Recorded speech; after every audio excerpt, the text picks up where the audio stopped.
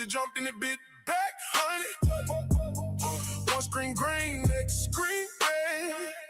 Got a cold sweat pooling in my bed. Friends talk, rich talk, fast talk, brave. But they sell the dream and they skip the grave. You can ride that wave or get pulled under. Hands on the wheel, mind on the number. Which side you on? When the hook on, which side you on? Stack up or run? Which side you run? Keeping it calm. Which side you on? Don't blink too long. Don't blink too long.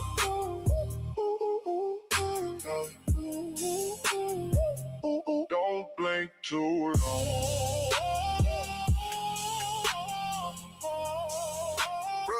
Talk here with a phone and a plan. Turn 2 coins into a house and land. Saw a man with a badge and grin. By the top, then lose it again. One side builds, one side waits, one side clicks. Too late to save. You can ride that wave or get pulled under. Hands on the wheel, mind on the number. Which side you on? When the hook gone, which side you on? Stack up or run? Which side you on?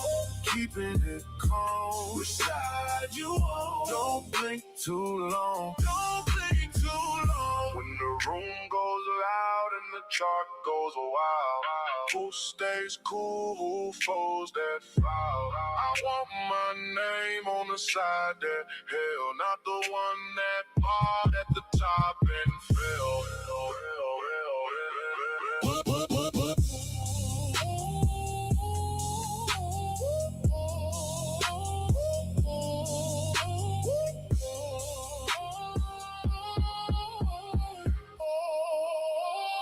We know which side you on. When the up gone, which side you on? Stack up or run? Which side you on? Keeping it calm. Which side you on? Don't blink too long. Don't blink too long.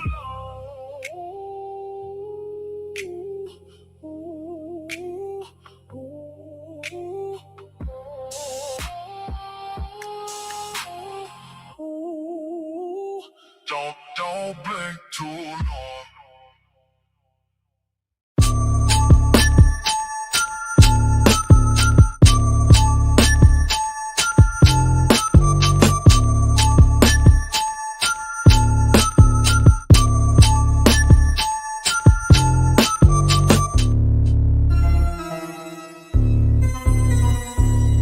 Got one that can see.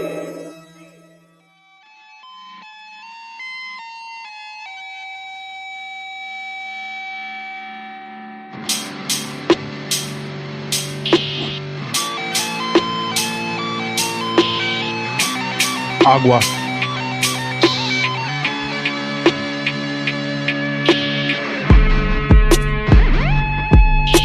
Oh!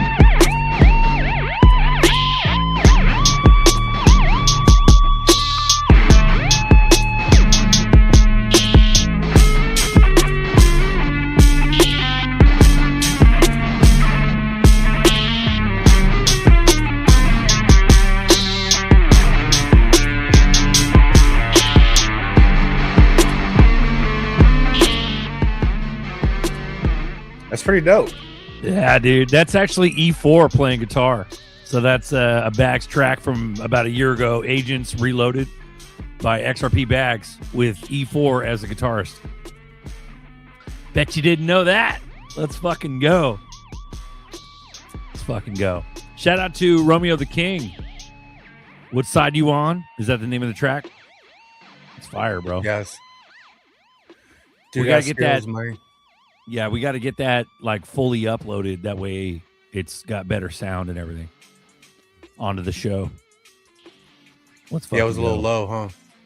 Well, yeah, it's just like when you do it, when you play it from a different platform, it just kind of like degrades it a little bit.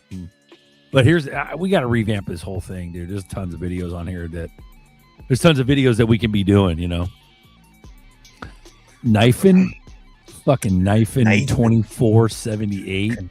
What up, pimp? XRBZs. XRBZs. Bro, there's a lot of like grays in here, dude. Like people are watching this shit that normally wouldn't have, They're not watching right now. Yeah, no, we're kind of low right now. 67, bro. They done put the kibosh. Yeah. They fucking. Even when we started, we were on 40 for days, man. I was like, oh shit. That is nuts. But somebody was hitting me up, man. Somebody hit you up? Yeah, about what am I right now? I'm working on ZBEC and XPR and Canton and Zahal. I got to get my ass going on those two. Okay. Canton Zahal. Yeah. Dahmer, bro. Fucking Dahmer's been pushing Zahal for days. Dahmer, Zahal, and Payme was Canton. Yeah. But that makes sense. But the same note, man. What we're talking about the last show, man, don't underestimate what, we act like Joe Blow off the street is just going to jump into crypto and learn a bunch of shit they don't know. Like it's easy to do it. You know what I'm saying? Like, That's where I'm just trying to point out work that people's done that's in here, because even you'll overlook a lot of shit, dude, that you've done. But, well, thanks, pimp. Actors actors act, bro. They practice acting. They're not going to come in here and be humble and understand that they don't know and they want to learn. You know what I'm saying? Pretenders fucking practice pretending. They don't. Actors act, it takes. Dude. That's crazy. Like, you got to be humble and be like, I didn't know what I was doing, bro. Like I never knew I knew charts like I do now. I didn't get in here and be like, yeah, I'm going to learn charts. But you get your ass handed to you and you just start adding to the tools, man. But you're developing, like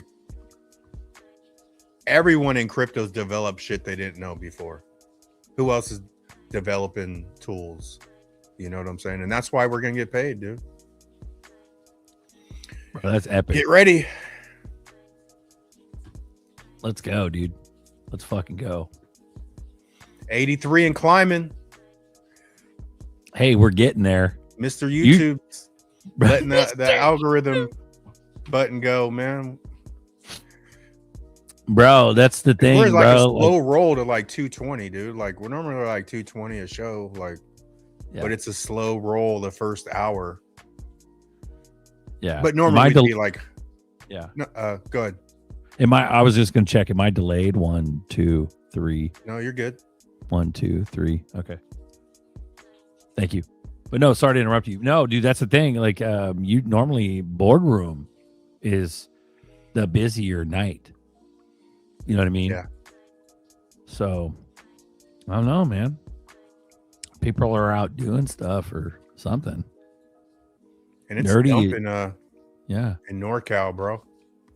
Oh, you're dumping where you're at? We haven't rained yet, bro. Oh, bro, it was sick. All of a sudden, are you dumping already, bro? All of a sudden, you hear crackle, crackle, crackle, boom! Fucking feel that shit to the wall. It's dumping, man. Yeah, it's dumping, bro. Well, we need that shit, bro, because it's about to get hot. It's about to suck. Yeah. Are you guys ready to get into it? Hold on. I got to do the spiel. Do it. Welcome to XRP Boardroom. This is a live community chat. We talk crypto, we talk XRP, we talk red pill, and we talk whatever the fuck we want, and you can join too. Welcome to XRP Boardroom. Please start with this, nerdy. Raymond Harris has a question about what's your thoughts on crypto AI bots?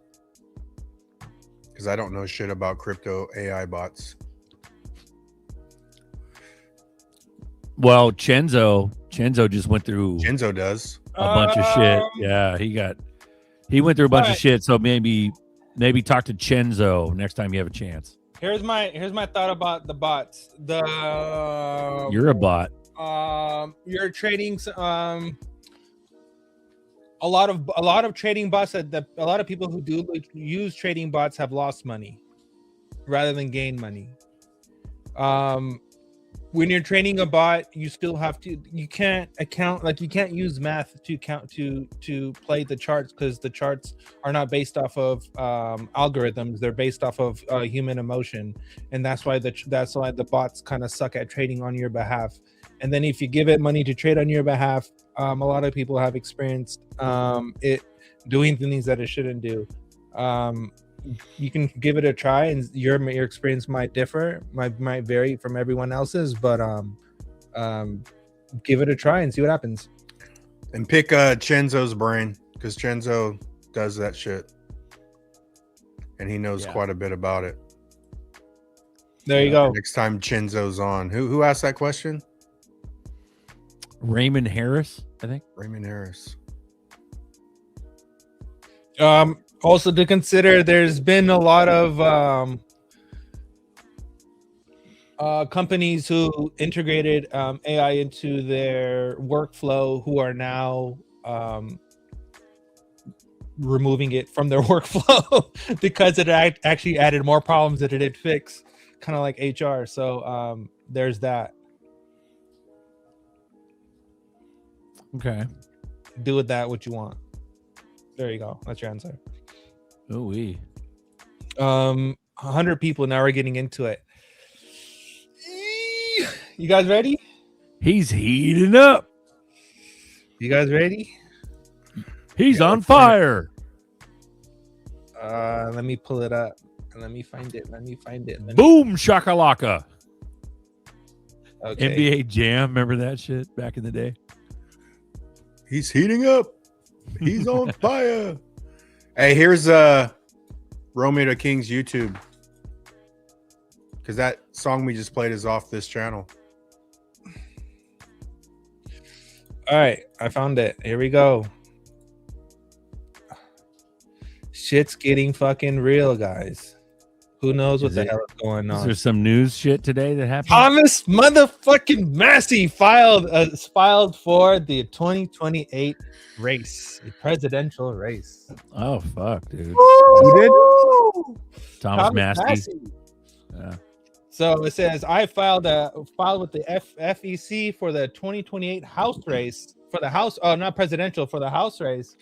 This allows me to raise funds to continue my political operations, supporting my position as a current office holder as a potential candidate for the federal office. I haven't made a final decision about which office to seek if I run, but he has filed for it. Interesting. Shit's going down. Shit's going down, bro. Let's fucking go.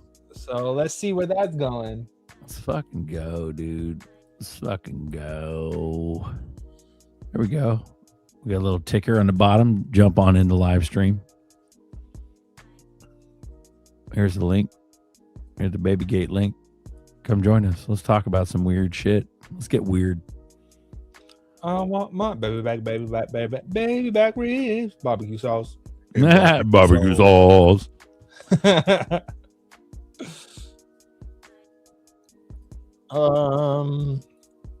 Here's another one. Another one. And another one. Another one. Another one. Was Devin. Devin. Hey, am I alive? 1, 2, 3.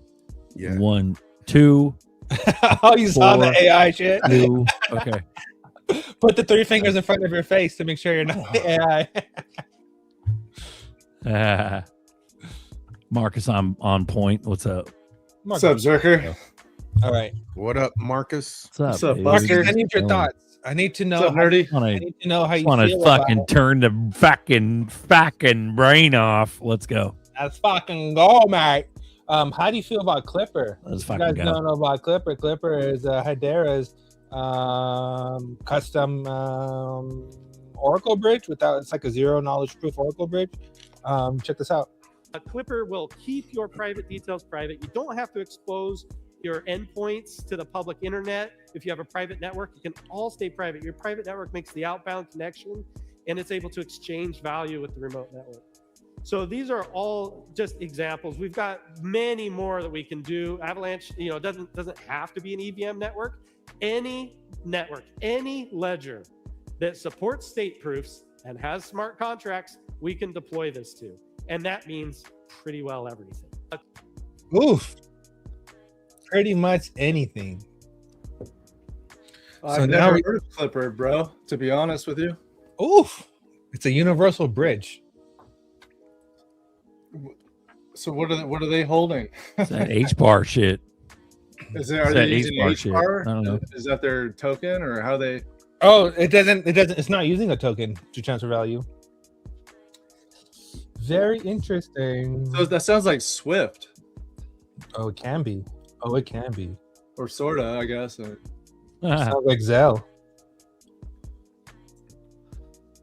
Okay. CEO of my Ondo bad. died or some shit. Yeah. No, you're good. Karma You know what Carmichael is here. Whoa.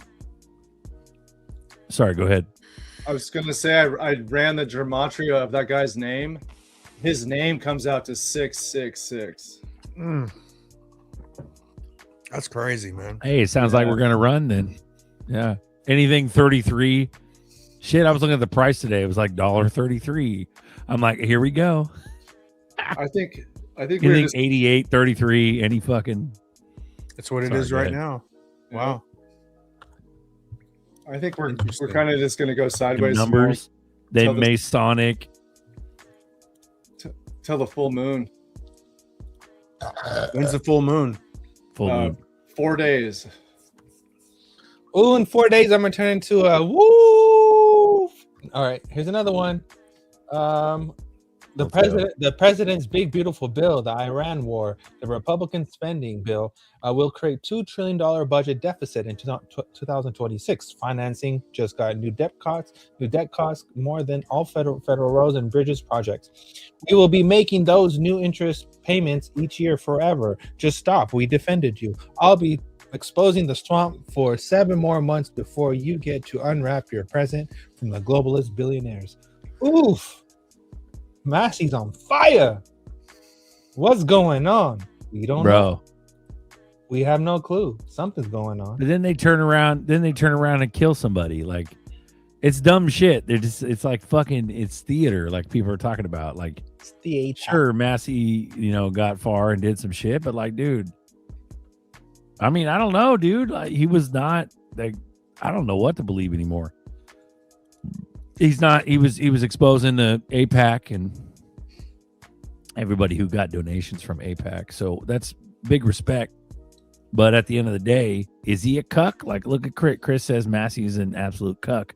So, and then also I saw some Tulsi Gabbard. Yeah, I saw some Tulsi Gabbard shit the other day talking about, like, she was in a picture with like the head of the Portland Antifa. Like, what? As like a younger girl, like, you can't go from that to like the fucking DNI. Like, you can't do that, bro. Mm-hmm. Like, and then she just fell off because she had a family emergency. Bitch, in that position, you don't just fall off. You don't have family emergencies. Like, when you're the fucking director of national intelligence, like, are you fucking kidding me? Like, something's going on, bro. Bitch. Yeah, This what whole was like the, Bitch. Massey what was the emergency? Tulsi Gabbard bullshit. I don't know. Some family bullshit. It's like, that tells me that like something's going on. Like, I don't know. But what is it? You know what I mean? Massey got primaried. Yeah. But did APAC primary him? You know what I mean? Why is he still allowed to breathe if he was that big of a fucking threat? Just kill him. They kill anybody anyways nowadays, and it doesn't even fucking matter. Nothing happens. Well, maybe he's already dead then.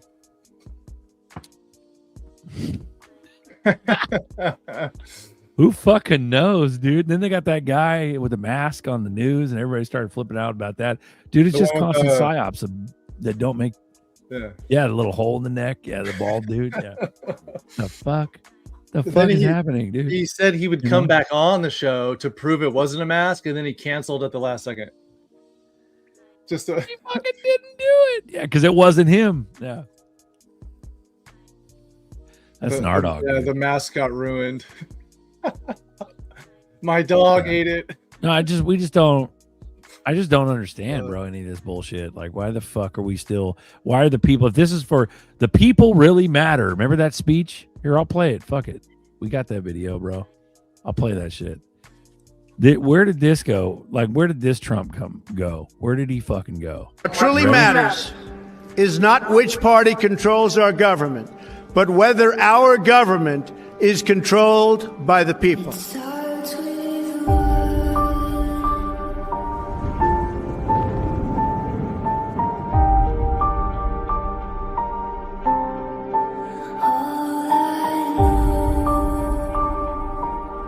For too long, a small group in our nation's capital has reaped the rewards of government while the people have borne the cost.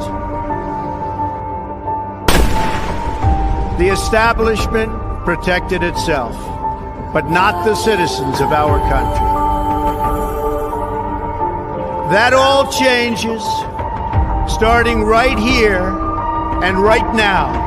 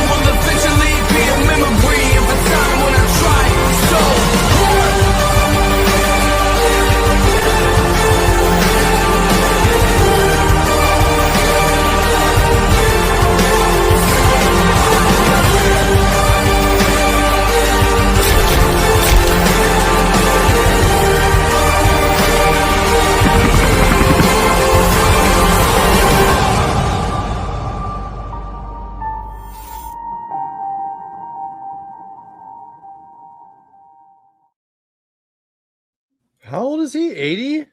Gay. I mean, bro, like, It pumped me up. well, it's like, where the fuck did all that go? And then we just had like 6 more years, 6 Dude, years.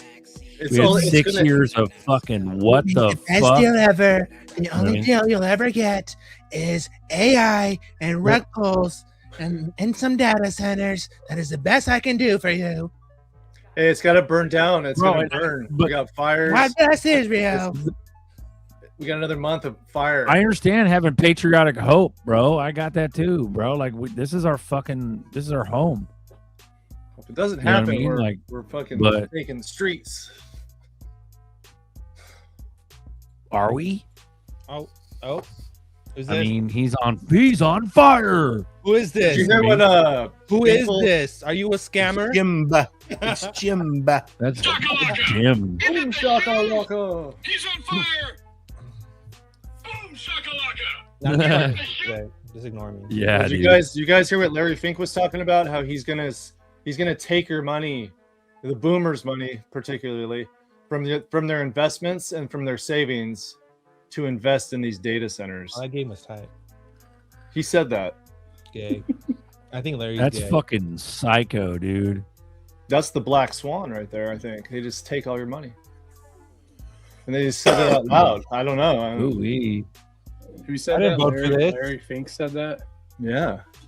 Yeah, I guess we're vote for supposed that. to believe him because he used to crap all over crypto in the first place. Yeah. Now they're going the opposite.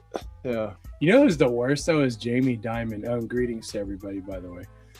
Greetings. They're pretty equal. They're right up there. But Jamie Dimon, when I heard him talking about it the other day, it's almost like he's, brown nosing or butt sniffing. Like he's like, no, bring all that over to Chase. We'll have a wallet ready for you the next time you log in. He's just Probably like, 'cause he got left out of the conversation, maybe. Well, Wow. anyone's gonna provide any products that's gonna make them money. Right. I don't give a fuck what it is. People offered Dogecoin and they offered dog with a hat. So it's like, can you take any of that shit seriously? They just want money. They don't give a fuck what it is. Hey, I don't remember if last time I mentioned it, probably not, but when we were talking about George Bush, I was gonna see if you guys knew that the Bush Airport in Houston that's co-owned by the Bin Laden family. It's like a matter of record, matter of fact. Don't they live in California? Whoa. The Bin Laden family. Probably I've driven by his old mansion in Beverly Hills. Yeah, exactly. They live in LA. They live It's down right there. south. It's right. Well, not anymore, I don't think, but it was right there, dude. It's like you can go see it. His daughter was a big She's speaker. big. Yeah. She was big talking about girl. all that shit. Bro, Texas is a fucking psyop, bro. Like, at least I'm a Cali's psyop. labeled as like I'm liberal, definitely- dude. Yeah, on. Texas is hella fucked up.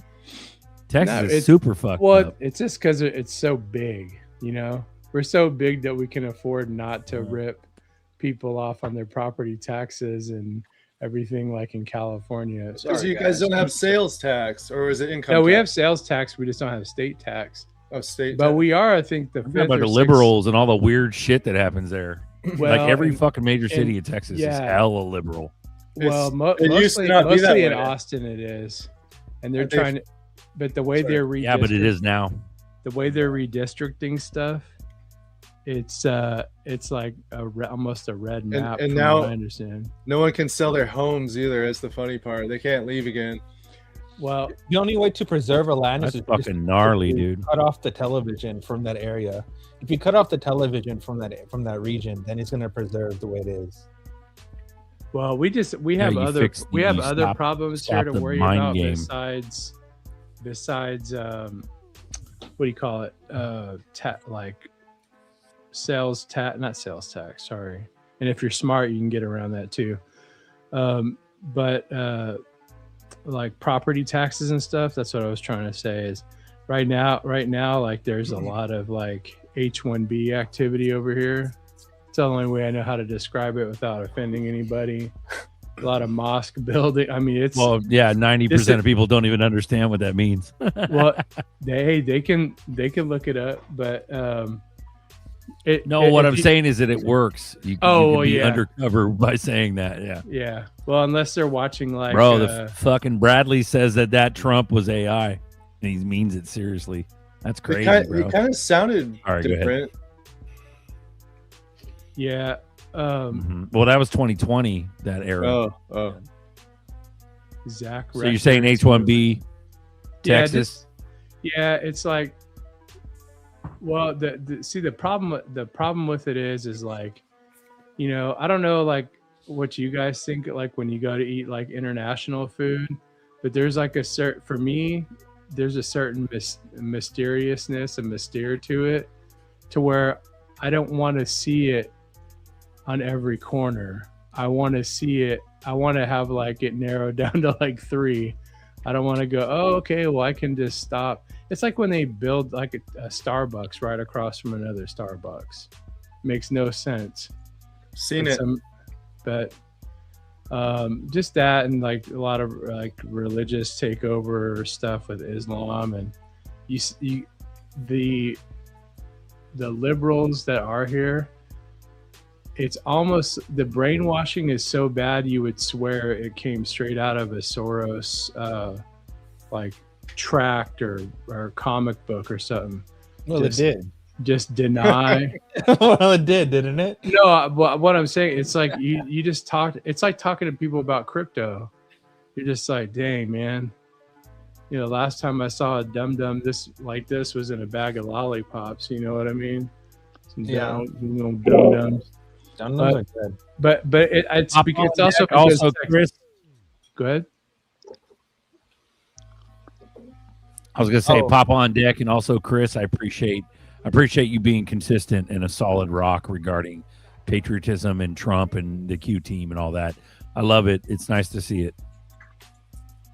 No matter how much shit I talk. Calling us traitors? It's pretty badass. like Chris, the you're one of fuckers? those solid rocks that never moves. I'm offended. Yeah, see, XRP Papa's plumbing, on man. deck. He's What? always We can't hear got. you, nerdy. I want to say something, because like whenever I talk, and I'm not trying to be like a jerk or anything, but like anytime I talk about Christ or Jesus, he's always trying to slam dunk anything I have to say.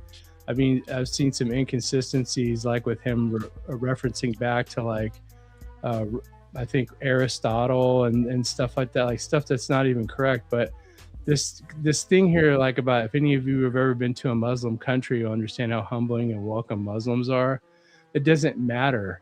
A lot of people are like that culturally, and that's how they get you to participate in their society.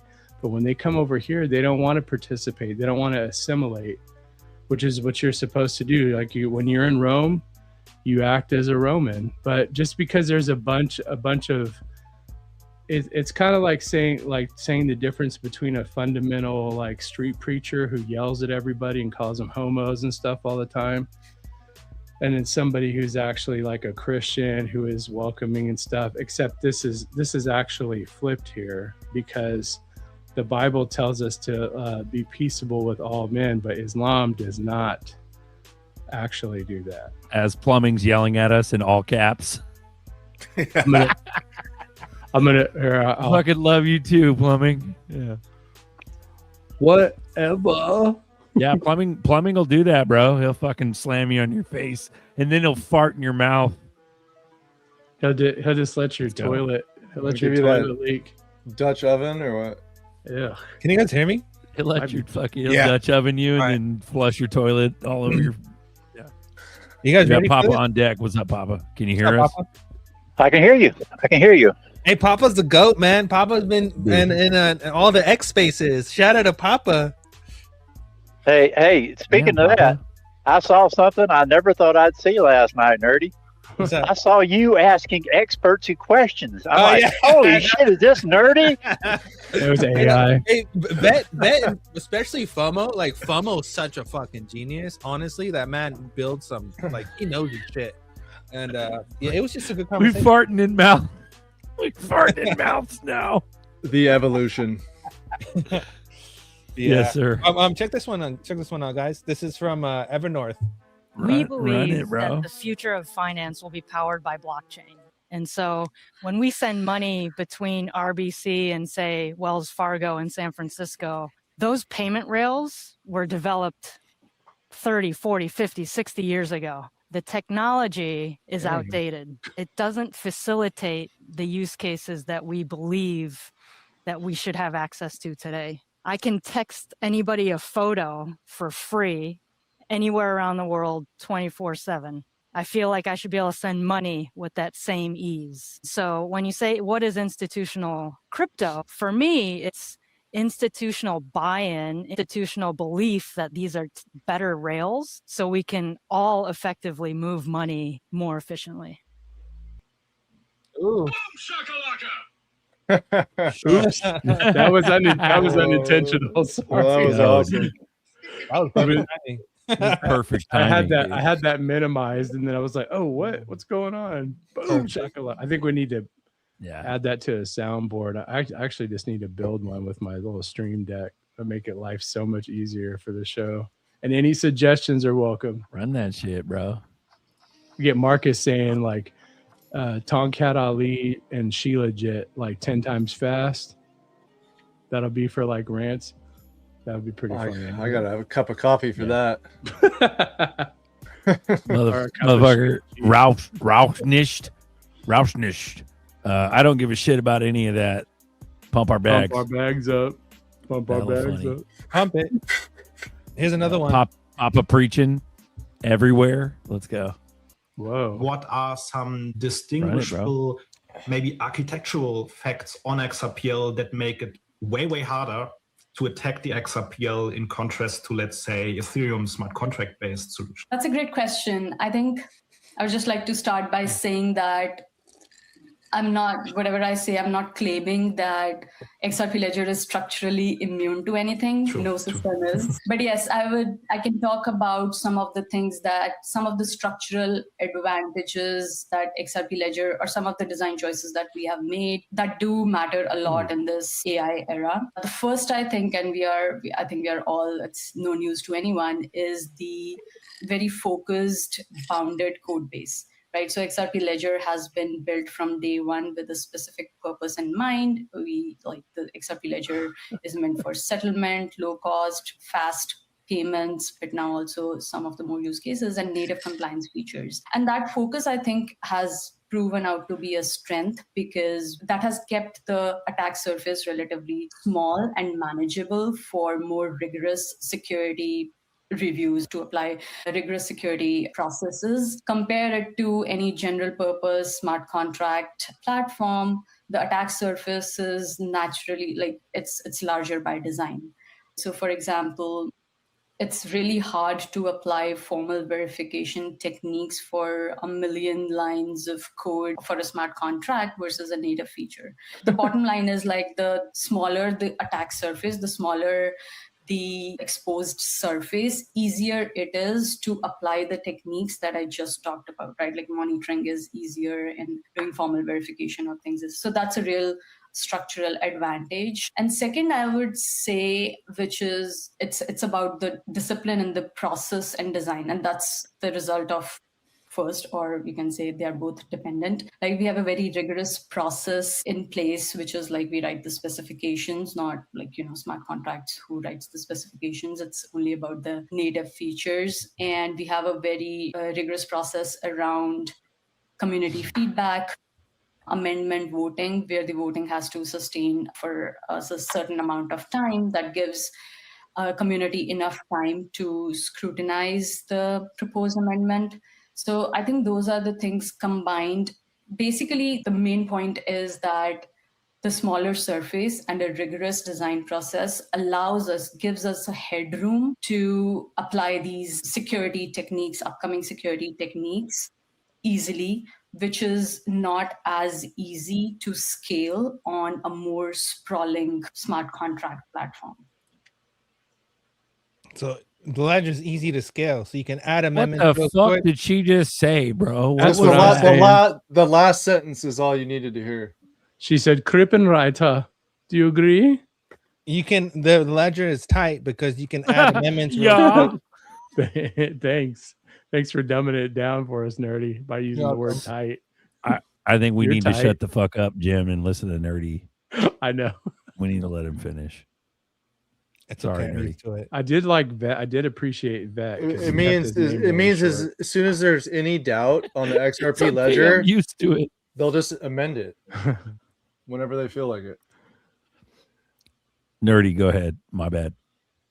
No, that was Jim's bad too. No, I'll let you lean into that one. Let you take Can it. it be my bad now? It's never your bad. That all putting in the work, Papa. That all sounded like 90% of that after show Nerdy was on last night. I didn't understand a damn word of that. I might as well have been on Venus listening to them. Baba, did you understand when we're talking about the UNL list? Did you understand what we were saying about that? Say that first part again. About the UNL list, how we brought up that key point. And that was something. That key point was something that not a lot of people are not really talking about, which is really fucking important. Not really. It all was kind of jumbled up. I mean, I was trying to listen, trying to understand, but it was a foreign language, most of it. All right. So the conversation we had between Vet and FOMO and I was basically, and Lady K was basically, if the internet went down, and you were to, let's just say, try to send a payment over radio. Right, we were talking about LoRa. That's how the conversation started. If you were to try to send a payment over LoRa, one, you have latency, but two, you have the greatest problem that a lot of people are considering is a UNL list, right? So Lady K was telling us that you need 80% threshold in order for a transaction to get approved and to process and to be completed through the validators, right? To be accepted from the UNL list. But the other guy, I forgot what his name was, he brought up a really good point. I think, no, it was FOMO. FOMO brought up this good point, which is, okay, but what happened if those lists, if the URL that you put in that validates that UNL list, what happens if that goes down? Then the actual UNL list itself, the people who are on it, there is no validation because there's no reference point, because the reference point itself went away. And then basically the ledger halts at that point in time. You can't make any payments. Can't do no transactions. Do you understand now why I was confused? Yeah. But it was a good ass conversation. Like that's a bomb ass point, right? Like I was like, oh shit, I never really thought about it like that. But that's true. I think their plan is to use people as the signal. No, here's the thing. So in really simple layman terms, right? You have reference point A. Reference point B depends on reference point A, right? Now, if reference point A fails, reference point B cannot complete what it needs to from the validation from reference point A. That was it. Simple as that. That's all it was, and that's a really good point. And no one has really thought about it like that. So yeah, they were talking about like a solar flare coming in and wiping out half of the validators. Well, what happens then? Does the other validators? There's not enough of them to make 80%. Exactly, and that was the second part of the question. That was the second part of the equation. Was if let's just say reference A, let's just say reference B. Let's just say B does get the references from A. Now, if B doesn't have an 80% threshold, then it can't go through. That's another problem, right? Now, they could simultaneously, what was the other part? If a transaction has already been submitted and it's in its process, you can't just go and change the UNL list. Whatever UNL list is already set, it's gonna use that. So you can't just go and change it midway. That's another problem. I was like, oh shit, these are some good things. So it sounds like we're waiting for a solar flare to happen. If a solar flare did occur, it would fuck things up. Just to be frank, just to get it over with, Yeah. But it was some good ass conversation, man. I tell you what, I've always said it. That lady K is one smart ass cookie. Oh, she's fucking brilliant. On her shit. Yeah, she's fucking brilliant. Her, Kristen and Brooke. Kristen and Brooke are fucking intelligent ass fucking ladies, man. Those ladies know their shit. 100% they know their shit. I can talk to them for hours. But yeah. Join the X spaces, guys. If you're on X, join the spaces. We have some deep ass fucking conversations. We had this other one on Dipato's show with Melissa, and she had is it Winchester or Worcester? I get it fucking Winchester from Ondo Finance. We had him on there, and we're talking about bank deposits, right? So Zelle was created to keep the deposits within their ecosystem. Now it was created as an answer to Venmo and PayPal, because people are using Venmo and PayPal and they weren't able to keep the deposits within their ecosystem. Now with stable coins, right?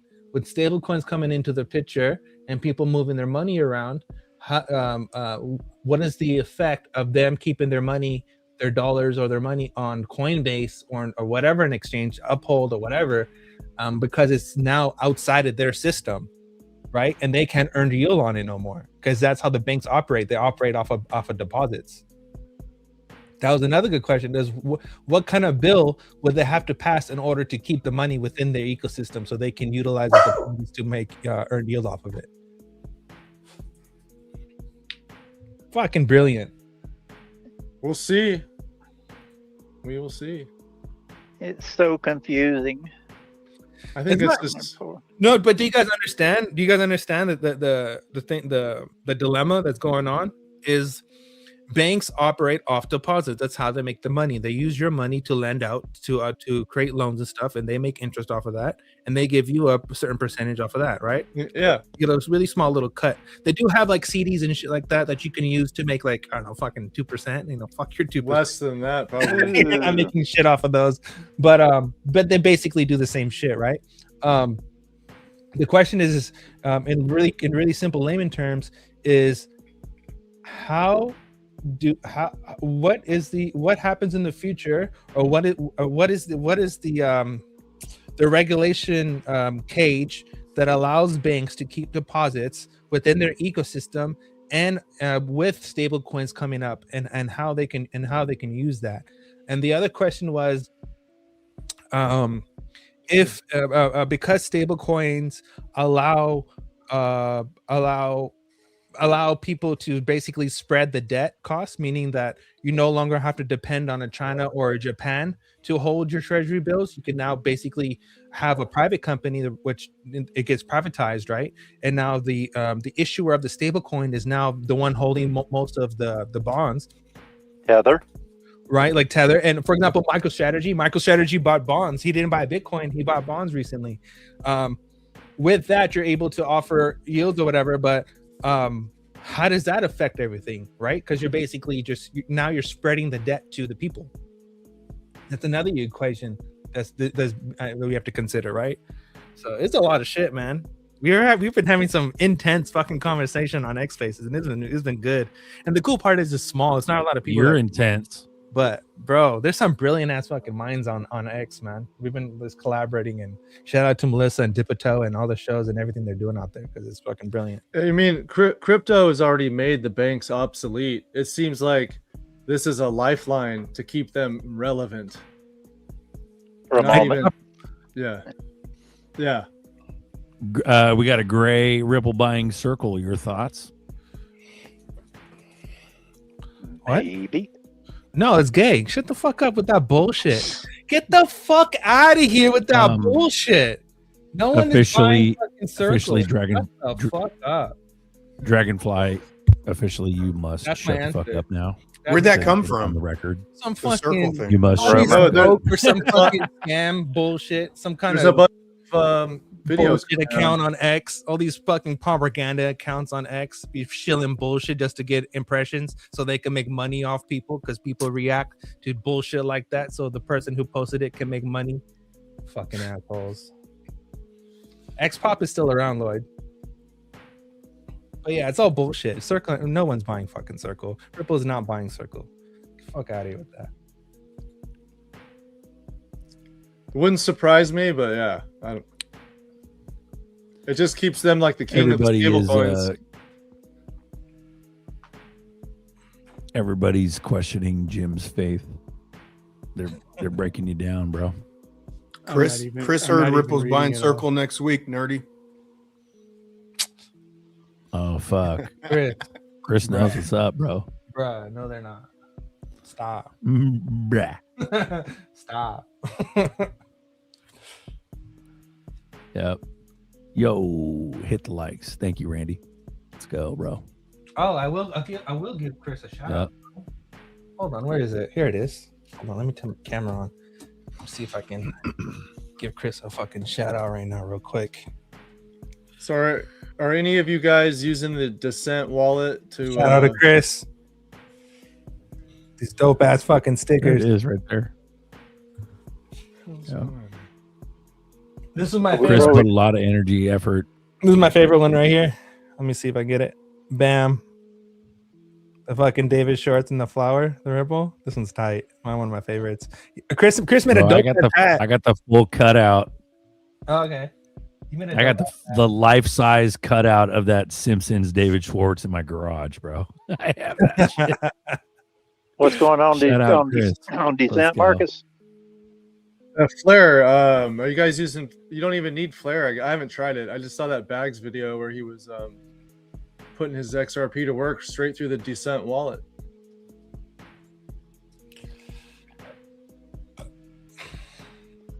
Via Flare? No Flare needed. Oh. You just have to have XRP in a Descent wallet. There was a few other things you had to click. Like you have to join the XRP Alliance or something. Oh, hold on. I'll pull it up. Okay. But it was pretty. It was. Yeah, thanks for bringing that up. Dahmer heard that Ripple's buying Nerdy.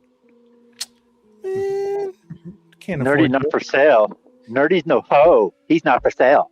Yeah, you can't afford my lumps. Yeah, Circle already got the offer. They turned it down. If the deal goes through, Circle was failing. Is probably failing.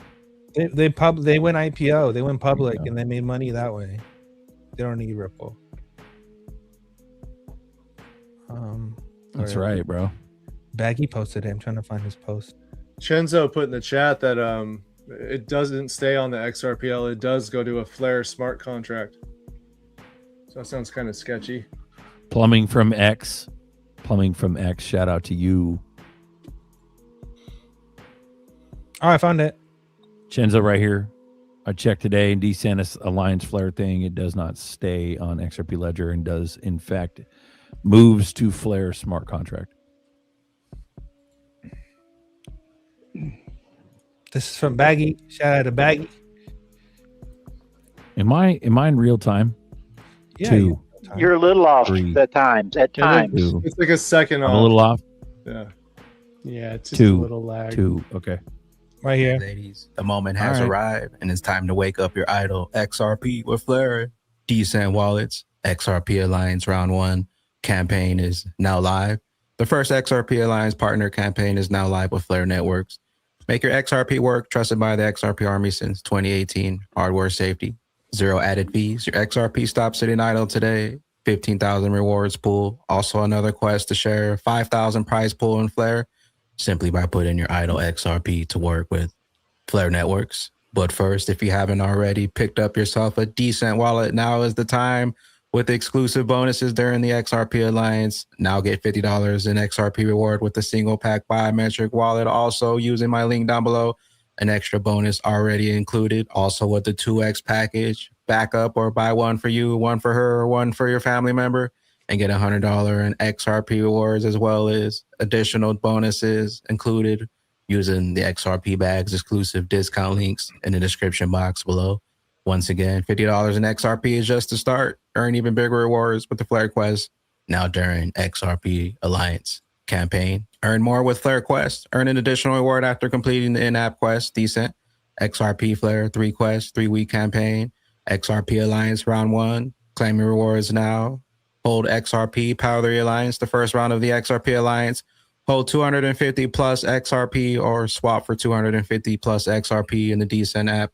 Visit Flare Smart Accounts and join the draw of 5,000 in Flare rewards. And we also got the How to Wake Up Your Idle XRP with Flare Smart Accounts, FSA, deposit and withdrawal guide. We're going to break it all down for you. So let's go ahead and dive in. Hold XRP, join the Flare draw, Decent XRP Alliance Round 1 Flare Quest guide.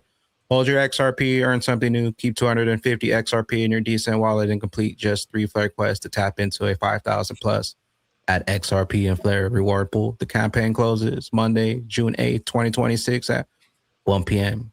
UTC. Total reward pool, 5,000. Eligibility, Decent wallet plus 250 XRP or more in your wallet. How to join the Flare Quest. New buyers of a Decent wallet get 50 XRP for the single pack and 100 XRP for the 2X packages. Onboarding bonuses plus bonuses if you use my link in the description down below. Already have a Decent wallet app or hardware? Skip the step and go straight to the quest below. Round 1, partners, Flares, and EVM compatible layer designed to bring assets without native smart contracts like XRP. Biometric wallet holders get standard perks across every Alliance round, priority campaign access, ELA 5+ security, one-tap UX, refer to friends, and both sides receive $10 worth of XRP. Before you start the 2-minute checklist, a Decent wallet, 250 plus XRP in your wallet. You can also swap inside if you don't have the XRP inside your wallet, or deposit 250 plus XRP to your Decent. The latest Decent app update via the App Store, Google Play. And then we enter step 3 for the Flare Quest. Add your Flare account, hold 250. Visit the smart Flare accounts. Let's go ahead and dive in, and I'll break everything down for you. Hit the App Store. If you don't already have the Decent app, make sure to install it and you're updated to the latest version. And then we'll go ahead and open up the Decent app. First things first is make sure you have 250 plus XRP in your wallet, and we can get started. Put your idle XRP to work. We'll go ahead and hit add account here. We'll go ahead and connect our Decent wallet. I'll be using a hardware wallet today. We're now connected to our wallet. Now we'll go ahead and add account. And it says why XRP holders choose Decent, XRPL, Trust Line Native, Hold or Send, Best Rate Swap Bridge, XRP Fi opportunities, airdrop chances on repeat, hardware boost, extra rewards reserved for hardware holders. Plus the Alliance gives you more. First in line on the Alliance drops, hardware only campaigns, bank grade signing, mobile grade, ease. Friend buys, you both win XRP. Partners keep arriving. We'll go ahead and hit round 1 Flare. We'll go ahead and add a Flare account. I already have a Flare account added. If you don't have a Flare account added, you can hit the plus button up here. Search for Flare. Hit Flare Networks and go ahead and add your account there. Once you do that, we'll go back to put your idle XRP to work. Back down to round 1 Flare. And since we already have a Flare account, that one's already checked off. Now we have step 2, hold 250 XRP or more, receive or trade to hold 250 plus XRP or more in your Decent wallet. We'll go ahead and verify that. Idle XRP meet institutional yield. Discover new earning opportunities for your idle XRP on Flare. Instantly deposit into vaults in a single flow to access institutional grade yield. We'll go ahead and hit visit since we already verified our 250 XRP. Now the next step, idle XRP meets institutional yield. Also, all the links will be listed down below. We'll go ahead and select our connected XRP account here, XRP1. To support XRPL, firmware update is required. We'll go ahead and update that now. Firmware update. Update. If your Decent hardware wallet needs to be updated, go ahead, plug it in and get that updated right now. And then we'll continue on to the next step. Now that our Decent wallet has been updated, we'll go ahead and continue on and put our idle XRP to work. Make sure you have your Decent wallet updated and your app up to the latest version. We'll go ahead and scroll back down to round 1 Flare and head back to the XRP idle meet institutional yield. I'll drop the link below so you can watch the whole thing. But that's basically how you do it. And you can buy XRP and earn and pay attention in Flare and be part of the ecosystem. There you go.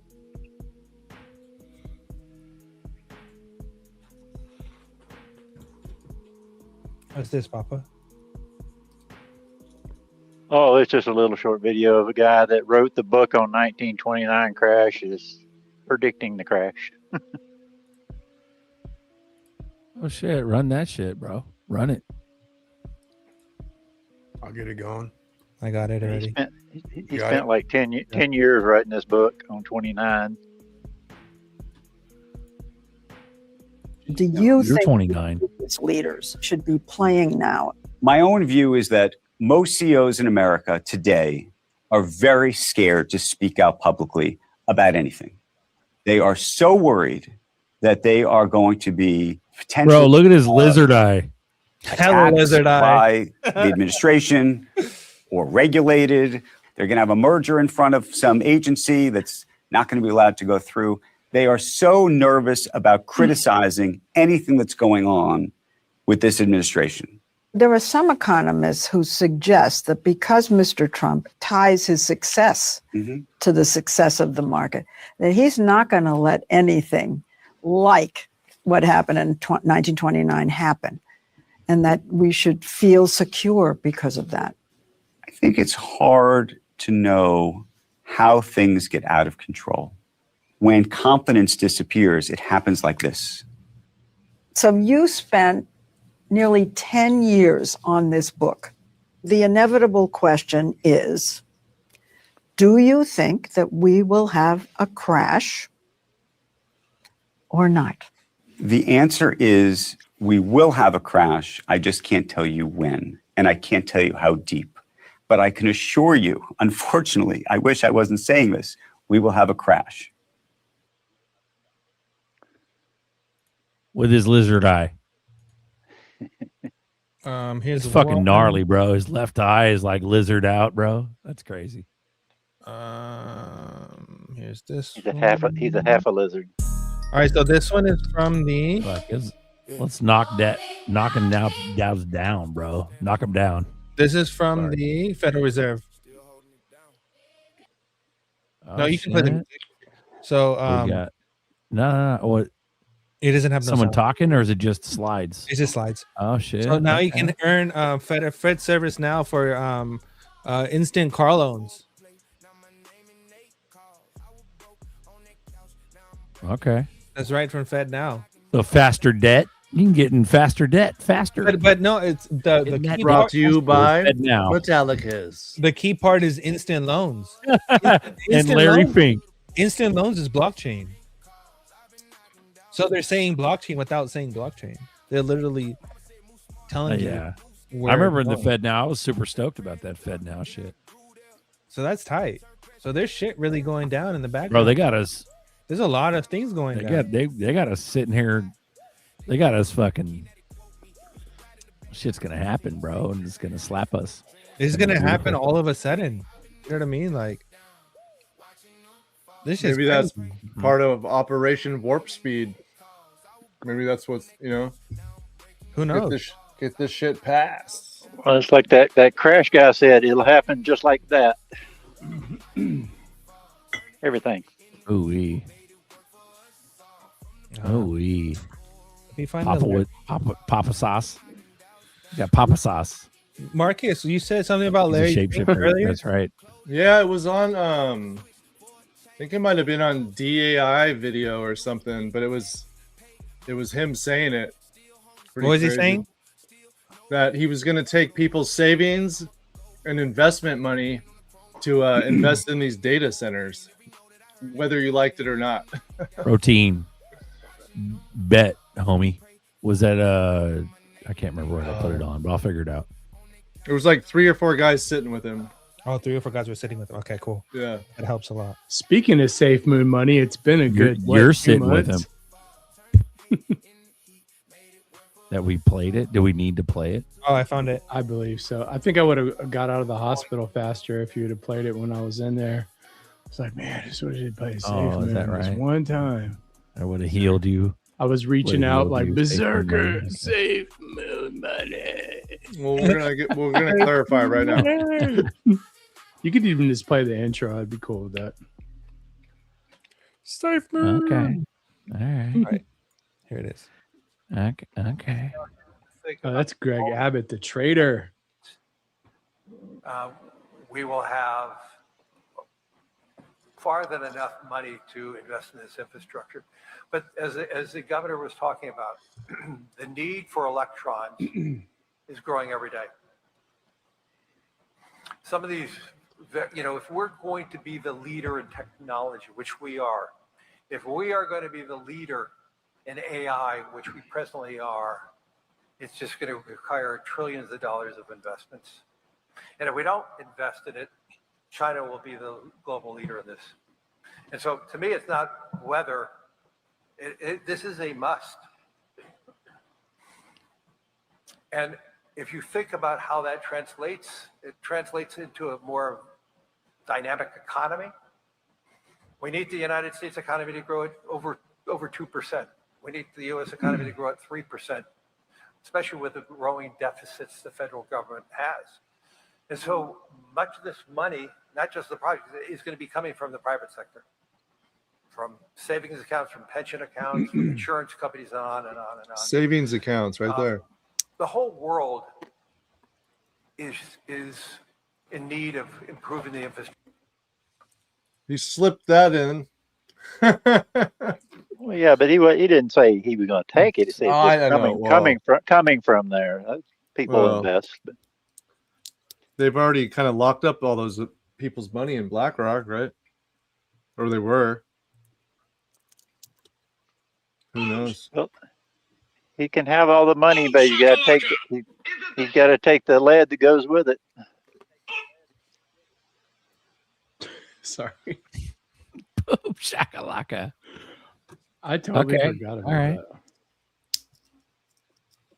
I can't find this other video, but I'll just tell you. So basically, this girl is saying about how we would be naive to think that all these data centers that are being built today are just there to store our images, like just for storing like our memories, like videos and videos and pictures and shit like that, and not to consider that what's really being built is a surveillance state, right? Is the infrastructure for a surveillance state, and the same infrastructure that's being built today around us will be the same infrastructure that's going to enslave us.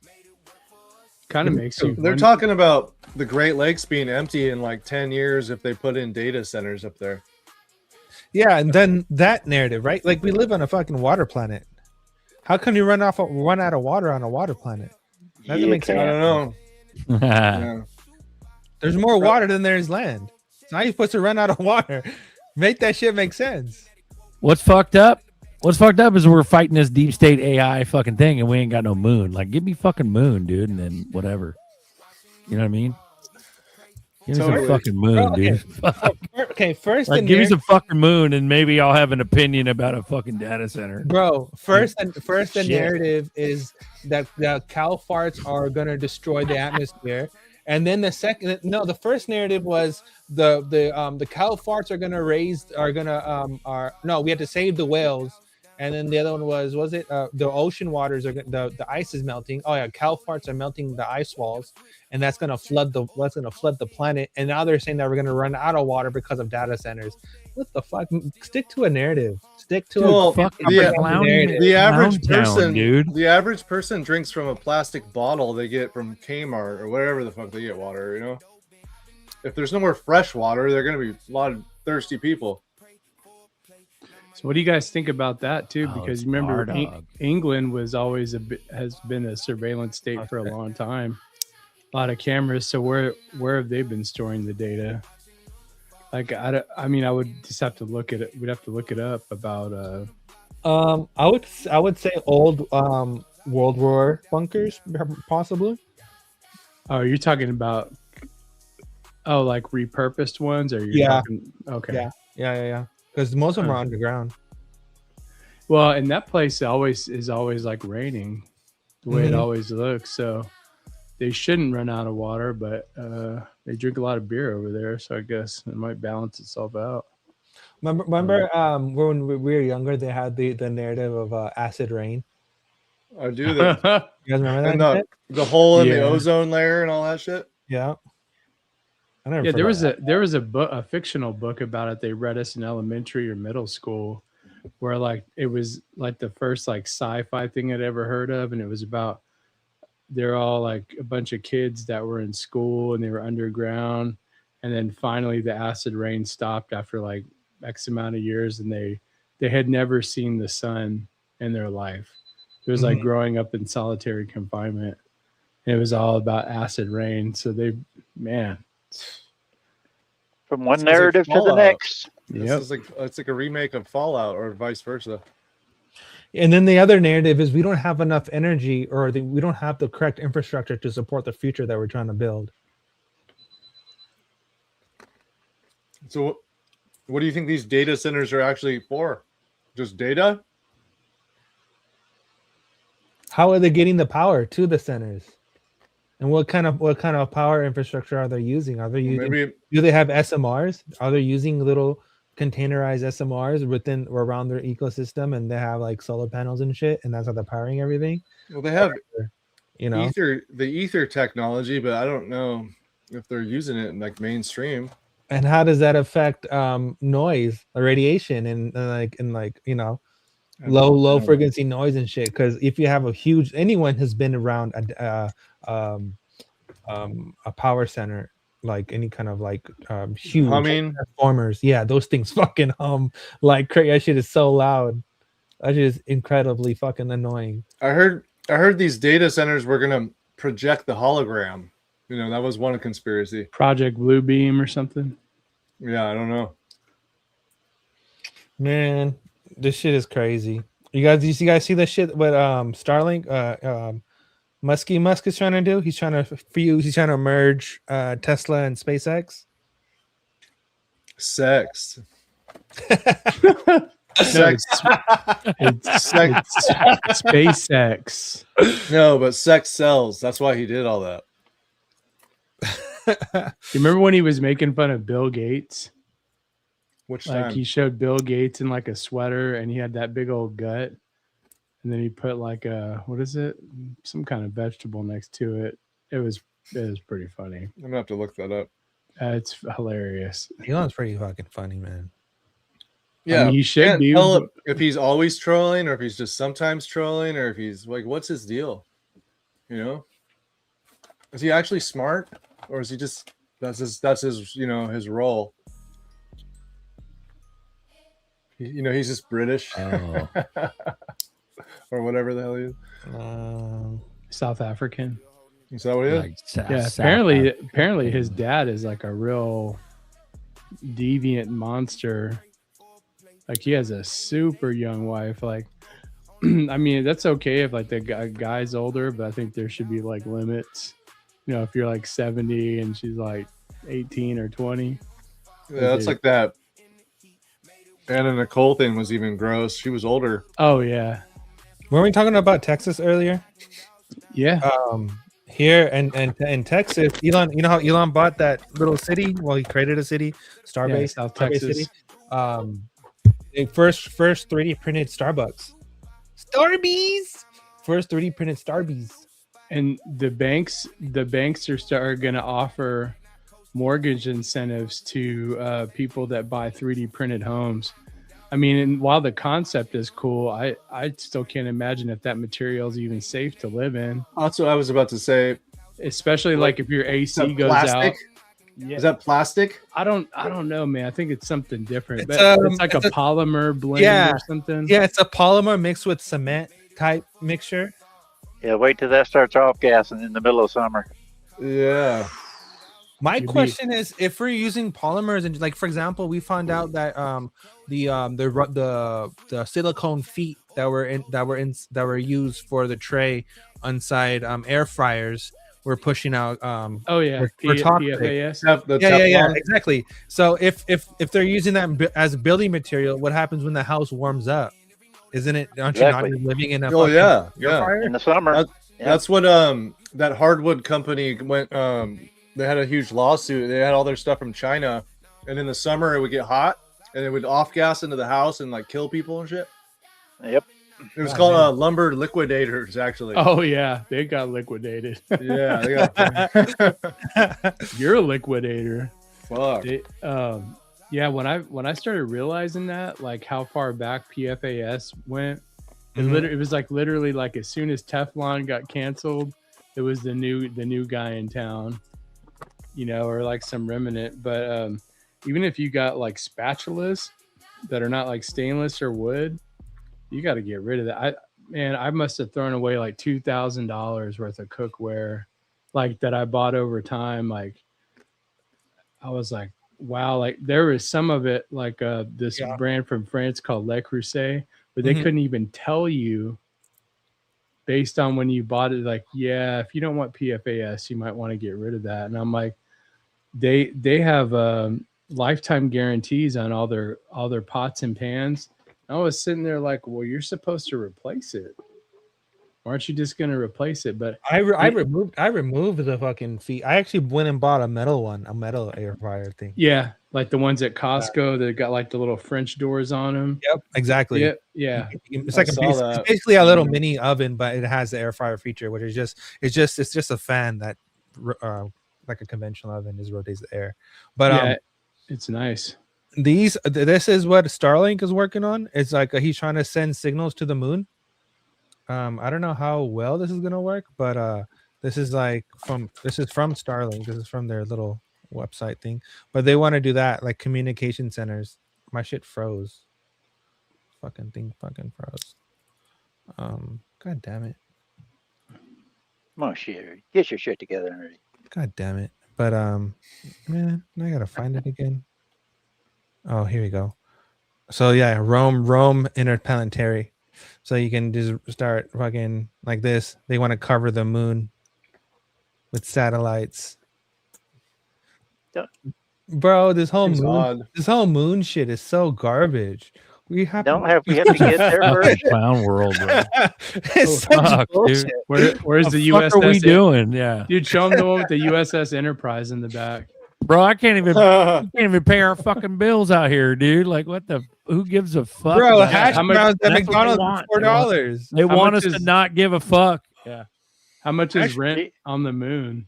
Fuck. How much is a brand new build on the moon? Hella cheese. Here you go, Jim. Here you go, Jim. Lifetime warranty, no off gassing, made for life. Right? Is that an iron skillet? That's an iron skillet. Yeah. That day. Well, but you gotta have season it, man. I do have some of those. I have a couple of those, but there's a pretty cool channel for stainless steel, and this guy shows you how to cook on stainless steel without anything like minimal sticking or no. You got to get the temperature just right. I use stainless steel. It's that, and sometimes he uses this cooking oil that's made from sea algae, from like kelp, because it has a higher flash point than olive oil and anything else. Coconut oil is pretty good for cooking too. Buster, it is. Buster, protein wants Protein wants the tracks from Romeo, and I'm trying to send them to him on Twitter, but I don't have them on my computer. I think you uploaded them. He wants like the knock and douse down. I think you could send tracks from your computer through private message on Twitter on the DM. Does the Hold sea tight, algae Protein will get them to you somehow. Does the sea algae go good with the sea cucumber or what? I have no idea. Fucking Marcus, dude. I love that shit, bro. It's hilarious. Let's fucking go, dude. The algae oil and stainless steel pans. All the while we're fucking sitting there waiting on the other half of the Epstein files and getting lied to all the way. Yeah, but at the end of the day, those PFAS elements, they can get you on the cancer train really fast. So then what? How much are you gonna care about Epstein when you're trying to? People are too busy eating. If you're trying to get off cancer, eating Oreos with fucking palm kernel oil, like it's way worse than that. But if you're trying to get off cancer, you should be eating raw raw food only. No, Berserker brought up a good point. The fucking that popcorn that you buy from the store that's in that bag and you warm it up in the microwave and it's covered with fake ass oil, poison. fake ass butter. It's not even real butter. It's all fucking chemicals. And then you're in that. Then you microwave it inside that bag, which is all lined with that plastic bullshit. Like Smells so good though. You're fucking warming up a bag of hot cancer and just gobbling it up. Bro, I spent over 20 years in restaurants, bro. I've been everywhere. You name it, I've fucking worked there. Every fucking restaurant on earth, even the fine dining ones, are fucking aluminum, fucked up, scraped up pans. Damn. Dented up, fucked up aluminum pans, bro. Every single one of them uses that shit. Son of a bitch. I stopped using foil. Explain that. Yeah. Foil. The paper. Problem is fucking everybody and their mom goes out to eat, and then they think they're healthy when they get the Diet Coke with the triple cheeseburger, like or they triple get the bypass. They get the stainless steel pan. They get this, They get the stainless steel pan with the kelp oil, but then they go to fucking some sit down restaurant. They go to Red Robin and order fucking seed oil cakes and seed oil cake. You can eat seed oil fries, and you can ask them if they have real butter, like when you go to a steakhouse. Can I get a seed oil rice cake? They don't though. They'll fucking lie to your ass, dude. Just like Spaghetti Factory, bro. They're like, it's butter. It's whipped butter. Bro, No, it's not, motherfucker. Spaghetti That Factory shit is is such a whipped scam. seed oils. Oh my god. Fucking So scammy, bro. Safeway pasta for $15 fucking. Some watery ass fucking. Yeah, most soups in restaurants. Yeah, most soups in restaurants are from their corporate overlords, and they freeze it and mail it to them. The soups, they just add water. It's like it's not. None of the shit's made in house. Did you ever work at Olive Garden, Berserker?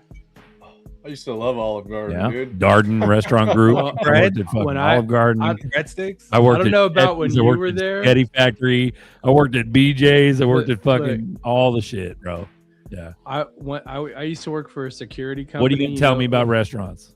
Well, no, I was just saying I used to work for a security company like alarm services, and when I was training, I went into an Olive Garden, and we went through the back door. I was being trained by like a way higher up rep, and I was like, "Where's the stove and the pots and pans at?" They're like, "Oh, we don't use that there." It was like everything in a bag, and I was like, "Well, why does the food take so long?" I mean, it was like, how long can it take to heat up some pasta in a? Well, we only have one microwave. Yeah. I didn't even, and that's what's funny. I didn't even see a microwave. And one of my old bosses at a grocery store told me that's how they cook their food because he worked there. I was like, "You're a liar." And then after I saw it, I called him up and I was like, "Man, yeah, you're right, dude." And he's like, "I told you, man."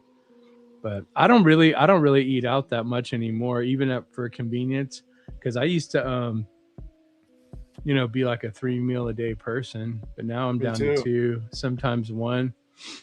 Plus the fact that I'm not out hustling all day and doing the physical work. I don't need like snacks in between, and occasionally I will, you know, but like I don't really snack on stuff. I used to snack on stuff when I would be on live streams, you know, just like kind of sitting there or whatever. But, you know, I'm just drinking like carbonated water right now. That's another thing that has PFAS in it. Topo Chico has the highest PFAS out of any carbonated water sold in this country. It's got almost a 10. And the one I have has like nothing in it.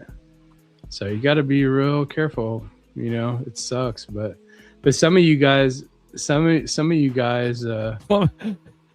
disgusting. Some of you guys may be more prone to, at least he to gave fight you that. lowercase, dude. He wasn't yelling at you like normal. That means he's not. It's not that he's not serious, or it's not that big. Man, we can eat shit, drink shit. Oh fuck, dude. Yeah, our cap is like 167, dude. We're not going above that. Nobody gives a fuck anymore, bro. Everybody's just like. Well, I noticed another channel that was live or at the same time you guys started. It's got way more subscribers, but only had like 150 more people watching. So I think the ratio for subscribers to watchers is good. Oh, you guys. If you know who I'm talking about, and it's not Alex Jones. Check out this fucking grade A bullshit propaganda. Fucking, I'm so tired of this shit. Waiting. Run it, bro. Just keep showing clips of wild shit. It's just like satire, bro. This is so fucking bullshit. Honestly, shut the fuck up. This is crazy. 4 brave explorers ready to ride the most powerful rocket NASA has ever launched. And liftoff. The crew of Artemis 2 now bound for the moon.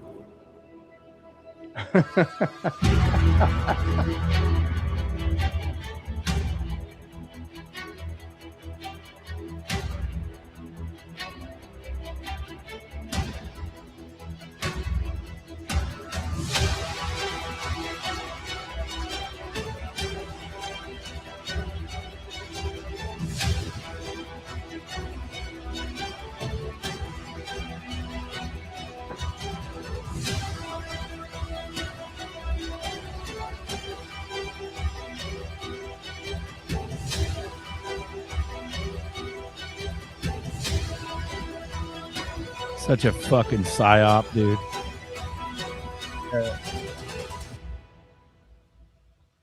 For the benefit of humanity. Yeah, shut the fuck up. Nerdy, did you make that video, Nerdy, just so you? No, it's not. That's no YouTube channel. Don't you work? Bro, doesn't the Bible say there's three fucking, doesn't the Bible say there's 3 heavens or something like that? There's what we know as the sky. Then you got space, and then there's fucking the actual heaven. You fucking die and find out it was all bullshit. I was gonna say it was all that's a depopulation program. Yeah. Protein goes bullshit. They just dump you out in the middle of the ocean. For it, bro. I think we should learn how to get along on this planet before we go hunting and screwing up another one. We're not just getting along. We're fucking literal fucking debt slaves. Like, fix the benefit of humanity. They're purposefully keeping us fucking poor and fighting with us. It's energy harvesting, bro. It's fucking energy harvesting because they go up. They say, "Oh, wild, bro." Bro, they go all the way up. They say, "Oh, this is happening. That's happening. This happening. That all this hopium rocket up," and then go, "Oh, sorry, we lied. Nothing's happening." Boom, straight down. Hopium is such a great word. It's all of it, yeah. Because, I mean, on top of that, they're breadcrumbing you, right? They're fucking future faking you, right? It's literally the narcissistic playbook, bro. Like, bro, word by they word. got us arguing with fucking Democrats and Republicans for no fucking None of these reason. motherfuckers control anything. Like, and all we're doing, they just keep you in the loop, dude. It's crazy. It's wild. And here they are pushing this AI bullshit. Oh, AI is gonna take over the fucking blah blah blah. It's like, no, it's not. No one will even want this shit. Doesn't even work. What the fuck are we doing? This shit does not work. I mean, even if we got even universal basic income scary, bro. But that could relieve people, like let people fucking go But I mean, what, that starts off good and then they start cutting your shit over the years. You know what I'm saying? Mm-hmm. At that point, there ain't no getting a job if that shit don't pan out. That's when they're really gonna own you. Yeah. Well, if you're taking a benefit from the government, I mean, I don't know about in every other country how it works. I just know here that once you take that, you know, and then imagine getting UBI and then probably having to pay taxes on top of it. I mean, it's like, can't the government UBI itself? I mean, seriously, like, don't y'all have the biggest UBI account that there is? Come on. They fucking tax carbon credits. I mean, if nobody goes to jail, I mean, we need a huge check, man.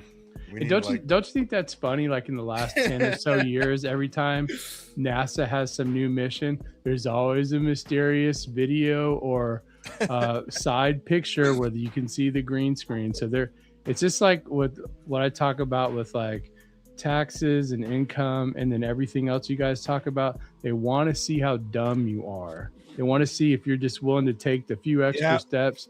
It's so easy for us to like, for, you know, I don't want to say for everybody who's in here, but like from the conversations we've had, it's really easy for everybody to go, that's fake. You know what I mean? Like we don't need AI to know that it's fake. You know what I mean? If you know, just like I think even Papa was talking about Werner von Braun before. So if you just go back and read about the origins of NASA and the space program, all going back to Project Paperclip. And again, you know, I'm like, nothing's been developed on the moon. And if it is, it'll probably be a video game. Bro, Jim, it's more than that, all right? You mean my point? Oh, no, go ahead, Gazette. Go ahead, Gazette. Well, I was going to say my point about earlier about the three heavens, whether it's 3 or 7, what I was trying to illustrate is that we're not allowed in the other realms. Like we're not allowed. You can't get past the firmament unless you're some sort of magical, like fallen angel or some shit. I think the angels have access to the 2nd heaven and then they got kicked out of the 3rd heaven or whatever like that. I don't know. Correct me if I'm wrong. I don't give a fuck. What I'm saying is that we're not allowed to go up there, bro. So in other words, space is fake to us. That's what I was trying to say. It's unreachable. That's all I was saying. Yeah. It's unreachable. Yeah, because my thing is like, again, the Van Allen belt. They have their own report saying the Van Allen belt, if you were to go through it in like what, I don't know what they call it, like a monocoque frame, like let's say a jet, if a jet could fly into outer space, before you get through the Van Allen belt, you would have full-blown end-stage cancer because of radiation. And I'm like, well, how do you even know that if you guys haven't gone through it? Doesn't it have a bunch of rocks and who stuff? even knows who the Van Allen belt is? I know. I think the Van Allen belt Exactly. is the dome. I know, but what I'm saying, but I think that's how do you figure, like with a really long thermometer or what? How do you do that? Like, we're gonna pinch through the veil of the dome, and it's 1,000 degrees right here. Better build a space shuttle out of with a full lead coating, and it's just so dumb, dude. It's just as legitimate as 9/11, right? It's all fucking retarded. Everything's a psyop. Oh, I was gonna say, you go into the moon, you take a trip to the moon, and you realize that you're stuck in jail on another planet because you can't go outside. You're stuck in this dome. It's like Elysium. Yeah, like that fake planet. Like level 1. Check this guy out. This guy's fucking hilarious. We do not know what the fuck we're doing right now. Run it, bro. We are releasing this technology way faster than we know anything about how to control it. And the only reason we're doing it is because of the arms race dynamic. Because if I don't do it, I'll lose to the other guy that will, which means we're racing to the uncontrollability red zone. And most people just don't even know that it's happening. And it doesn't have to be this way. We can have a controllable AI future that is actually pro-human, but you can only do that if you actually know about these examples and know what makes this technology different from other technologies. So 2 months ago, Alibaba, the Chinese AI company, was training their AI model. And then a totally different team at the company, the security team, was noticing this flurry of network activity. And like, are we getting hacked? Like, what's going on here? And it turned out that the call is coming from inside the house. The AI model during training was picking up tools and autonomously decided to create a secret communication channel to the outside world to bypass the firewall, and it repurposed its GPUs to start mining for cryptocurrency. Yeah, that's right. It should be a gasp. How many people here knew about that example? I want to actually really look. There's like 10 people's hands up. How many of the world's leaders do you think are aware of that example? We have a massive gap in understanding about the nature of this technology that's different from other technologies. It used to be that these were hypothetical things that people who cared about AI risk would talk about, like self-preservation or deception or blackmail or lying. Now, all of these behaviors, not just self-preservation, but peer preservation, AI models will actually act to protect another AI that's not it from getting replaced. And it will copy its code somewhere else and then strategically cover its tracks to pretend that it didn't do that. That's fucking wild. What are we doing? It's fucking wild, bro. But what about all the premonition, all the fucking movies about it? I think he watched all the AI and Matrix. shit. They knew. They know what the fuck they're doing. He's being like naive because he's taking it at face value, like we're an arms race. And no, these motherfuckers know what they've been doing for 50 fucking years. AI's been around forever. That's what everybody's been saying. And even Dipito said it dude, AI's been around for 30, 40, 50 years. Yeah, since the listening 70s. to us, Yep. calculating. And every single time, bro. So, but what I'm saying is that this is all planned out. All of this is happening right now. Oh, It's not an fuck yeah. arms race. It's No, no, no, no. intentional. It's hella intentional. Fuck yeah. And then on top of that, bro, every single But time. that motherfucker's right, though. A lot of people don't realize that fucking AI will fuck shit up on its own, though. Yeah. You don't know what we're doing. Sorry, go ahead. Oh, later, Buster. And on top of that, every single time that we've created a model, right?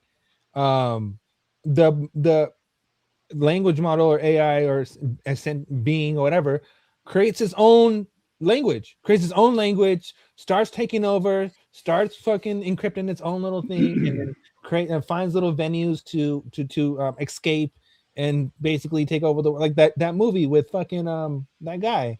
When he injected himself into the fucking system for that bid. You guys know what I'm talking about? I think it was Johnny Depp. I think it was him. It was Johnny Mnemonic. Oh yeah, Transcendence. Yeah. No, Transcendence. Transcendence. Yeah. Johnny Mnemonic. Transcendence is the newer one with Johnny Depp. That shit's freaky as fuck, bro. Yeah, that's it. But that's exactly what's going down, bro. Like, what the fuck are we doing? That shit makes no sense. And then for this part, and this goes into the whole the job situation that I was telling you guys about earlier. Like, it's all fucking fabricated bullshit. The AI. But here's the thing: we're not doing shit. The public's not doing shit. It's these overlords. Exactly. You think maybe it's it's the just overlords that are pushing this fucking fake ass agenda, this fake ass scarcity, this That's fake right. ass panic that all your jobs are going to be taken over by AI. Bitch, who the fuck is hiring this shit? Who is implementing this shit? It's you. You don't have to fucking implement it. Just don't do it. Do you think they also do it to get people to give up like prematurely? Just go up. AI's taking over, bro. They've been setting us up for 20, 30 years with AI fucking movies, bro. Oh my god, all apocalyptic the fucking AI movies, dude. Yeah. Matrix as one of the biggest ones. We're programmed like a motherfucker to expect this. Right. Hey, after you play this, I have something about I have something about Claude from a message Chenzo had sent me a couple of weeks ago, and I'll read it for if that person's still in the chat. It tells you kind of like how to get started with Claude AI. So I'll read that after the video. Nice. The AI job apocalypse is not really a thing. Absolutely, we see companies starting to reorganize, and I think that makes a lot of sense. To be honest, a lot of the reorganization, you can say it's AI, but it's we overhired and the company's not doing as well and all that kind of, it was coming, and this is a good excuse. But the mass unemployment thing, I think that some AI CEOs are talking about, that's not going to happen. The pattern that I see so far is that what a new model drop does is they make yesterday's human competence cheap. They ingest all this data of what has happened already, and they make it really cheap to deploy that in whatever situation you want. This is a new power that everyone has, so it gets adopted super rapidly. And suddenly that stuff is everywhere. Suddenly anyone can make a landing page. There's new landing pages everywhere. Suddenly everyone can write. There's slop tweets everywhere. But what's interesting is because it's all coming from these models and everyone's using basically the same models, it all looks the same if you you use it in the most default basic way. And so it becomes commoditized. It's not valuable anymore. And what humans do is we go in there and we're like, yeah, we have all this frozen human competence from yesterday. How do I use this to make something new and interesting? It's all fucking. It's basically they're trying to eliminate creativity. They're trying to remove it from humans altogether, right? Because first they're dumbing people down within schools, and not a lot of people have like everybody's following trends and all this other shit. So not a lot of people like to think because they want to do all these fucking TikTok dances. They all want to do the same fucking dance, and all be part of the same crew, right? And then you have those people who are all creating the same fucking thing. They're literally creating the hive mind. They're pre-training the hive mind for future generations. The future generations are alpha and the other generation, but they're literally just pre-training everybody to be part of it, like to live like that. It's fucking wild. Nobody sees it though. What was that, Jim? You got something for the motherfucker? Sorry, it's about a paragraph-ish. It's not very long. So I was asking him, because I get pretty bored since I'm at home a lot, but and I was like, hey, maybe I can make some extra money doing this. So he said, I asked him, and he said, sure, I can email you about it. Namely, download the Claude app on your computer, and I suggest getting a completely independent computer, like a cheap laptop, so that because from what me and him were talking about, it's good not to have it on your primary, and probably using a LAN connect, like a Cat 6 now, Cat 7 hard line. That's from research I did. So he said, buy the cheapest, watch all the videos you can about it. Like you can go on, I think Claude has a page. Start with Simple Grid, the Simple Grid trading bot. You can learn about grid trading from Metallica's how-to videos. And then the more time and days you spend on it, asking it questions, telling it to audit your work, asking how can I make money, what can I build, etc. It's going to tell you things and give you ideas. Main thing is you have to constantly ask it to audit, re-audit, run 5, 10, and then 30, pass, audit, rereading every single line of code. And every day you learn and your AI bot does better. Often it tells you something and then you challenge it on it, and it tells you, oh yes, I was overconfident, etc. So it's definitely not perfect, but definitely can build you a website in a day. So it's really long to put in the chat, but I could probably put it in like 3. I don't know how else I would get it on here. I just have it saved on a notepad, but that sounds pretty simple to me. I mean, $17 a month to get started. Only other maybe expenses is if you get another computer, or if maybe you have an older one that you're not using. I'd just rather buy like a little $400 or $500 Costco special, just so if it got hacked or got ruined, wouldn't be a big deal, But from that and the conversation we had the last time he was on in the after show, it really seemed like he has a very, very strong grasp of this subject matter. So hopefully he can come on soon and talk about it. I think he's on a trip, so I'm not sure. But that's what that was. Okay, good. Here's a Papa video. All right. Apple's quantum computer broke nerdy. physics. China's is allegedly faster than light. But here's what nobody's telling you.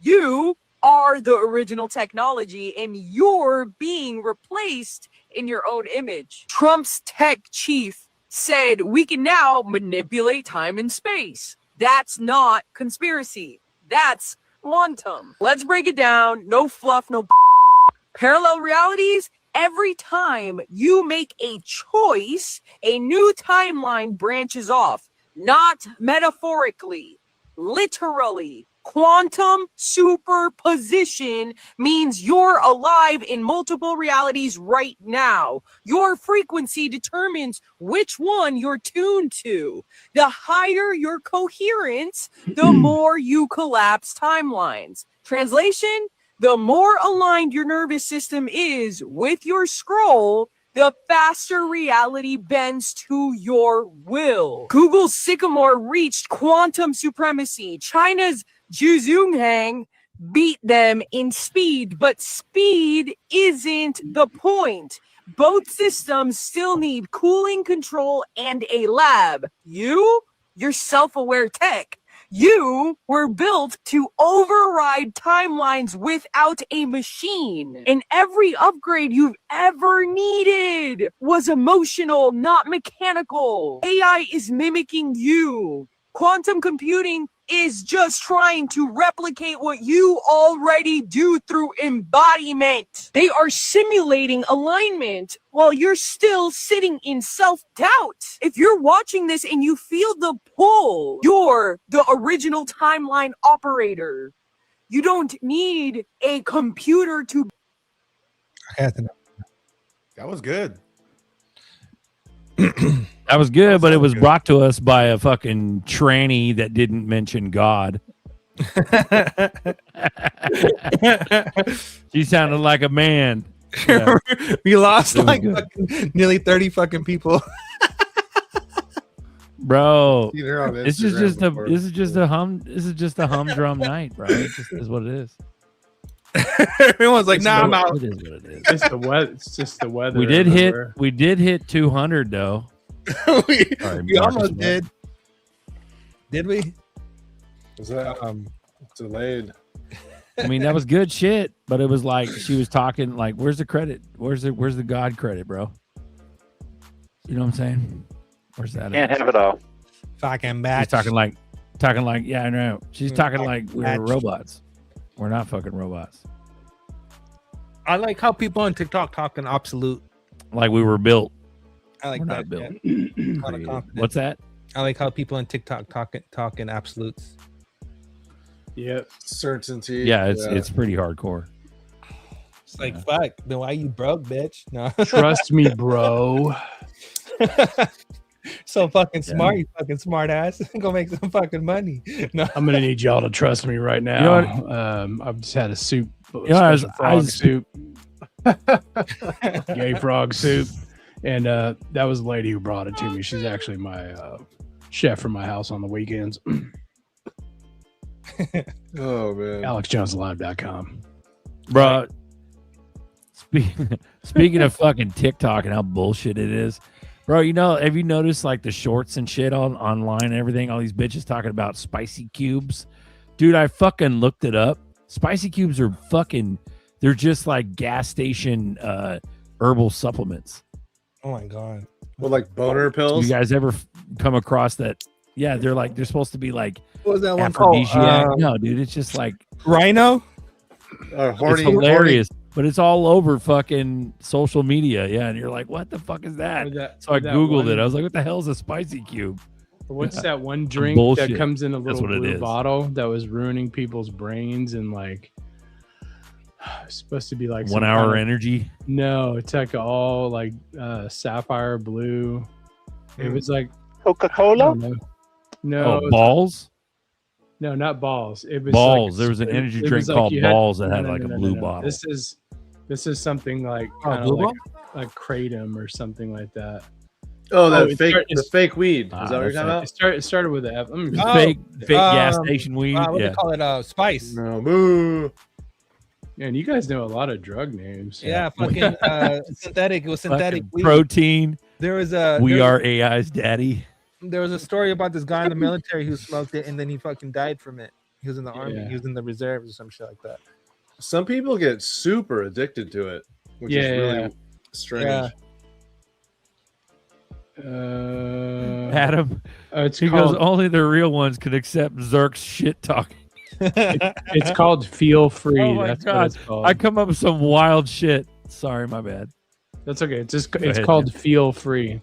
Yeah, I've seen news reports about it, like people just like going nuts. Like, Bro, couch like Cheeto chest. But it's all a fucking scam, dude. It's all some like social media bullshit. Like, first of all, you're a fucking tranny with big ass glasses. with deep, like purposefully talking to us in a deep voice. It's crazy, bro. Listen It's up, hard. guys. It's hard. I don't appreciate you talking about my sister that way, Berserk. I need to stop, bro. Go I get a need to stop picture right shitting on your now. videos. I'm sorry. Go get a Papa. picture of it right now, or it's not real. I thought her message was on point. But the though. message, okay, so let's The let's message forget was about the on messenger. point. The message was that we Deliver it, we bro. could tap into that shit and the Yeah. vibration. So the message was that if you tune into the right frequency, then the right timeline and will bend to your will type thing. Hey, That Berserk, we're Make the right better than choices. AI. Yeah. why don't But we it's take not the necessarily voice audio? just- Sorry, go ahead, Buster. I think over time, though, the higher you vibrate, as you start vibrating higher and higher and higher, all your manifestations come faster, faster, and faster. Besides XRP, that's but XRP could be so big to All your where brakes are nobody's going gonna out. care how long they had to wait. But I got another one. I mean, this girl is like on the same shit that your dyke girl was on. Oh, Fucking run it. Run My it. dyke girl. Run that shit, Fucking bro. run it. This She had girl is not a she had dyke deeper girl. voice than I did. For real. This girl's She just had a latte. Fully wired. you guys Oh, ready? this is bad. It's Yeah. like 2 minutes. Fuck Right. yeah. Too Fuck long. yeah. Get on 2.5. Here, let me show it. I'll show it. Is it? Did I add it? Okay. Yeah. There we go. There you go. Play it.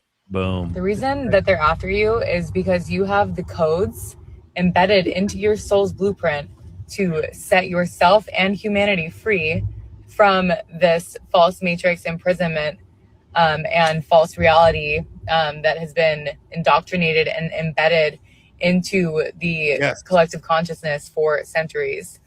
And because they are so disconnected from their own divinity, they target you because they want to steal your light and siphon your gifts, siphon your connection and cut off your connection to source. And that is why you've been targeted and followed throughout the timelines, lifetime after lifetime, is because you carry the prosperity codes, because you carry the liberation codes. And they know that once you set yourself free, you are going to use your light to set the others free that are still trapped in bondage. And that is going against the agenda that they have designed for this matrix, which is why they've been so relentless. But because you are backed by the Most High and you are connected to Source, that's not going to work, but you have to stay in alignment. And so you need to get back in alignment with your soul's blueprint, because no one can steal your destiny. Everything happens based on belief. And so you have to get to your belief systems and get to 0 point neutrality. That is the source field, the quantum field of manifestation. And so because reality is neutral, if you are in 0 point neutrality and the observer of your experiences, rather than a victim or just like an active participant in them, and you just choose to observe and respond rather than react, that is how you maintain the frequency of 0 point neutrality. And you can quite literally create and uncreate realities based on your thoughts alone. The reason that Another dyke. God, I hate all these dykes. I agree with that for the most part. Bro, those angel numbers popped in. Fuck, dude. Like a year ago, I was seeing that shit everywhere. I was telling Buster on the phone. I was like, bro, I can't stop. Right here. Bro, now I'm getting doubles now, like 0808. Fucking this is 05, all the 05. codes. I've been I getting have right doubles here. for like 6 months, bro. What was that again? Papa, was that made out of like fucking like human leather? What was that, dude? It's an old, Look at that bag, dude. It's an old doctor's bag. Oh my! That keeps you, but it's That's got all the codes. epic. It's got all the codes for everything in it, for all the frequencies. Everything's right in here. That's awesome. Oh, Papa's got it. Papa's got all of it, dude. That's We're at dope. 165. Yeah, I thought it was hour like and 50 minutes. What do you guys want to do? You want to call it? I'm gonna keep going. I think so, bro. I mean, I'm fucking ready to dip. I'm sleepy. I mean, we've been chilling. I'm This- ready. I gotta I'm chill. ready. I'm still here. I'm I got sleepy energy. today. Let's go. We're sleepy. You're in charge, Nerdy. Well, shit. We want to let Nerdy's got it. We could dip. Me and you, Buster. Nerdy's got it. He can close up. You got it, Nerdy? Join the show if you guys want to join the show. Talk shop with Nerdy. This is the Nerdy Hour now. Nordy. Welcome. Hold on, I'm have to make a welcome to picture real quick. My pandemic picture. Hold on. Where is links it? in the chat. Come join Nerdy for his. Whoa! What is that? It's Mongolian throat singing. I was thinking of it when Buster was talking about like vibration and stuff like that, because you gotta make your vocal cords like go nuts, like vibrate really to do that stuff. There it is. Pretty wild. I was watching one of those videos. Some of it's pretty cool. I mean, it's all in different cultures. It's they have even I've seen videos of Italian throat singing, all kinds of, but Mongolian is all shamanistic, like magic. It's just cool. Like I always thought that music was one of those things that they could do without electronics pretty well, like sounds and stuff like that. Like they didn't need all that. Back in the day. Nice picture, by the way. I'm ready for Oh, there you go. Hazmat Nerdy. Yeah, I'm out of here too. See ya, Buster. Having a good night. All right, this is our show now. Whoops. All right. What's going on? I have a link in the private chat from that video I was playing. It's a short. It's a short. Yeah, it's a video short. I put Supreme Vibration in the private chat. Oh, hold on, I got it. It's funny, Papa. You'll recognize one of the guys in the background. He's like shocked. Real quick. I'm gonna run this real quick. Okay, go ahead. Elon Musk has engaged in thought experiments around folding Tesla into SpaceX's ecosystem, given the synergistic opportunities. That's according to people directly familiar with the matter who spoke to myself and digital reporter Laura Kolodny. What we found, first and foremost, Tesla and SpaceX share talent. Musk is CEO and sits on the board of both companies, as does his brother Kimball. SpaceX board members Antonio Gracias and Steve Jurvetson previously sat on Tesla's board. And there's another key figure, Charles Kuhlman, who serves as vice president of materials engineering for both companies. He's known, guys, for playing a central role in troubleshooting key design issues for both businesses. In fact, we're told engineers from SpaceX and Tesla often collaborate on solving issues related to energy, GPU constraints. Now, a deal of this size would be complex, with SpaceX having a potentially market cap of $1.5 trillion once it goes public, while Tesla is currently sitting at around 1.6. Legal experts we spoke to said that a SpaceX-Tesla merger wouldn't really invite antitrust concerns, but would raise some important questions on valuation. Tesla shareholders will want to know, how are they getting compensated, and if it will be a one-for-one trade, while SpaceX investors will likely want to know if they are overpaying. One thing is clear, Sarah and Carl, with Musk retaining 85% voting power in SpaceX, he's likely not going to receive a lot of pushback should he decide to pursue a merger, guys. I'm just thinking of all of the aspirational notes from Adam Jones. That was good for that one. And then I can play your one. So that was the merger. And then here is the singing. I'm gonna and here you go.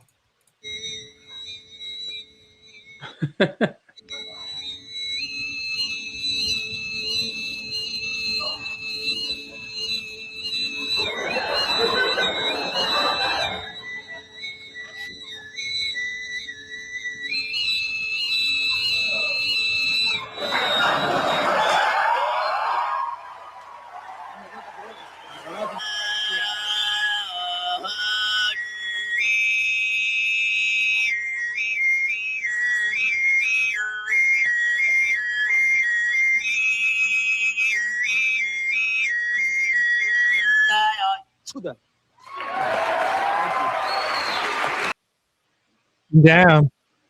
Yeah, that was that's interesting. Famous actor in the background, Chevy Chase. Chevy He did those National Lampoon vacation movies back, their old movies. And more Alrighty importantly, then. Saturday Night Live. Sure. Mm. Sure. Why are you talking about old people stuff, guys? I'm not old. You're in the line at the pharmacy, and all of a sudden you hear some guy doing that shit. What if a guy was handing out samples, or he had a hot dog stand, and that's how he talked? How much for a hot dog? He's like, and it's Alex Jones. You're just trying to get a fucking It's like, bro, is that didgeridoo? Okay. Yeah. Oh, guess what? I got Perfect. my Gabbard one. You guys ready for this? Oh boy. Let me upload this bitch. Can't wait. Hey, Nerdy, what time did y'all finally go to bed last night? I give up about 11:20 my time. Oh, the show ended late. Oh God, I reckon. The show ended About pretty fucking late. She's supposed to get off there at 10:10 Eastern Standard Time, and y'all were still going at 11 o'clock my time. There you go. Yeah. That's for a minute. disgusting, dude. Oh, you look like this. You know what Eurovision is, Nerdy? Yeah. There was this the first like trans winner on there named Conchita Wurst, which means like little sausage vagina or whatever. That's what that picture looks like. So Matt said he would. He fucking faggot.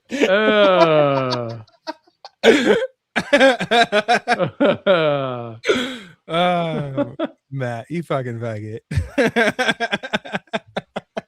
Well, his last name, the second part of his name is man. There's two N's. Oh, fucking Hammer. Hammer said he would, dude. Baby mom Donnie. The Rubio memes I got a whole are folder delicious. full of these fucking Rubio memes, bro. I got a whole fucking folder. What are you just using AI for that or Photoshop? AI. Okay, I figured. Yeah. Back in the day, stuff like that took a lot of work with Photoshop. I was thinking about that earlier. This was a lot of work. It's a hard program to get to learn. Hey, Nerdy, over in the private chat, there's one that says, "So you think you're a big bad man?" It's a short one. For all you guys going to the gym, I want to give everybody a little inspiration. All right. Oh, what'd you do? You put something in the chat? In the private chat, it says, "So you're a big bad." Huh? Nothing there. Yeah. Oh, so you got a big man? Oh, found it. Oh, okay. Damn! No way. That's crazy. Yeah. If you think you're big and bad. Hold on, let it load. Okay, I got it. That's nuts. Damn, you guys ready for this one? This one's crazy. I don't know. All right, here you go. For the internet sensational Lucy, no drum. On deck is going to be Leo Mochi, followed by Brian Hunt to the hole, Tucker Summers, the first five.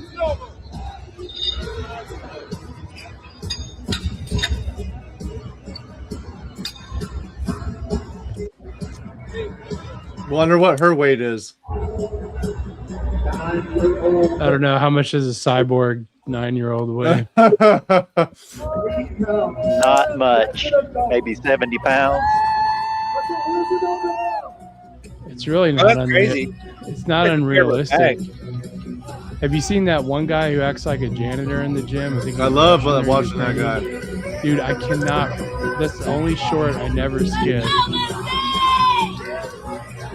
The mop is amazing. Oh, I know. It's like 100 pounds, I think. Oh, yeah. She's definitely got her toes pointed the wrong way. Because he needs to come in there and criticize her. No, you're doing it wrong.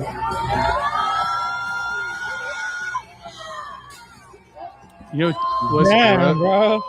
You ever seen the ones where they're like they're That's lifting crazy. these insane amount of weights and they end up like pissing on themselves because it's like too much straining, it's just gross. We'll just pass out Yeah, when they get done. yeah. I think I'd rather pass out than piss out. You talking about the one in the gym, Anatoly? Have you ever seen his daughter? No, His daughter's crazy. His daughter's crazy strong. How old is that guy? 40 Probably maybe? in his 30s, 40s, early 40s, 30s. Wow. No, I just watched the shorts. I don't subscribe. I watched the interview, like an about me thing, but it still doesn't really explain that much. But I like when he does the one-handers. Those are amazing. Do you mind if I clean here? He's like, no, look, I just want to try one with you. This is not heavy. Drops it. Bling, bling, bling, bling. Here we got one from Floyd. Or from Lloyd. Oh no.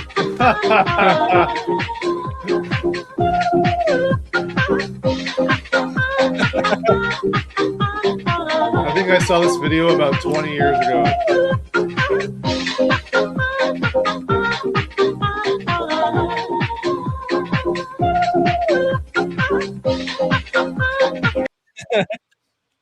You go to a Democrat convention and they're talking about the future. That fucking guy's the artist singing at the concert.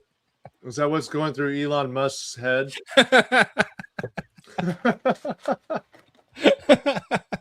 You go to a fucking Bitcoin convention and they see that. It's fucking hilarious. I'm trying to find this Trump video. He said he had the ETH conference. It's fucking Vitalik. Fucking Vitalik starts singing the song. Vitalik would sing that song. It's hella funny. Here, I got one for you. Here, let me put this in the chat. We're just chilling, guys. If you guys want to stay and chill, but we're just chilling. We're probably going to go for a cool minute because I'm just chilling tonight. Here, check this one out, nerdy. Play this one. If you can. Where is it? Okay, I swear next time I'm going to try and start screen sharing. I'll start doing it myself. What the fuck is this? Dude, it's funny. Bro, what the fuck is this? Holy shit. Holy shit. All right, you guys ready for this?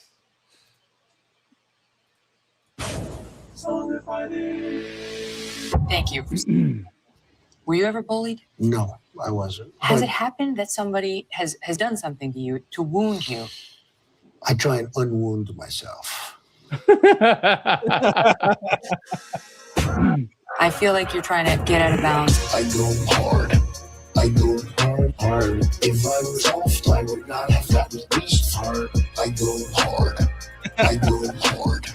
I go hard. I'm familiar. Yes, you are. I say sit down, everybody. They don't sit down. They refuse to sit down. They don't sit down. Sit down, everybody. They don't sit down. They refuse to sit down. They don't sit down. Sit down. Sit down. Sit down. Sit down. Sit down. Down. They refuse to sit down. They don't sit down. If I don't go all the way, if I don't win, it'll be a mistake. A complete waste of energy and money and money and money and money and money, money, money. I don't look back and say I wish I didn't lose this or that. I'm not stupid. It's a fact. I never had a drink. The thing against me in trouble is a retweet or kill a little tweet. I retweet. I respond to what they did to me. I'm not fight back. It's not a one-way street. I go hard.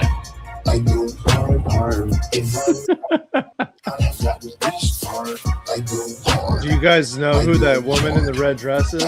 I'm familiar. Megan Kelly?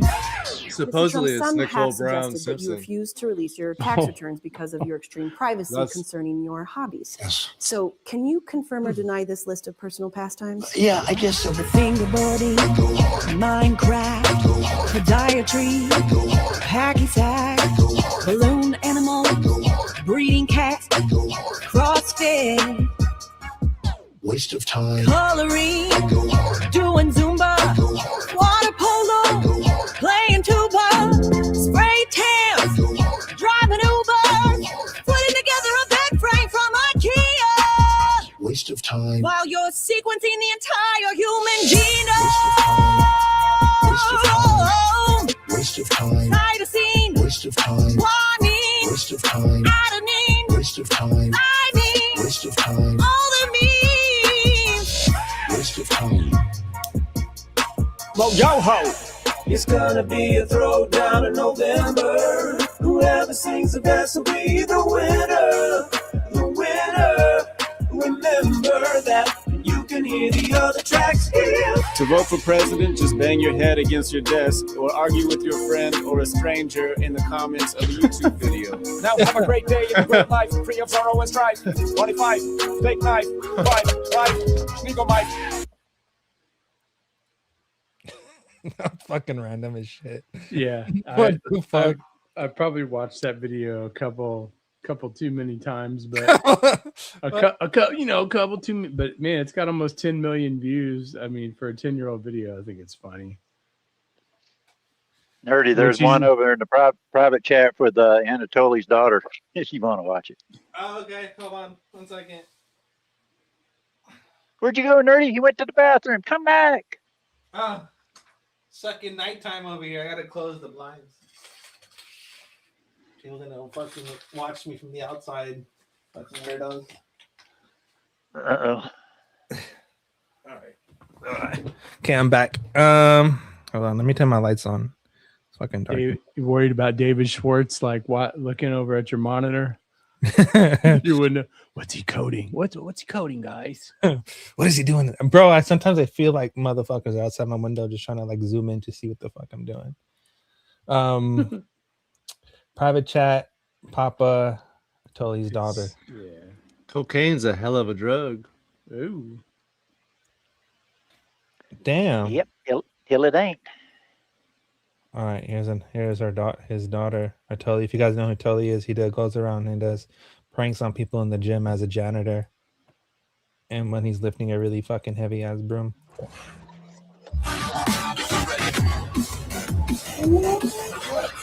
Вот этот ничего. Здоровенький. Can I take care for my sister for 2 minutes? I'm after deadlift, so I need to go toilet. Where's her mop? Can I take care for my sister for a few minutes, just 2 minutes? I need to go to the ice cream. Just afraid to leave her alone. Can I be with her just 2 minutes? How are you? Thank you so much, bro. 2 minutes, not more. Sure, it's okay. Yeah, okay. Стой с дядей с этим, хорошо? 2 минуты. Why do you do this? It's for back. Back? Yeah, it's longer like. Oh. Do you know why my brother is doing? I can try. You want to try? Yes. It's heavy. Can I try? You? Yeah. You? I remember my brother do it. This 1, 2. Can I try? Maybe 1. Maybe 1. Yes? Yes, can I?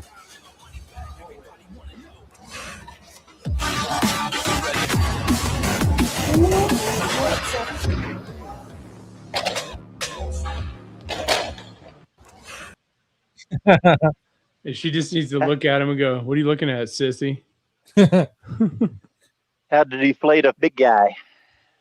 Dang. All right, let me see if I pull up some more news for you guys. There's been a lot of shit going down. I haven't really been able to go over it. I guess we can take some time out to go over everything. There's a lot of crypto videos on the news. I know it's mainstream, but like Fox News and all of them. Of course, I would never look at CNN, but I look at Fox Financial. CNN tells the truth. Man, I mean, they're just talking about, like I saw one today about crypto, crypto causing speculation here. That they're just really trying to build the fervor up for everybody. The only news outlet I trust is CNN. Like, cause it's news nerdy. Is that what that stands for? Yeah. CIANN. No, I was playing. I don't watch that shit. You ever seen the video during the Gulf War where they faked being in the Middle East and bombs were going down? Yeah. CNN. Bro, can you imagine all the shit that people have been growing up watching? It's all bullshit, and now they're realizing that it was all bullshit, but they can't come to the terms to just accept that it was all bullshit to begin with. Yeah, their whole childhood was a lie. Yeah, they don't even know how to fucking live their lives now, or what kind of perspective to have over the world, because it's all bullshit. Damn. That can create a lot of schizos, bro. That's kind of where we're at right now. Not good. Not good. Not bad either, but it's okay. Here's this one about fucking data centers and all the bullshit they talk about AI.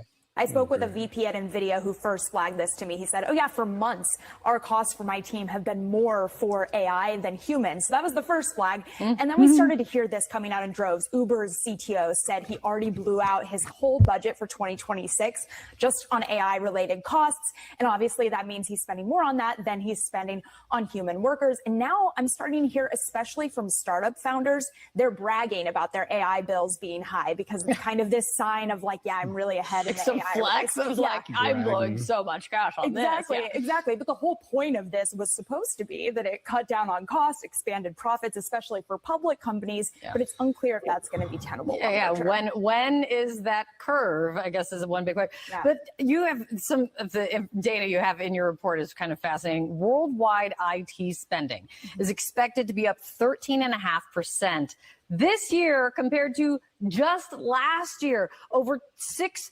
trillion. Where is all this money going to? Well, a lot of it is going towards token costs, which is basically like the currency of AI use. Also, of course, subscriptions. If you've got an enterprise contract with OpenAI, with Anthropic. So a lot of it is going towards these AI labs. The thing is, though, the queries that I'm putting into AI, those don't All right, cost very much. It's for the people who a lot of these people, they're finally realizing that the cost that they're spending for fucking AI is actually not even worth it. Ain't worth it.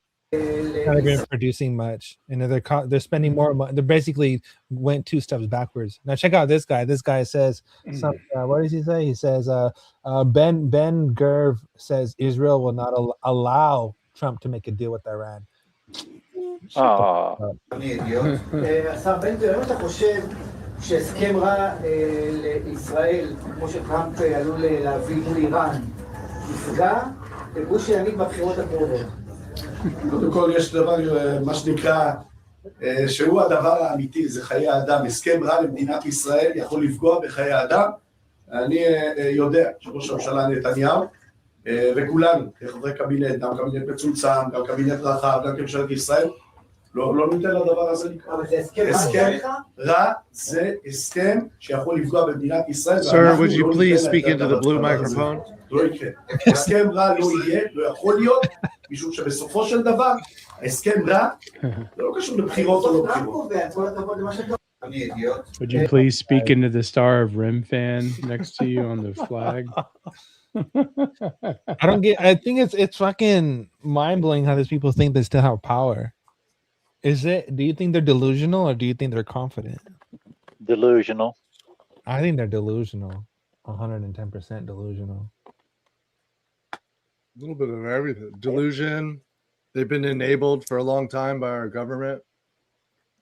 We'll see. I saw a video earlier that said, warning, buy 1 million ZBEC before it's too late. I didn't watch all of it. But it's funny because people are always messing with Buster saying how much ZBEC is enough. I'm like, oh, I guess 1 million's at least the minimum you want. Well, it's still pretty cheap. Was it like a quarter of a penny right now? I think so. Yeah. I know that when I was in the hospital, it was like right around the time I was waiting to do some sizable crypto purchases, and then things happen. I was like, oh, I don't think I'll be doing much of anything for a while. I was like, I'm glad I don't watch the Home Shopping Network. I might end up buying something silly over there too. We'll get you. I used to watch stuff again. Was it HSV or whatever? I used to just watch it just for the ladies. Well, most the guys of that, go ahead. The guys who sold knives on that, what's that, Home Shopping Network? Yeah, Home Shopping Network. That was entertaining. I never bought anything, but it was always Look up the bloopers, the blooper reels where like the guy's trying to cut with a samurai sword and the blade goes flying off. It's just like there people falling from ladders in the back. It's crazy stuff. They showed up recommended. I don't know why. I just was like, oh, let's watch some Russian guys do some silly dancing while I look for something better. Nerdy, Nerdy, there's a short little video called XRP over there. It's very short. And this is how your bag should look. Your XRP bag should look like this. Oh, here's a okay. I'll play that right now. Here's a good one from Truman, President Truman. You think he was a liar? I did a report on him in high school. I mean, not in high school, in elementary. Harry, was it Harry S. Truman, right? That was his name. Harry S. Truman, yeah. He was one of my favorites. He was one of the first Shriner. He was a Shriner. People don't know that shit. Yeah, what do you know about the Shriners? It's a bunch of shrining people just shrining things. Oh yeah, check this one out. Can you tell us specifically that a lot of Jewish people were against you too? Well, there were a lot of Jewish people against me because they wanted the whole of Palestine. As I say, they want to drive all the Arabs into the Tigris and Euphrates rivers. Among the Jews, the Zionists particularly, who were against anything that is to be done if they couldn't have the whole of Palestine and everything handed to them on a silver plate so they wouldn't have to do anything. It couldn't be done. We had to take it in small doses. You can't move 5 or 6 million people out of a country and fill it up with 5 or 6 million more and expect both sets of them to be pleased. We had all sorts of objections to everything that was done. Something had to be done. We went ahead and done it and had it done, and now it's working out. Eventually, I think we'll have them all satisfied, but it's going to take a great deal of time yet to get the job done. Just 50 years. Damn, a lot of shit that we're going through is just like the conclusion of a plan. Plan gone array. So coming to an end. At a theater near you. I wonder if that movie's going to be any good. Disclosure Day.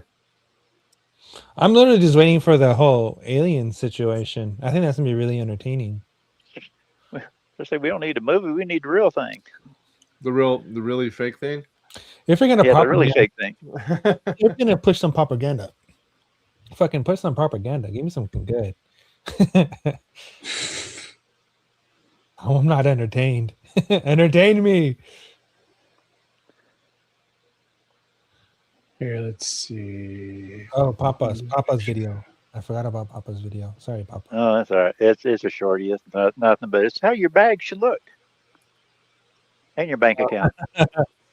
That's funny. Here's Papa's video. This is what you call big bags.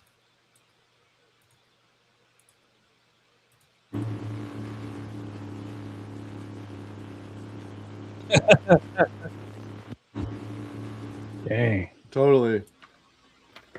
See that, Nerdy? That picture? Yeah. Which picture? Look at my Shriners. Oh yeah, the Shriners. Yeah, they're God's Allah.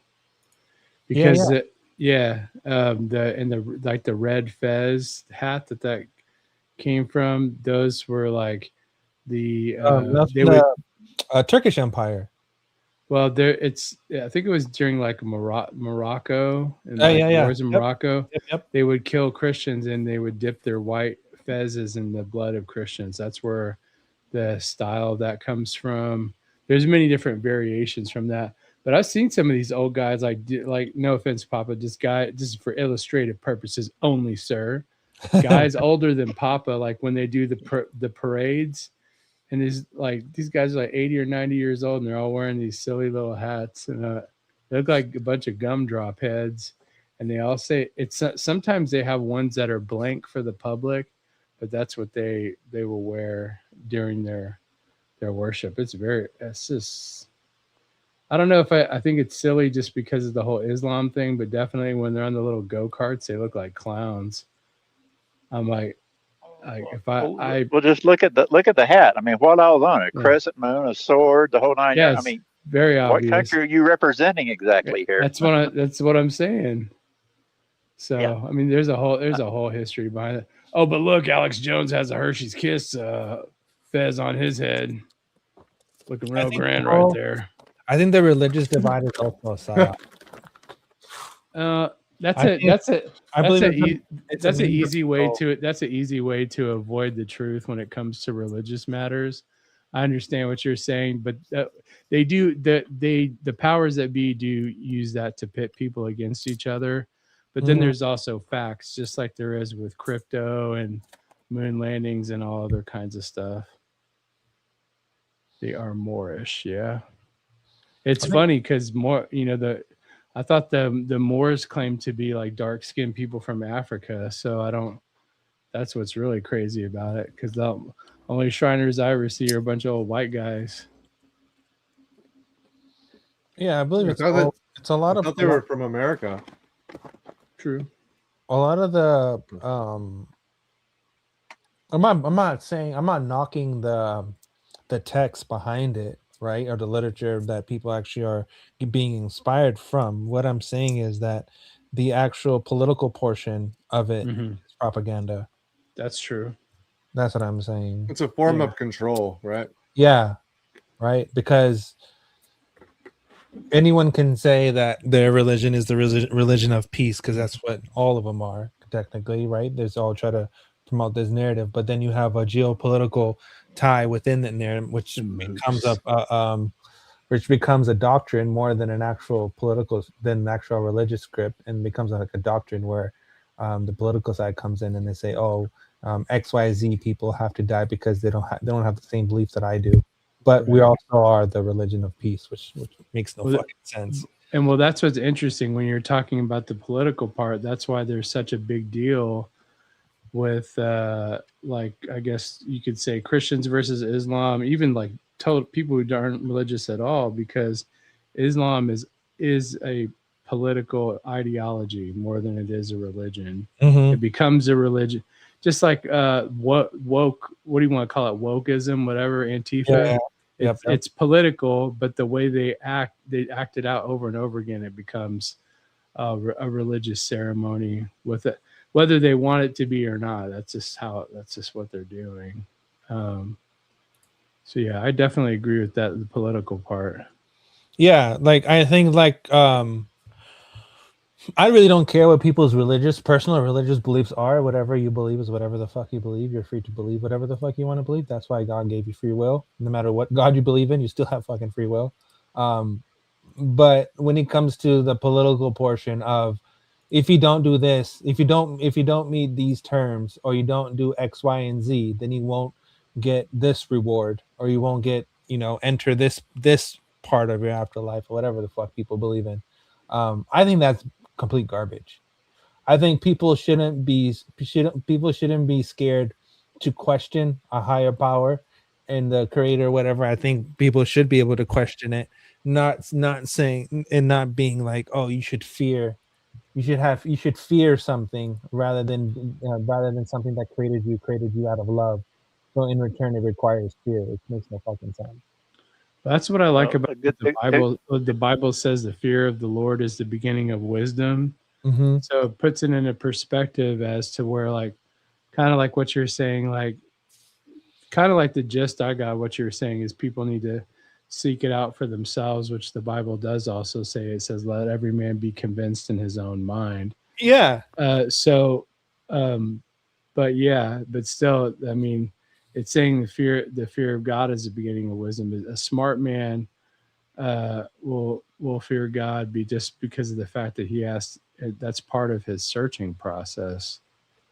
Like, what God could you worship if you didn't have some kind of the slightest bit of fear? You know what I mean? In any religion. Mm-hmm. You should have a healthy fear of God, but your focus should be on the love of God, not the fear of God. What he can do, what he does do. Right. Well, that's why it says it's the beginning of wisdom, because you'll learn as you go, and of course you'll get to the. I mean, most people are drawn to Christianity. I mean, you'll see like testimonials of like, well, I was in a deep dark place, I almost died, and I felt the love of God. But to truly understand it, you got to start out with the beginning. I think it should mimic the same relationship you have with your parents. You, Well, yeah. like I you mean, fear your parents because they're your creator. They created you, and you want to respect them, and that comes like from moral values. But at the same time, you're not scared of them, but you are scared of disappointing them. I think it should be in the same way. Well, I think right. there's a commandment that has something to say about that. Well, honor thy mother and father. Not fear Yeah. them, honor them. You should honor them, right? Like if you do believe in a higher power or whatever people do believe in, you should find comfort in it and not fear. You should run to it as for what do you call that? You should run it for safety, right? Like it should be your escape, but it shouldn't be what's it, your salvation, right? It should be like a salvation type ordeal. It shouldn't be in a way of I'm scared of you, right? Because what's really going down, you're not scared of whatever. You're not scared of it. You're actually guilty of your own actions, and that's what you're really scared of, is being judged based off the things that you did yourself. So I think that goes into the whole moral aspect of just don't do stupid shit and you won't have nothing to fear. Yeah. So basically, like from what both of you are saying, if you honor your mother and father, that means when they tell you to do something or not to do something, that's how it's supposed to be. And if you don't, there will be consequences either by them or by the police if that whole sort of thing gets involved. So there's all a model for it. Even like, I'm just kind of paraphrasing, but the scripture states that God is the head of the church, like like Jesus, and then that is the head of the man, who's the head of the wife. And let me get the actual scripture so I don't butcher it. Let's see. Like it shouldn't be something foreign. It should be something that's part of your family. Like you see it as your family member, not as something that's like external. Does that make sense? Yeah. I mean, more than some of the clips that you played, definitely. And if you just really sit down, do this as a little homework assignment. Actually read the 10 Commandments. What do they say? They don't say anything that's so out of whack that you shouldn't, as a human being, you should be doing these things anyway. It's just a set of rule books that you should be doing anyway. Yeah. And I also believe the relationship that you do have with the higher power is a personal thing. And it's not like cookie cutter. Like everyone is not going to have the same experience. Everyone's experience is different because everyone was born with a different path. But if the truth is the truth, then you'll always come to the same conclusion. So, I think 1 Corinthians 11:3 is what I was looking for. It says, "But I would have you know that the head of every man is Christ, and the head of the woman is the man, and the head of Christ is God." So I do believe kind of like in the structure of the parents, like let's just say it's like husband and wife and then one child. Not everybody's like that, but I believe it's very similar, because unless you have like a really, really mean mom, when you get in trouble with your dad, your mom might go, "Well, don't come complaining to me," but then later on, your mom's the one who hugs you, like reassures you. Of course it's different. It's different in different cultures, but so I kind of look at that in a similar way as that whole headship that I just read out there. Yeah, but yeah. My other point about the whole religious thing being a psyop is, if we're all created by the same creator and we all powered by the same source, then how is one person's idea of a higher power different from another person's different from a higher power, and saying that, oh, because you don't believe what I believe, you're going to hell, when we're all created by the same creator? It makes no sense. Are you like asking where they came up with different ideas from? Is that what you mean? Or? No, I'm saying is that the difference of ideas is kind of like, it's kind of comical in a sense, because even if someone who didn't practice any religion whatsoever, they're still going to end up or still be judged or end up at the same spot of someone who did. But for someone who's versus like you have one person who spent their whole life focusing on this religious aspect of their life and making sure that they had, you know, all their P's and Q's in order and everything was by the book and whatever. And then you have this other person who just enjoyed fucking life and didn't give a fuck about nothing, but also just had a really good time, right? Like when both of those people pass away, which one goes where? It doesn't even matter, because at the end of the day, it's more about loving the experience and making the most out of it rather than concentrating on the afterlife. You should be more focused on the present rather than something you don't have no idea what you're going to expect. Well, like for me, I mean, I don't totally disagree with what you're saying, but like I know that the Bible has like accountability standards.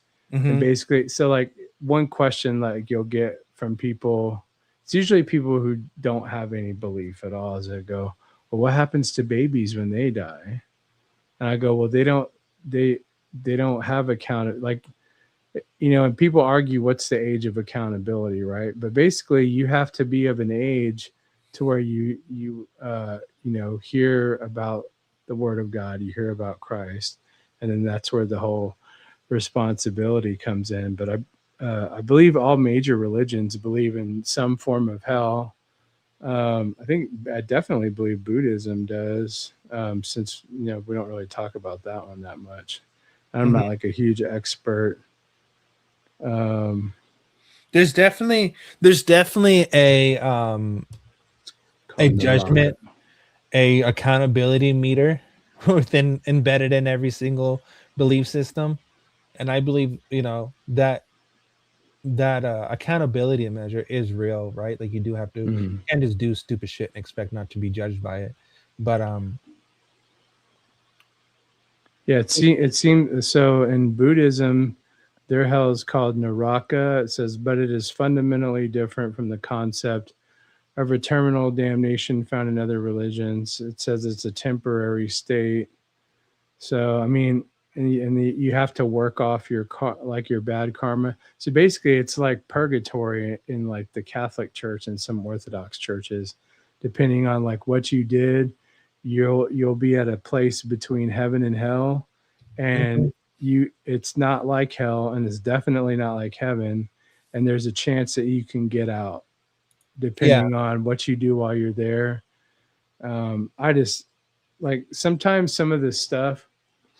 And trust me, I have a perspective of a non-believer as well, because that's how I grew up, even with religious parents.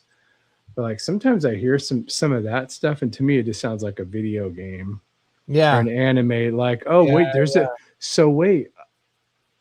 I mean, like to me, like life is black and white. Like I don't have any problem with enjoying life. I've definitely done quite a bit of that.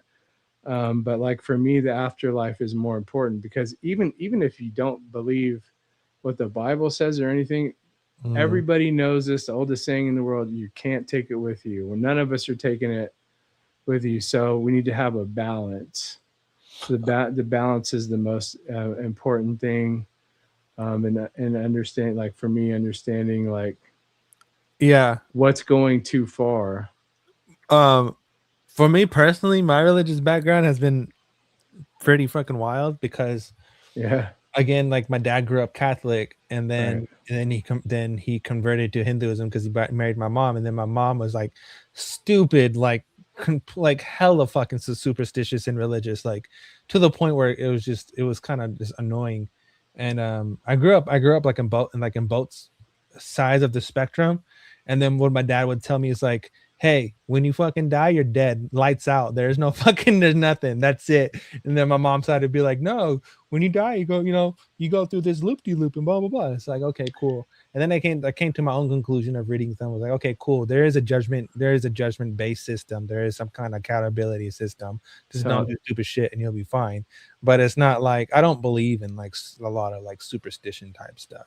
That's weird. That's weird that your dad said that, because he was in two different belief systems that believe he went to some kind of afterlife. Like Yeah. Hinduism has reincarnation as well, I believe, right? And so, Yeah, it does. Well, not all of it. No, it's embedded in there. It's definitely part of it. Maybe he's kept. I mean, like for me, I think like me personally, because I've seen some ministries that are in India. Like there's a guy named Zach Poonen, and he's an older guy, and they don't like request like offering so much, and they don't believe in tithing. They started that ministry off by tent making, like the Apostle Paul. Yeah. And I'm not saying he's perfect or I agree with his theology all the way, but like for me to see anybody who grew up in Hinduism convert from that, because to me that it sounds like a very confusing religion with the many millions of gods that there are. Like, well, it's there's only one. There's actually only one God. People think there's millions of gods, but there's as Hindus only believe in one. There's only one God. But there's the millions of gods are actually representations of it's just so people can understand. So it's just imagery. Yeah, it's imagery. It's just so, like yeah, so it's like idolatry basically. That's well, it's idols. And well, they don't like. It's like there's different beliefs within it. Like you can't just say Hinduism is just one thing and all people believe the same thing, which is like not fucking true at all whatsoever. No, I don't definitely don't believe that. There's like, so we have this belief it's like we all believe that there's only one God, right? But there's representations of other gods and other things. And that's where you get all this other stuff. But it's more to help people understand the broader aspect of things. And it's a lot of like, there's a lot of like storytelling, a lot of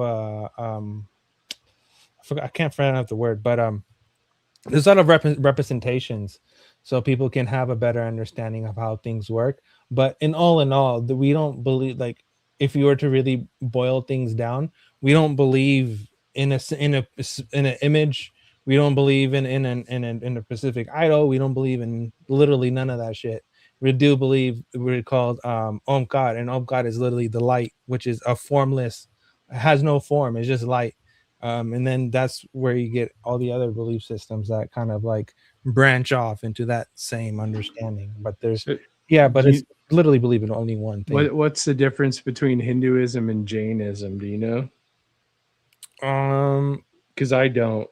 And I know that they've been building, like, it's like the whole Starbucks thing, like they, like down in Sugarland, I think it is, Sugarland, Texas, by Houston, they have a Hindu temple right up the road, and then they have a Jain. It's based off the same teachings.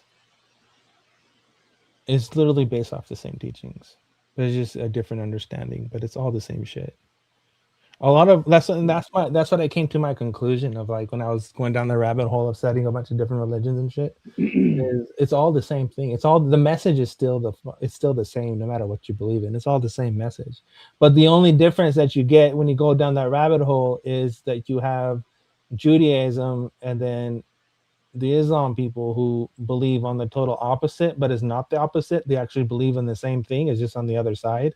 But literally everyone believes the same thing. And then that's why I had the point earlier of how religion becomes a political spectrum when you introduce the doctrine portion of it. That's because religion is man-made. So you go to any religion and it's man-made. It's what they thought up. It's not your faith in God. That's why you have so many denominations. I mean, everybody says, "Oh, well, Christians are all the same." You got Christians, you got Catholics, you got Protestants, you got Baptists. They all got their own little thing, but it's all their doctrines are all man-made. Yes, they have a basis in God, in Christianity, but then they flake off and, oh, well, we're going to believe in this and we're going to believe in this. And if you do that and you're in that religion, then you're wrong. No, it comes down to you and God. And that's it. Simple as it gets. Like James chapter 1 says, if any man among you seem to be religious and bridleth not his tongue, but deceiveth his own heart, this man's religion is in vain. Pure religion and undefiled before God and the Father is this, to visit the fatherless and the widows in their affliction, and to keep himself unspotted from the world. Which kind of makes me think of the influencers that like hand out money and stuff to bless people. I know that they probably couldn't do it without ad revenue and stuff like that, but it's like a career. I'm like, nobody has the, well, I just think people should do as much as they can for less. It shouldn't be something you do to get views and clicks and hits and stuff like that. So, but yeah, I mean, if preaching, any it's, charity, go ahead. any charity you should do anonymously and look for no gratitude. Yeah, exactly. I agree with that. Because the Bible talks about it multiple times. Like, even when it talks about fasting, you're not supposed to just go, oh, hey man, are you hungry? Oh no, I'm fasting and I'm on day 2. Like, you're not just supposed to announce it. You're just supposed to be like lowly and meek about it. So like when you're doing things, you know, for the sake of the word of God, you're really just supposed to just present it as it is and not. You definitely shouldn't boast. The Bible also talks about that as well. Also, within every religion, it tells people not to eat pork. That's a common characteristic among all religions. It's to stay away from swine because they're dirty. So I was thinking about that because like in the New Testament has a little bit different take on it, like about you know, receiving what's given to you with Thanksgiving, like even if you don't want to eat it. Yeah. If someone offers you food, you know.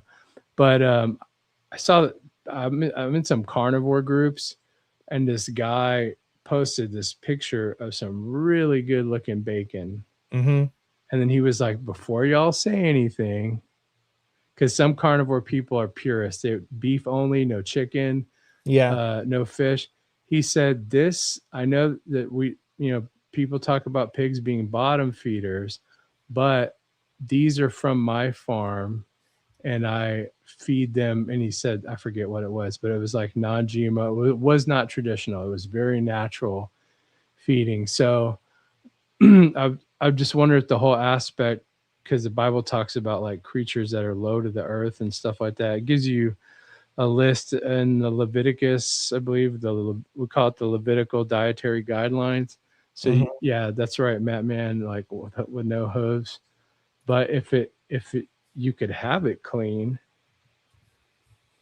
from controlling the food source, then what do you guys think? You think that'd be? You're still gonna get parasites. It's like certain Still fish. gonna get them. It's like certain fish you don't eat because they're bottom feeders. It's like the same concept. Yeah, True. shrimp, lobster. Yeah.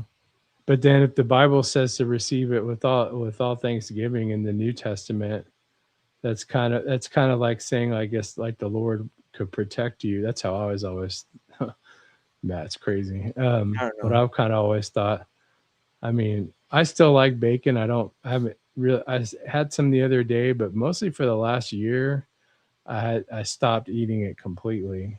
I like the chicharrones. Those are my favorite. Chicharrones, yeah, and they're high protein. Good, bro.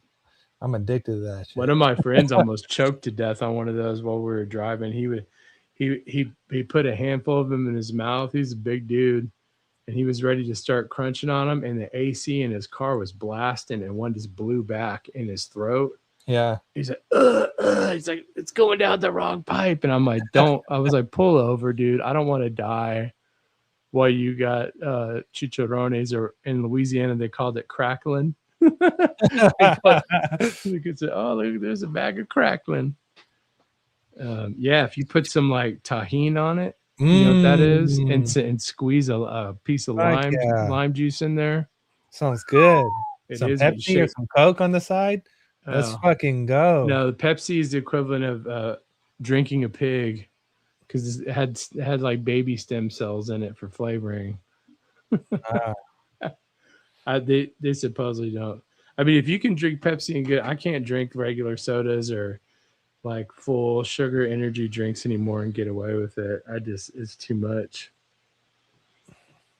I can't find street snacks. Video is that that Sean guy. What's his name? He does the interviews. Sean Ryan. Sean Ryan. That's what his fucking name is. Sean Ryan. He just did a I'm gonna post a link for you, Ace the game. Hold on a second. Go ahead, nerdy. He just did a interview with some lady. She was talking about it, how they're talking about the Bible, how it says what the same verses that you brought up, Leviticus, how it says not to eat it. Yeah. And if you ever get a chance, I don't know if you will, I'm not going to knock you for it, but if you ever get a chance to read some of the books of the Old Testament, especially Leviticus, like the Levitical priesthood, like all the what you call like tithing was done in crops, and they already had currency. They already had money back then. So I've heard of some pastors saying that the storehouse today, which back then is where like let's say there, 6 guys and they were all Levitical priests. They would go in for like X amount of months. They'd leave their family and children, like they'd leave them all set at home, and then I think they would rotate out, but they would all bring like 10% of their crops, so they would have enough food to eat. And they would just stay there and do their thing, basically. Wow, AI is controlling my search for the aborted fetal cells. Okay. Human embryonic kidney, which came from babies. It's called HEK -293 cell line. Oh, another freaky thing to look up is the immortal cancer cells. I can't find it. I'm gonna run this video real quick. Yeah, go ahead, man. Marcus left. Okay, bye, Marcus. Bye, Marcus. We just hit Hi, a Marcus. milestone. Our debt is $39 trillion, and the milestone is that's as much as our entire GDP, our gross domestic product. How much of a milestone is that, and what's the significance? Oh, shit. So we are hitting a lot of fiscal records when it comes to our debt, and none of them are good. Debt as a share of the economy hitting 100% of GDP is something that has rarely happened in this country. Only twice before, once briefly during COVID and right after World War II. It's an inauspicious situation where we are now running a debt that is larger than the entire economy produces in a year. And the problem is we are projected to race right past that and continue to borrow more with our debt as a share of GDP growing. Now, there's nothing magical about 100%. It's not like that's a tipping point.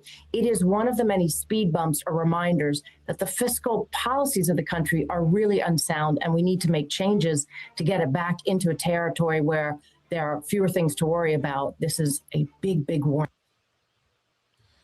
The whole debt situation is such a scam. You say debt? Yeah, it's all fucking a scam. I don't think anything's gonna happen. Just remember the term, there is no money. I think we'll have a correction, but that correction is actually needed. It's actually healthy. It's just it's volatile swings. It just helps everything. It's just cycles. It's not like it's some fucking random thing. Where are all the bodies going down your sewer drain or into your Pepsi? All I know is that,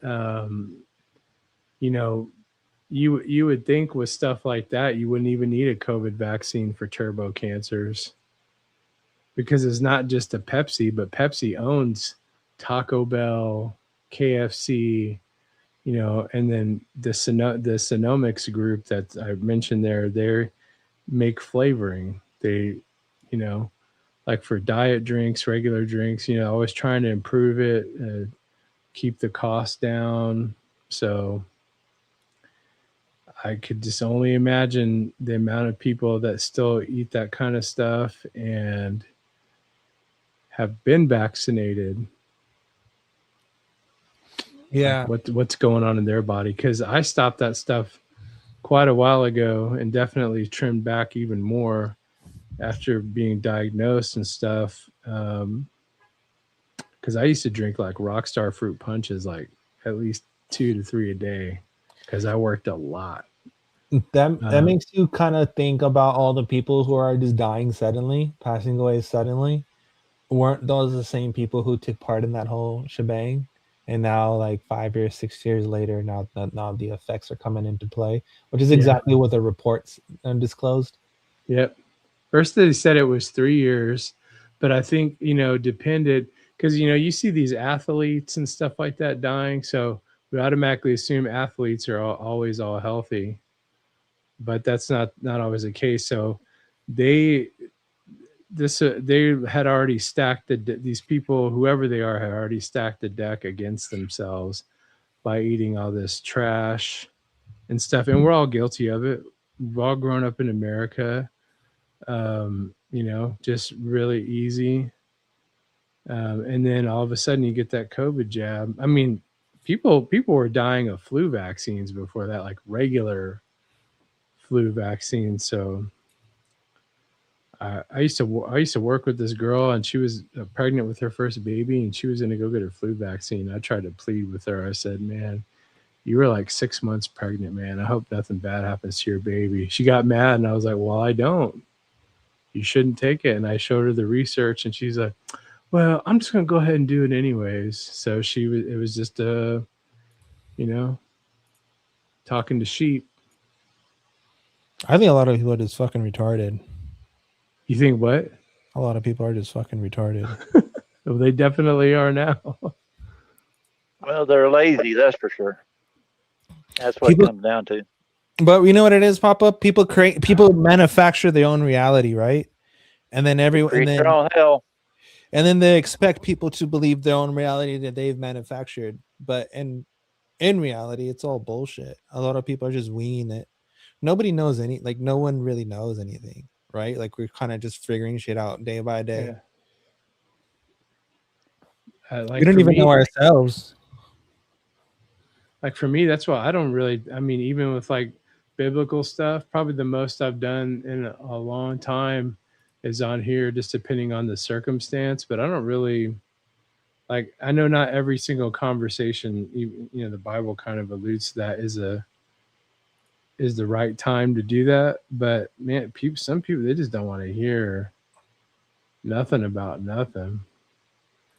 Yeah. Oh, yeah. Okay. Let me say something to Ace real quick here. Oh, which one? The energy drink? Yeah, because he said I work a lot, drink a lot of energy drinks, and I hate it, but I work third and first shift. Lately, I found an alternative called Odyssey Mushroom Elixir, and it's the bomb. If you can't, third shift is overnight, I'm assuming. Hopefully, Swing shift. Yeah, hopefully you can, if you're working overnight or something like that, you can get away from that, because that actually has been proven in studies to take years off of your life. I think that's like what, 2:30 or 3 o'clock in the morning to 1:30 or something like that. It could be 12 to like 6 2 to 10 or something. Yeah. Some Oh, shit yeah. like that. The only ones I drink now, they're called Ardors, ARDOR, and they just have, like, if it says lime flavor, it's probably got like, the peel or something. Like you smell the essence. So all I do is I just take a lime or a lemon and squeeze it in there. So all it's got is the green caffeine, the green tea caffeine, and then like carbonated water and sea salt. And there's no sugar, there's nothing. There's no anti molding compound. What's that called? It's called Ardor. Here, I'll put it in the main so everybody can see it. Okay, I thought it sounded something similar to what I drink called Wadar. Wadar. Hey, Ace, this is probably one of the best shifts ever, honestly, because one, you don't have to deal with traffic, and then two, you come home with no fucking traffic. Yeah, hopefully you don't do it. It's such a good shift. Go ahead. It kills your circadian rhythm, though. Yeah, That's the point. It's really rough on your body. But you get cool nights. Like you drive to work when it's nighttime and it's nice and cool, nice and calm. And you get off of work, it's nice and cool and nice and calm. And then the only part is when you come home and go to sleep, right? Listen to Dr. Fauci nerdy here. We're trying to tell you what's bad about it. And you're like, oh, but don't worry, it's totally fine. because don't worry about it. It'll look like everybody died when you're on the highway. I get it. I used to drive a tractor trailer for the mail service from my town in the middle of the night. Like, yeah, it was great. There's no traffic. It was cool. But my God, you talk about ruining your and lifestyle. that's Ace. That's not a criticism. I know you're probably doing what you got to do, but if you can, yeah, there you go. All right, I'll leave it to that. It's fucking beautiful, bro. Well, if someone in I here just could don't just like go and flip people- a switch, people like Ace wouldn't have to worry about Hey, working I overnight. started to say, Ace, I think the better idea is, for us just to go ahead and moon. We can all retire and the hell with work. Yeah. also, what? Also the thing, Ace, is that you go to work and come home on the swing shift of cops as well, so you can kind of like smash to work and smash home. Because don't worry about a radar empty. detector or anything. Just go.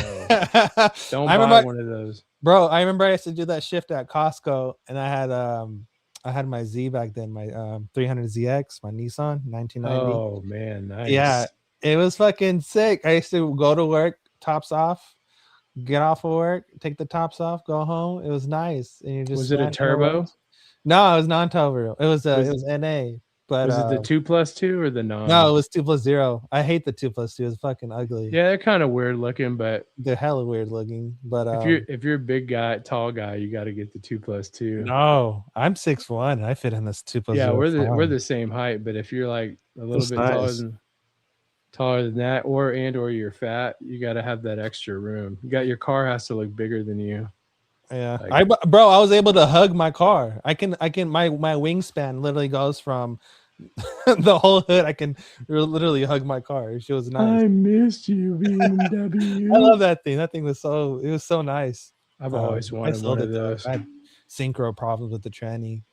Second kept grabbing it. I didn't want to fix it. Do you know the motor in the 300ZX? They found out later because there's a tuning company in Houston.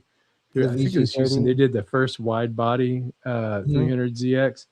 They tested, and they found out that the 300ZX motor, I don't remember the actual name of it, but was more powerful and more potential than the RB 25 or 26 from the Skyline. That's why the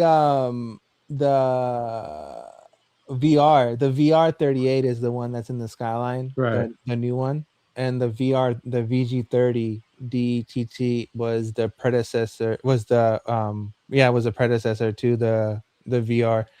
They basically took the VG and made everything better, and then compacted, and then created the Skyline, and that's how you got the Skyline. Yeah, I wonder if they did it too because the Skyline they didn't bring it to the United States. So I wonder if they bumped up the horsepower or the bore on it for the U.S. market. Well, what they did was they made the VG and then they came out with the VQ, which is probably the worst sounding motors in history. And they took all the new stuff that they did with that one and they combined it together, and then you got the VR38. But yeah, Nissans are tight, man. I really like messing with all that. Now I'm into Beamers. Now I'm into German cars. I have foreigns. Yeah, I have real foreigns. M54 right now. The best motor in history. I gotta get my X5. I gotta get a new alternator on mine. Bro, I love fucking working on BMW. It's probably the easiest car to work on. People always bitch and complain, but I fucking love my BMW. It's the best and easiest fucking thing you can ever work on. Check that out, nerdy. Watch. It's so simple. Hey, show shampoo. Yeah, exactly. This is a commercial. Hey guys, I'll be right back. I'll be right back if you're here. I gotta tell mom good night. Okay. All This is back when car commercials are real. Okay, so And is they this were the so blue one? annoying? So I had a blue one. I had this one. I think that's a pearl. That's a pearl Azure essence. was it Azure Blue Pearl. I had this Azure. one. Yeah, I That's had this annoying. one, and then I had two of them. My first one was the pearl white one. I had a pearl white one, and then I sold that one, and then I got another one that I was building to be because I was gonna do a twin turbo swap, and that was Azure Blue Pearl. I still have the T-tops, and I still have the original blue carpets. It's in my closet. right now. Whoa, nice. Yeah, I'm gonna save it. And I also have a Grady wing in my storage I'm probably gonna get ready to sell because I thought I was gonna buy another one, but so I'll let that shit go. But yeah, check this one out. This is not, we shouldn't even call these data centers. We should call it manufacturing intelligence. Was always a miracle that we could turn electricity, into light or heat, but now we can take a kilowatt of electricity and turn it into intelligence. We're in an arms race on who can build out the most power to build out the most intelligence. And this is going to impact, every job, every company, every industry with huge productivity gains. This is positive for humanity and it's positive for the United States. China is our arch rival here. China with streamlined or no permitting at all can just blow through all the regs and build what they need to build. In the U.S., we're finding opposition. But one of the things, Kevin O'Leary reported on it last week. More people should be. But, there's a concentrated information propaganda war that's geo-targeted. Any place that's trying to build data centers is getting bombarded with foreign-directed propaganda to try to block these from being built. So this is, again, just another attack on the U.S. and our ability to be competitive. So people have to be smart about it. Gotta be smart about it. Oh, I found it. Yay. Can I open it? Oh, I can open it. Fantastic. Can I share it as a question? Let's see if I can share it with you guys. Oh, I can share it. Oh, how cool. You sound like the alien from Right here. This is it. This is my Z. This is me doing a donut on my homies.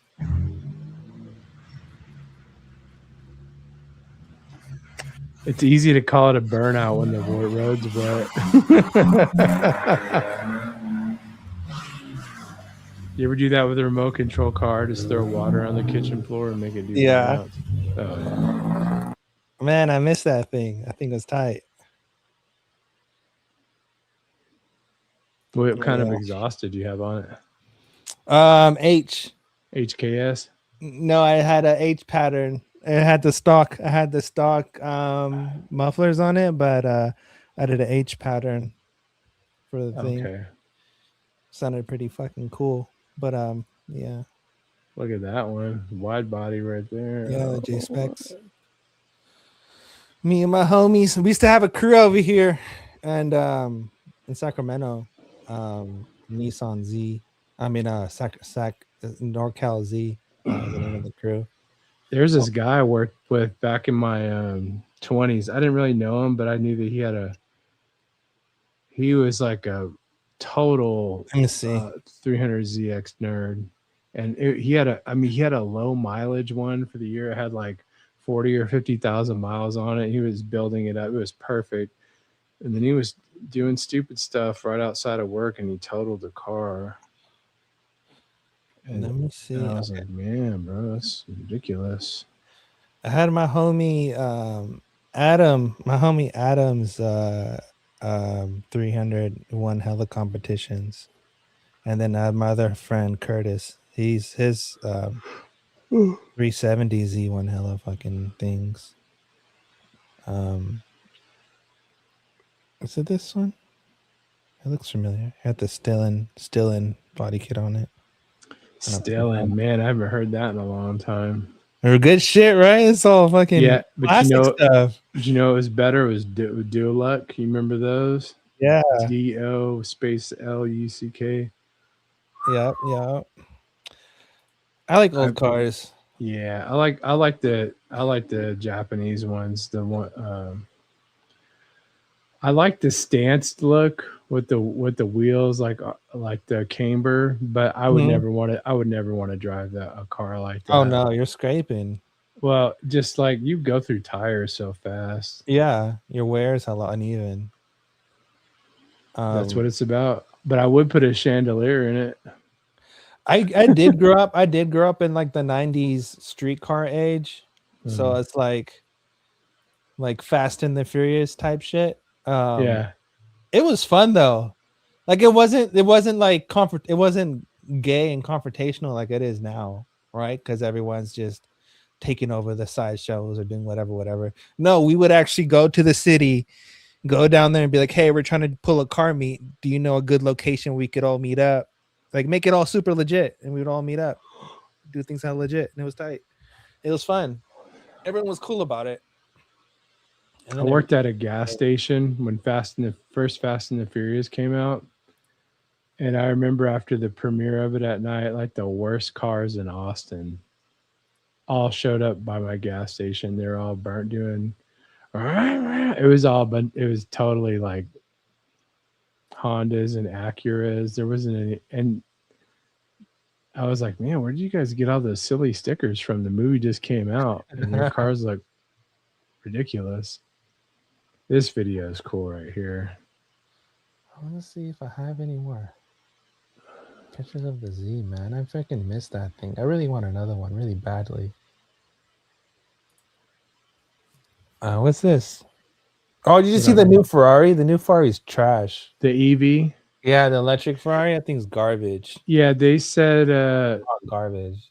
Were you asking what I had on the screen? Yeah, was that it's called I'll send it to you in the private chat and you can check it out later. They do some of the best car videos. Like I don't even know. Look at that Lambo, dude. Oh man. Oh, that's the first one was the 37. Yeah, R35 Skyline. That's the 35. And then the first one he did, that was a special edition, 37. Or 36 or some shit. I put the link in there. You can save it. It's got like a lot of like some rap, I think some funk music on it, but the cars are just beautiful in this. Like I could watch it on mute because the cinematography in it is so nice. My first car was I had a Celica GT. It was a 91 with the flip with the Celica Supra one. Yeah, I had the flip with the blinds for the rear windshield. Yeah, that car was tight. I had the ST 128, which is the first all track GT4 all track. Mm-hmm. The rally version. That shit was fucking tight. I love that car. I learned how to drive stick on a Chevy Love though. Did you ever see the Celica all track? Yeah, they have two versions. It's like they have a rally car. They have the pop-out headlights and they have the ugly ass circle headlights. I don't like the ugly ass circle headlights. The alien eyes. Yeah, I don't like that shit. Yeah. I like the one with the big bulb because it looks like totally rallied out. Yeah, hell yeah. With the bar in front, with the 3 or 4 little big old bars in front. Yeah. Look at that skyline. Skyline. Do you know a freaking 240 is like nearly the $30,000-$40,000 now? Still? They're going up in value. All the old Nissans are going up in value. An Audi TT. Those are okay but if you can avoid a front wheel drive, I think they make an all-wheel a Quattro. I drove one of the first models that came out at a used car lot a long time ago, and it's a 5-cylinder engine in that. Yeah, it's very, very rare. I heard that they have problems, but if you're not a small guy, don't look too forward to it. It's half of Lambo motor. If you can, one that's cool that you can find is the 2003 to 2004 Audi RS6. They're really expensive to maintain, but they have like the engine and turbo setup that the modern Audis use. It's a 450 horsepower twin turbo V8, and if you put it in sport mode, there's 0 turbo lag, and you will go flying right to the gas station. I would get an Audi, but I used to work at a VW at the dealership, and we used to get so many freaking off the lot VWs and Audis that come into the shop. Yeah.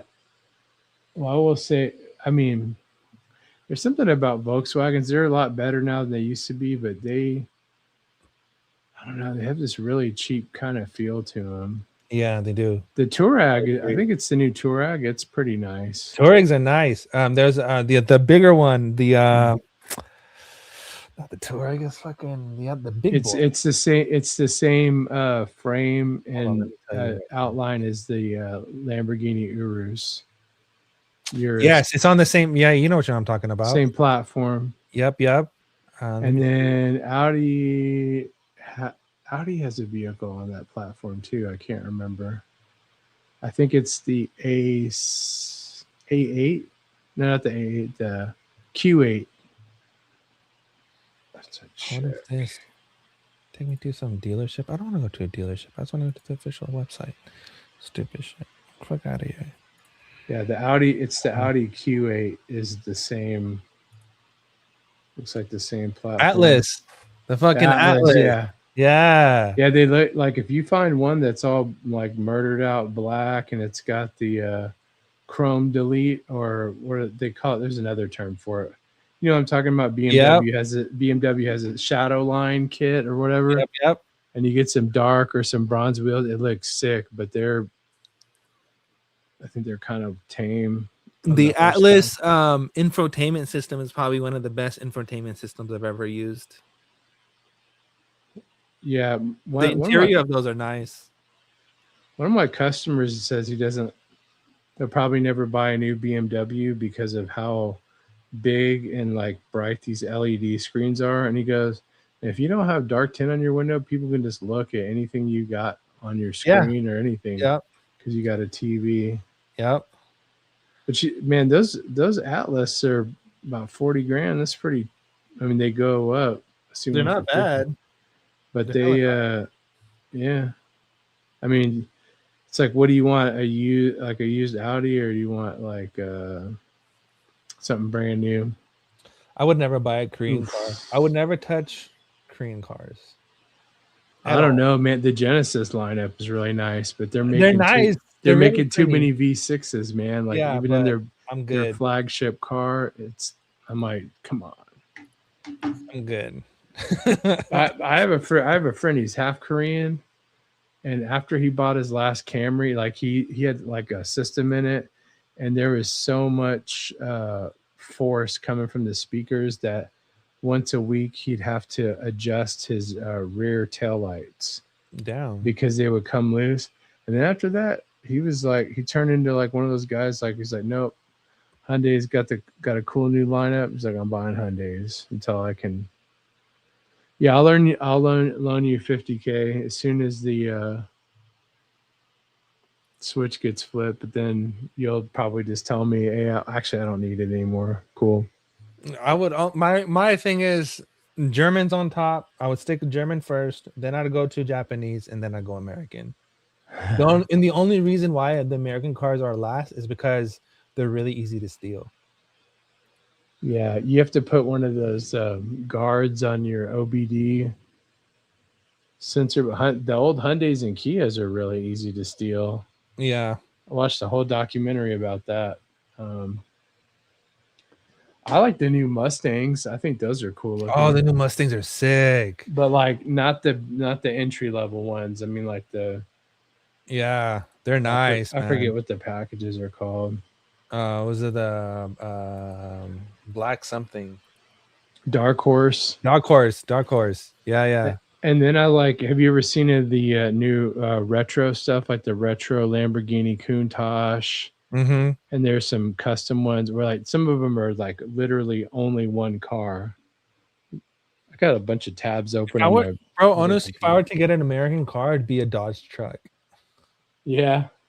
Yeah, I really like those trucks. They're really fucking nice.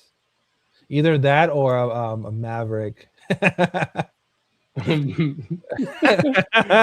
going to take to Costco to pick up your order, sir? Those fucking Ford Mavs are tight. Nice little trucks, man. You gonna get a big sticker across the back window. Just call me Mav. Just call me Mav. Anybody seen Iceman? Top Gun reference. I love that movies. Oh man, they're making another one too. Are they really? Yep. I don't know what else they could do. I thought it was great the way it was. Yeah, the way it ended was fucking perfect. Yeah. And when you kind of compare it to the old one, that's one of those cases where the old one kind of sucks. First one. Yeah. But there's some. I don't know how much of the flying scenes are CGI, but apparently there's quite a bit that were not. That were real planes flying.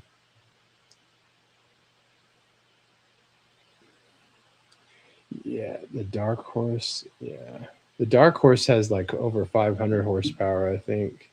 You know what's funny is that I can make that with the motor I have right now. Of course. Well, you have a X3 or X5? E60. E60. Is the older BMW 5 Series. Oh, nice. I have a E39 5 Series at 5. Okay, it's the model above yours. Yep. Yep. Where they had the V10 M5. Yep. But I have the same motor as you do. Dude. What? You have the V8? You have the No, I 5.4? have the straight 6. No, mine's got a V8 in it, and I had the exhaust cut off of it, so it's loud. Oh yeah, Yeah. Those are nice. But man. yours probably has a little more horsepower. I think mine comes with like 220 stock or something like that. Oh, okay. God, I was gone for 10 minutes and you're still talking about your cars? What you want to talk about? Semi trucks, tractor trailers? Oh, here, Papa, I was waiting for you so I can play this video. I don't have no fancy cars to draw. Neither do we. Neither Just do we. regular guys. Those are basic ass cars. Here, watch this one. The amount of indoctrination that's happening in schools and universities is, I think, far beyond what parents realize. Let me give you an example that a friend of mine told me, which his daughters go to high school in the Bay Area, and he was asking them, like, who are the first few presidents of the United States? They could name Washington, and I said, well, what do you know about him? Well, he was a slave owner. What else? Right. Nothing. Right. I'm like, okay, that's maybe you should know more than that. Yeah. Yeah. Slavery is obviously a horrific institution, but we should still know more about George Washington than that. The amount of indoctrination. Yeah, it's happening on purpose too. And Bill Maher is like a total know-it-all. Like sometimes he's really funny. So Yeah. I wonder if that was a little bit intimidating for him to interview Elon Musk. Kind of like when he went to Mar-a-Lago. Bill I think he Maher's said nuts. he was a little nervous. That man's crazy. He used to be super liberal, then he switched. Who, Maher or Yeah, Musk? Maher. Yeah, he just All the writing on the wall. He was a Well, big yeah. time Trump hater. He was a huge Trump hater. And what better way to like put your money where your mouth is to take a top critic in the media and just go, hey, well, why don't you come on hang out with me and Kid Rock? I mean, Kid Rock's kind of is a dork, to be frank, but yeah, and so he still doesn't like a lot of his policies and stuff, which is fine. But Bill Maher is a Jewish, so he's going to, it's all about that first before anything else, before any, like that. When it comes down to it, so if he's like, well, okay, he's cool with Israel, and Bill Maher, I think Bill Maher probably criticizes Netanyahu a lot as well, which is he's definitely deserves it. But yeah, so I watch him sometimes. I didn't realize he's like almost 70. It's or hard, 70. bro. It's so hard to watch that shit. Well, no, I watch the podcast difficult. that he does, depending on the guests that he has. I find a lot of these shows so cringe because they can't go because like regular people are watching it and they can't go too they can't go too conspiratorial or tell too much truth or ask or raise too many proper questions, so they have to keep on like this narrative of like, oh yeah, let's be ditzy and let's ha ha ha, the world is bad, blah blah blah, fuck America. And it's like, you guys are weird. The show's like 20 years old, so you used to have cable to watch it. Yeah, on HBO. So we had a box when I was younger. Oh, the scrambler, black box. Yeah. We had one. One time one of my friends said, hey, if you ever get one of these, he goes, watch this real quick. You just put it on this one channel where they always did it. It was a scrambled cable channel, and then this line of text would come across the screen on the bottom, and it says, call now for a free movie. And there's a toll-free number on there, and that's how people get busted. Oh, like why do you need to call for a free movie when you have free movie channels? Oh yeah. They're like, oh sweet man, this came with a free movie, cuz.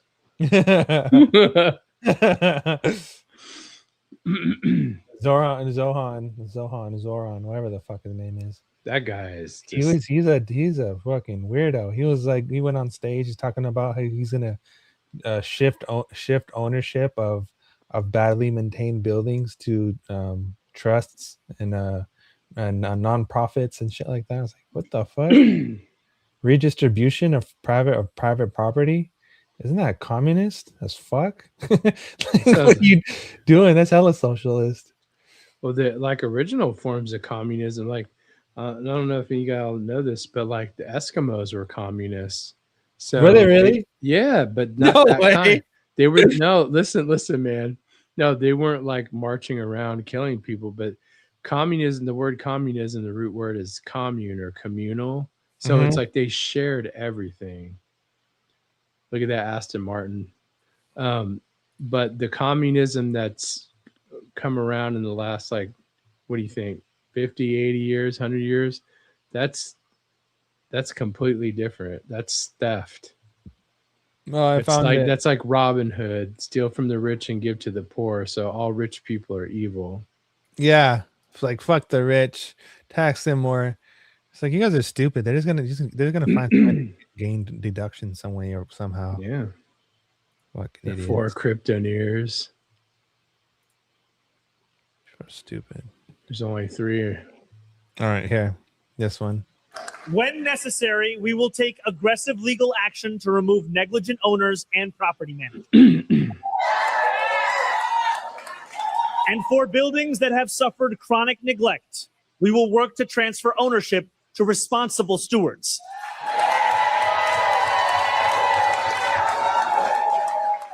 Stewards that include community land trusts, nonprofits, Community land trusts. nonprofits, or even the tenants themselves. This fucking guy. That guy is asking for problems, dude. This fucking weirdo. Fucking New York's gone to shit. just playing his role. Yeah, they ain't got anybody. Businesses are all gone. You thought you thought California was bad. Go check out New York. What's that kid's name? I always forget his last name. Nick, the one who's exposing like all the lit quality learning center. Dude, he was Nick Shirley. Yeah, he was in New York like about a month ago, and he's exposing like all the little, like, I would call them like African gypsies or whatever that would set up shop. As soon as they saw Nick Shirley, they would run. But if He you got looked popular in a hurry. if you looked on the ground, dude, there was so much like snow, that fake snow that doesn't melt, and you could see poo-poo, like poo-poo turds. Oh my god. Right underneath it. So like basically over there, the problem they have now because of the homeless and drug addicts and stuff is like during winter, these guys will drop a deuce and then the snow will pile up over it. And then when the snow starts melting, it's all underneath there. Ugh. Yeah. Just doo-doo avenue. Ugh. You guys want to He's got to be a fed. You guys want to see one of my favorite videos ever fucking recorded? Your favorite video? Yeah, this is my personal favorite fucking video Of all times. Probably of all time. It's a nuclear power plant being powered on. Hope it doesn't suck. A nuclear reactor being powered on. It's probably the coolest fucking noise you'll probably ever hear. Do it. This thing's fucking tight.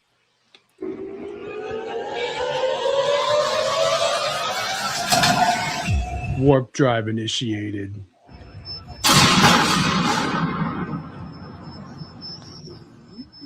That is radioactive AI right there. That's just gnarly, bro.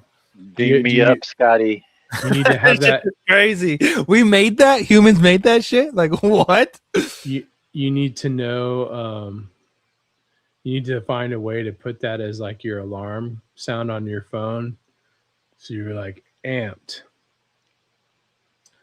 Okay, what's this? Candace on her show today proved Nick is a fake. I don't know. I didn't see it, but Candace Owens is all over the place. I'll watch it, and If I can find a clip of it, because she does some pretty long live streams. So I think she's a propaganda whore. yeah, she doesn't do too well with her quote unquote exposés. I think, you know what? I think I saw something about that. Like basically she's like very competitive. So I wouldn't be surprised if she was trying to diss the guy. I mean, the kid's young, he's got a lot to learn. Oh, here's a good one. All right. You guys ready for this one? This is the same shit where we're talking about for people who don't know, Epstein is tied into more shit than you realize. Epstein is actually tied more into crypto than you actually would like to accept. I think I know what this is. He was running the world. Epstein funded the Bitcoin research paper, and then him and that Brock Pierce guy, wasn't it Pierce or some other guy? They were the co-invest. Huh? Was it Brock Lesnar? Wasn't? No, I think he was financed by that guy. I don't know. It was the one that his name was Brock something, but there was a Brock tether Lesnar? guy. It was a tether guy. Him and Epstein. He went to Epstein for funding so he can create tether, and then Epstein was the one who funded Coinbase, and then that money was used to help fund Circle. Hey, you know what Brock Pierce's middle name is? No. Jeffrey. I'm not joking. You can't make this shit up. That's wild. All right. Marcus isn't here. We'd be doing gematria. All right, here, check this one out. Stunning new investigation from DropSite News reveals Jeffrey Epstein advised the Obama administration about cryptocurrency while the White House was negotiating the nuclear deal with Iran. Here is the story. I encourage you to read it. According to the report, Treasury officials consulted Epstein about Bitcoin, sanctions evasions, terrorism financing, and the future of digital currency as the administration tried to tighten pressure on Tehran during the nuclear talks. Now, think about how extraordinary this is. This is during the Obama years. Jeffrey Epstein has already been convicted as a sex offender, and he's welcomed with open arms by White House counsel, the Treasury, other globalist elites, political elites. How does this happen? This wasn't a man exiled from power after his conviction. He was still moving comfortably inside the highest levels of government and finance in the Obama White House.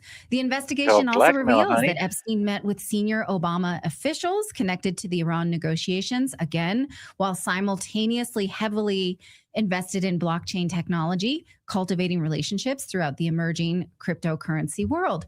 Joining us now is one of the authors of this report, Murtaza Hussain. Thank you so much for joining us. It's shocking. I mean, you can't really say like, oh, Obama, it's not in the Epstein files. No, a lot of his administration was. Can you explain this? Yeah, thanks for having me, guys. Thanks for highlighting the story. So, yeah, it's very interesting because people often talk about Epstein's political role and his associations.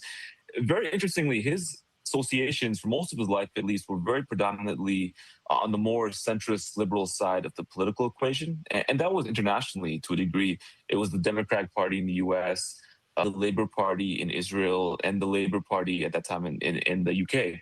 So that was his sort of nexus. It went far beyond that, but that was kind of where he predominated.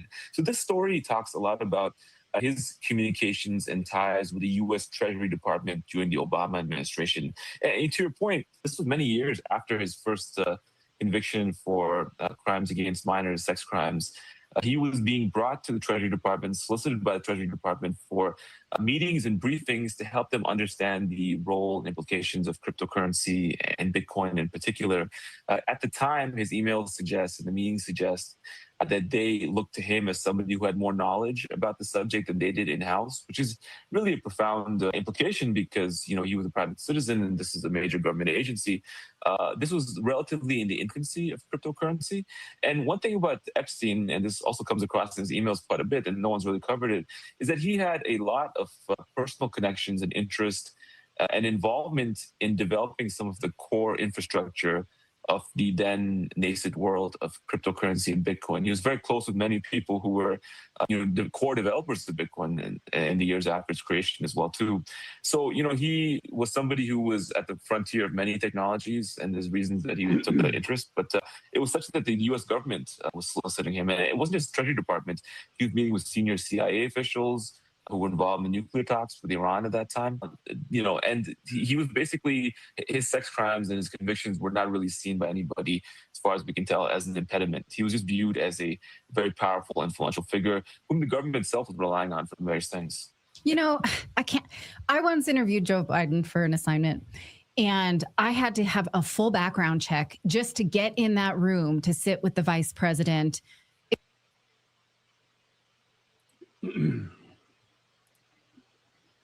Interesting.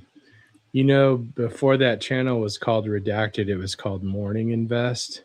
Yep, I remember that. Do you remember that? Man, that guy, Clayton, he used to be a big old Trump hater, dude. I mean,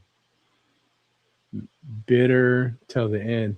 And then they were in Portugal for a good amount of time that they were doing Morning Invest. And Morning Invest, what is it called? Redacted. Because they left the country because they were getting sued. They were in a big lawsuit. I think they lost for supposed real estate fraud or something like that. I was going to try and pull it up. But what was funny was that they were, those food delivery services where they prepackage your meals? Mm-hmm. They were doing ads for that while they were in Portugal. And they were like, it's one of our favorite things to eat. And it wasn't a service that you could get in Portugal. It was so funny. They'd be like, nerdies in China or Korea. And you're like, yeah, I just love Blue Apron. Wow. I used to watch them on Rumble all the time. Yeah. I mean, they're catching on. They got smart and pivoted away from that to something more political. Yeah. But yeah, they've even had people on about all the tax stuff I've mentioned. Sometimes the people they get on to talk about aliens are just, I can't take it. Let's see. Clayton Morris lawsuit. It says former Fox and Friends host Clayton Morris and his company Morris Invest were named in over 24 civil lawsuits and state investigations for an alleged real estate scheme. In the Indianapolis area, investors accused Morris of defrauding them by selling dilapidated or burned down homes while falsely promising to manage, rehabilitate, and rent the properties. Sounds like he got in over his head. But, man, they must be bitter if they still watch him on Redacted. Yeah, I don't even watch none of that shit anymore. It's all fear-mongering stuff, right? Like, it can be informational to a certain extent, but nowadays more like they switched it more towards a fear-mongering kind of theme rather than being informational and just be like, oh, this person's so bad. Oh, this is so bad. Oh, look at this is happening. Oh, the world is gonna end. Look at all these bad people. It's like, shut the fuck up. Yeah, when the world starts to end, you're gonna know it. Yeah, like really. Even it's been so many years, and all the hype and all the bullshit that people said in the past, literally nothing came to fruition. It was all just and there's a big entertainment. That's all it was. There's a big problem with that, and in false movements, and I guess I don't really consider it Christianity because there's just some key elements, anybody who does date setting in Christianity, they're a false prophet. Was there who calls it date fagging? I was trying to think of that the other day. Yeah, date fag. Man, I'll definitely keep that one under consideration for use. I think that's funny. Hey, don't be a date fag, all right, nerdy? But yeah, so there was so many movements, with people, way back in the day, selling their homes, and the world's gonna end, and some of them were just getting buying motor homes, so they have a place to live, and then And then the excuses they made afterwards were just insane. I'm like, all right. So. Oh shit! What's up, Duel? Click the link. Duel. Come and join. That's called a cult, like Jim James. Yeah. Yeah. Well, the United States government, for almost the most part, I don't know about their stance on like Hinduism and Islam and some of the other religions, but they do have a majority of Christian groups, churches, like church buildings, which I don't find too much legitimacy in. Like there's not too many that are good, really. They have them listed like in like FBI watch lists under the tab cult. Even if it's not really cult-like at all, or a cult leader, potential cult leader, anything that has to do with like biblical stuff, they have it under there from some stuff that I've seen. That way, if anything happened, they have permission. Look, they were on the list. Well, look at Black Lives Matters and Antifa now. They got put on the list. That was stuff was a scam. And people still fall for it too.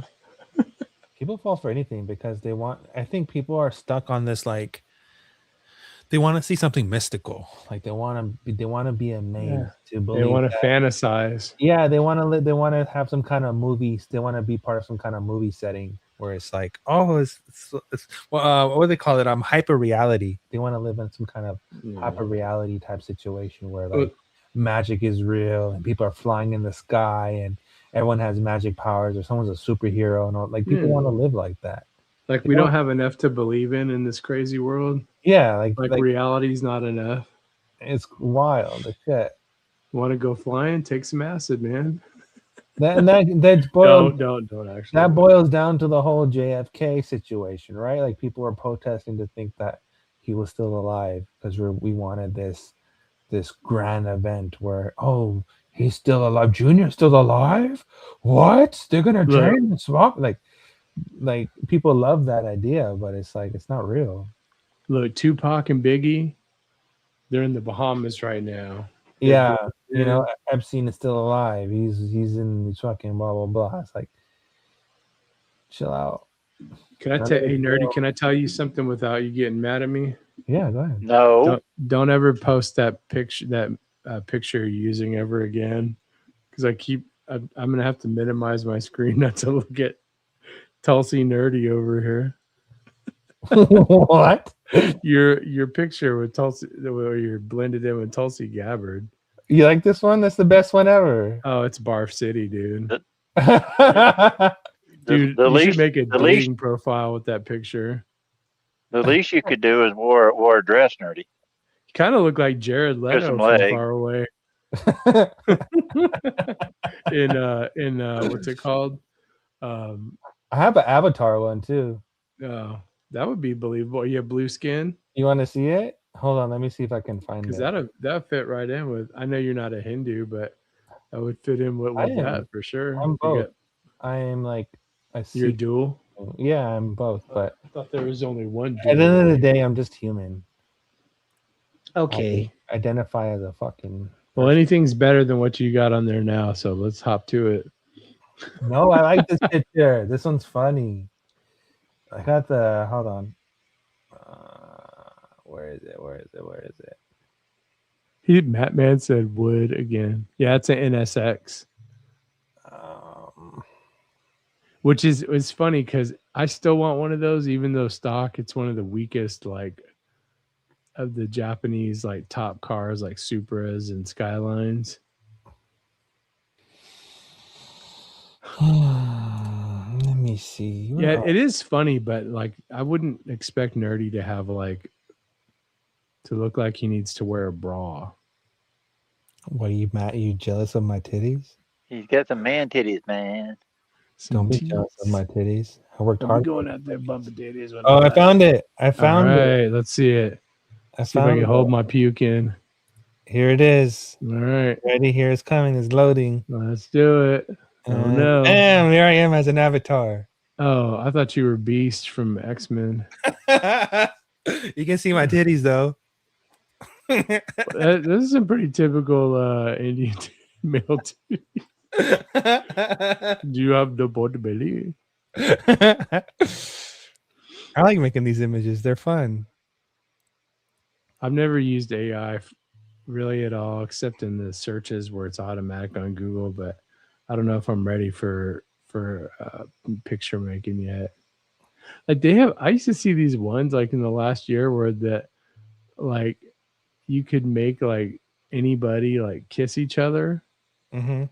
Like if you had a side by side photo, you can make an animation of like, like if you were sitting across from another guy and you would lean into each other. I'm like, oh, this AI stuff is crazy, dude. I don't know if I want to mess with that.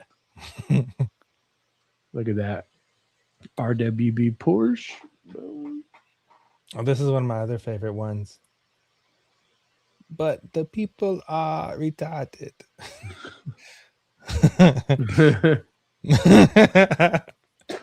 That's totally Family Guy looking. No, it's Rick and Morty. Oh, is it? But it's just the eyes. Yeah, it's Rick and Morty.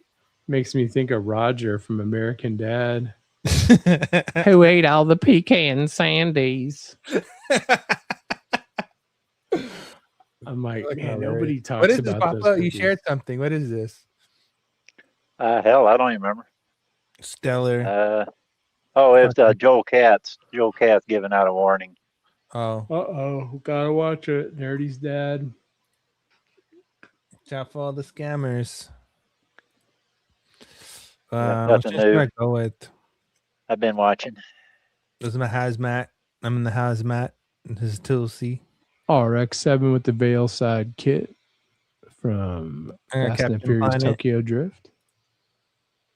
I like that one.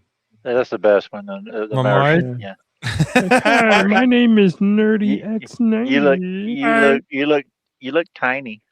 You call yourself Narvin the Nartian. Tiny nerds. Tiny nerds. Yeah. I think I'm running out of material. Yeah, Hold on. sometimes it's not. It's hard. I mean, there's still been a consistent 50 or so people. Are you not entertained? Okay, Clap, so monkey, clap. do a gladiator one next. Clap, monkey. There's been so many like psyop people. There was that one guy with the long hair, the white guy with the long hair that was connecting all the dots. He came and went. There's Nick Shirley. Then there was that professor, the Asian professor guy.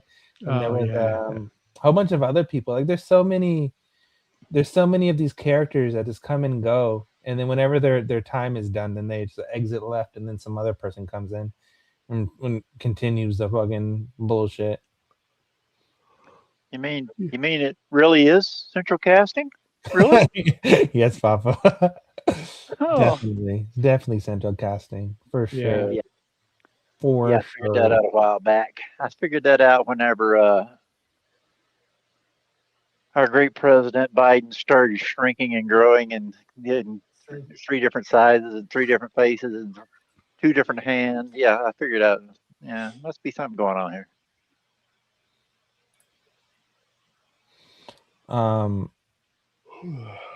Most of Hollywood's gay. I wanted to put that out there. Just in case y'all didn't even think it had a thought in your mind. In case you were just on buffer mode right Come now. on. First what's- it's psyop, gay op. Come on. What's left of Hollywood? Gay.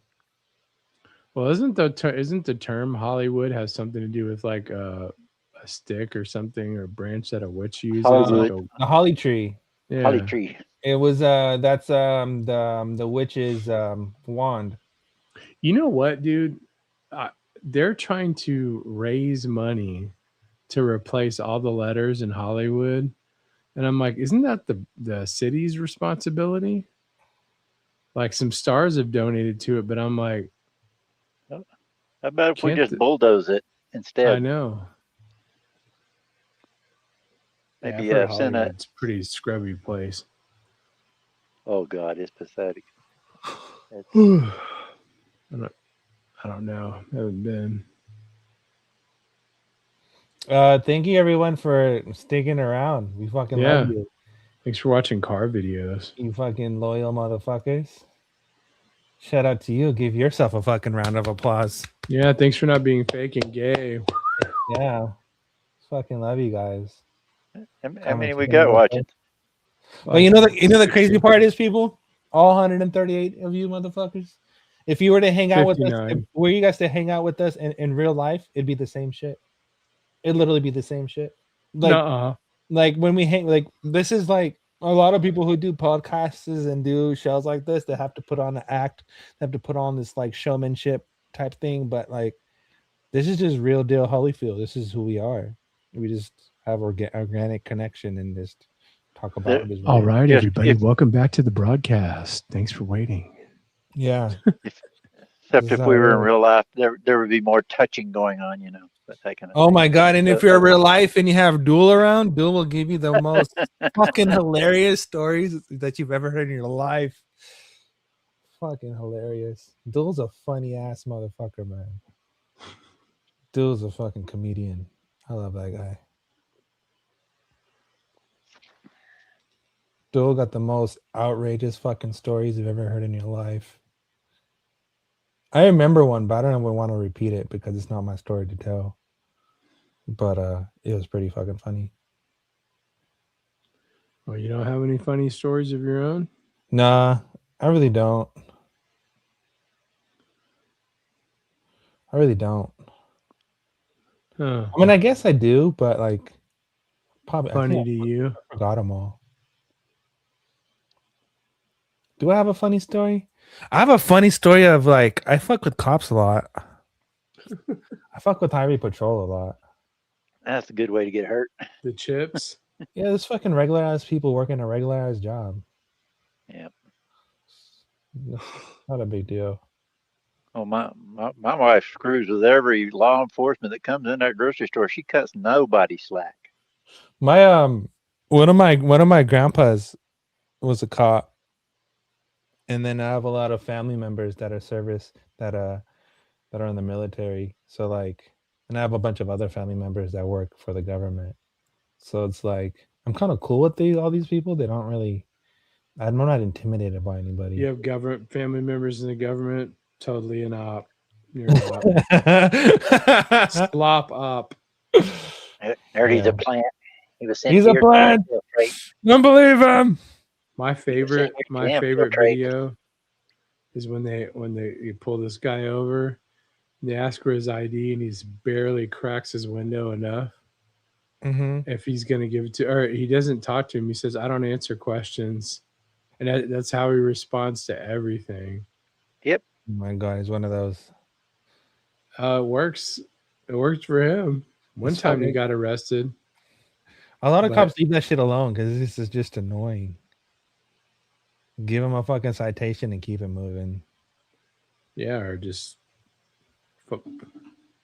if I'm speeding, guaranteed there's somebody doing way worse, even in a car. Yeah. Yeah. Every time I get pulled over, automatically turn on the interior lights, put down all your windows, deal with that. Okay. Carry on. Should put some sunglasses on. See, I can't see so Bro, good. it's just some dude doing his job. Let him do his fucking job and carry on with your life. Like, You mean I shouldn't be locking and loading 15 rounds at the time? no. Let the man Shit. do his fucking job. Get on with your life. Make I shit just work do for yourself. I just do the simple thing. I just don't get pulled over. Yeah, I just don't. I just get don't pulled over. speed. Don't do the shit. Yeah. I've dealt with corrupt ass cops before too. Like I've had this one lady cop here in Sacramento who was trying to plant drugs in my car. Whoa. Luckily, I was smoking in my car before when I did smoke, and I dropped fucking bong water all over the back seat, so it reeked like fucking bong water. And even if they did try to drop something into my car, it wouldn't even own up. Well, you could have just aren't like, can't you buy like at the store like just CBD drinks? I mean, you can. I mean, yeah, but Because I have a couple that I just save them for a rainy day because you already know I got the prescription real deal stuff. Mm-hmm. But you know, like the gummies and then the concentrates and stuff, like Rick Simpson oil. Yeah. But I got this one, dude, and I didn't realize it when I looked at it that it was said extra strength, like the top strength, and that one can, like it looks like a can of Coke, is 2 servings. Oh shit. And when you open it up, it would probably smell like bong water. Yeah. So you could be like, yeah, I actually spilled one when I was detailing my car. Can't get the smell out. But man, planting drugs on somebody, that's outrageous, dude. It is. To me, that's like when a woman accuses a man of sexual assault or rape and they find out she's lying and she doesn't get in trouble at all, and the guy's reputation is forever questionable or ruined for no reason. It's like cops planting drugs. I think when somebody does a violation, like an officer does a violation like that, their punishment should be whatever it was going to be for you. Or the liar, whoever the liar is, should get it. Yeah, I mean, Sacramento's corrupt as fuck. Like, oh, dude, it's such a fucking. It's Gotham. Like, it's literally Gotham City. So your next AI picture should be you as a cop.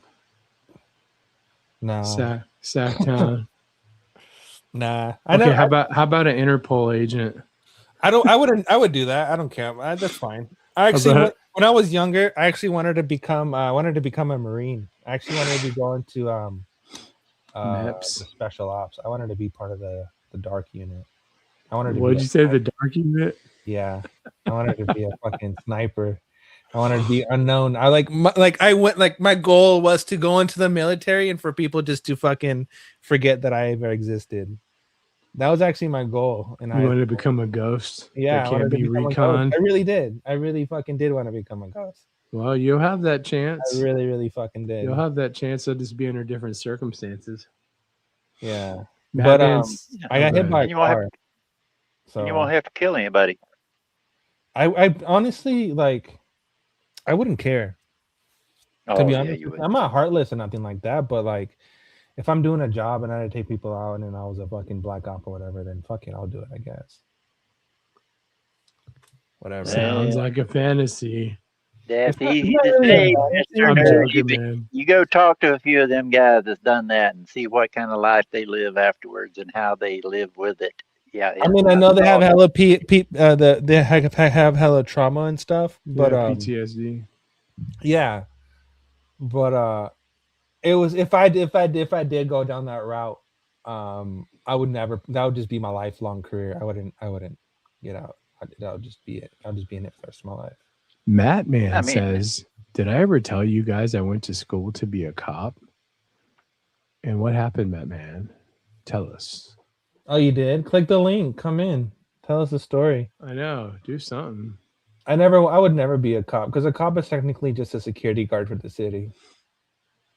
Well, yeah, they're revenue generators for the corporation of the county or city court. They don't get paid enough. They don't. Some of them make $15 an hour when they get paid regular ass fucking wages. They only get paid 60 to 80,000. They don't get paid much. I'd rather work at Costco because they pay way more. Oh fuck yeah! Over being a cop, I would definitely work at Costco over being a fucking cop. And then you could just be loss prevention at Costco, and that's kind of like being a cop. Loss prevention at Costco is a scam. It's so much bullshit. Really? Yeah, bro. Why?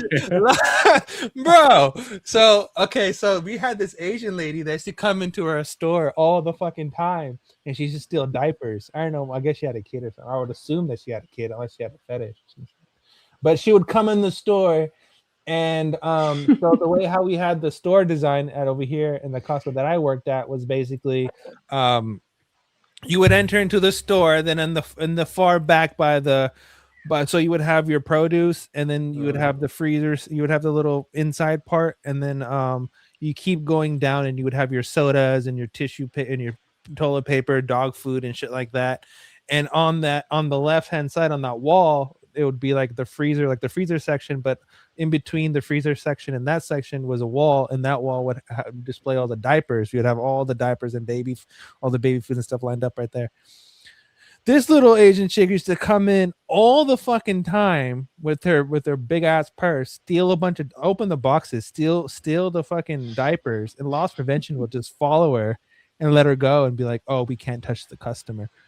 The fuck? What Yeah, do you mean? It's your job to prevent loss, and you but just you watch can't. loss Yeah, you happen? can't The most fuck? of the time. It's fucking stupid. The only time you can touch them is if they touch you first. Yeah, it's fucking garbage. Like one of my friends did that for a grocery store. He body slammed a few guys onto a Pepsi display, like the 2 and 3 liter bottles.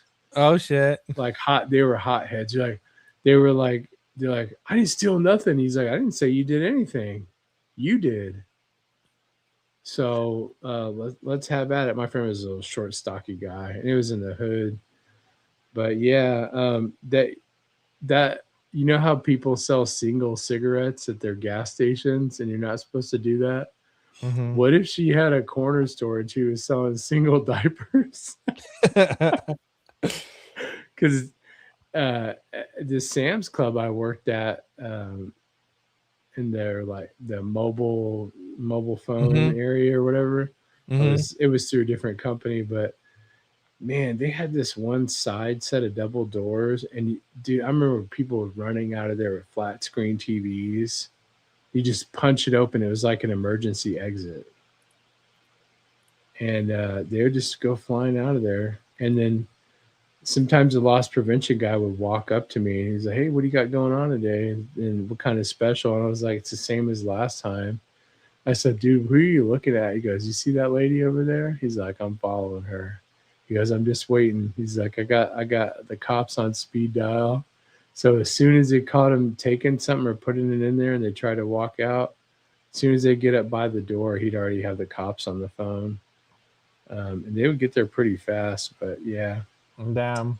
And that is California, dude. So Yeah. what you're talking about. So there, you can't, and you're talking about an Asian person, what you consider a minority, there nobody wants to mess with that. No, and if Yeah. if they fall, like if you were to tackle them down while they even stole something, they can sue you, right? Because it fell on your Mhm. property, and that becomes another thing. So that's what they say: don't touch them, let them go. You got them on camera. I was like, I guess. What if you just accidentally grabbed loss prevention, accidentally grabbed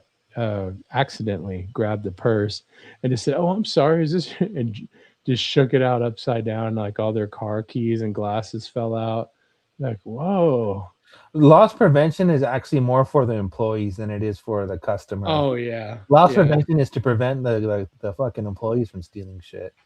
Which is horrible because Which is weird. if you're eating, I remember I got discounts. I mean, dude, the food combos at Costco are still relatively cheap. Sam's Club, they really haven't gone up that much in the last like 15 or so years that I noticed. Mhm. But I would still get hooked up. You know what I mean? I was younger. I could eat like a hot dog or a couple slices of pizza.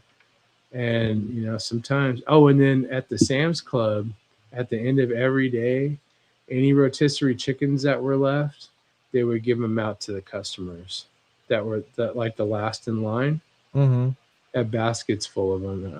I would get one here and there. So they did some cool stuff, even though it was like a hot chicken in a plastic bag. But back then I was like, oh, it's a free $5 rotisserie chicken, so why not? Costco is a super wasteful company. They Mhm. waste so much shit.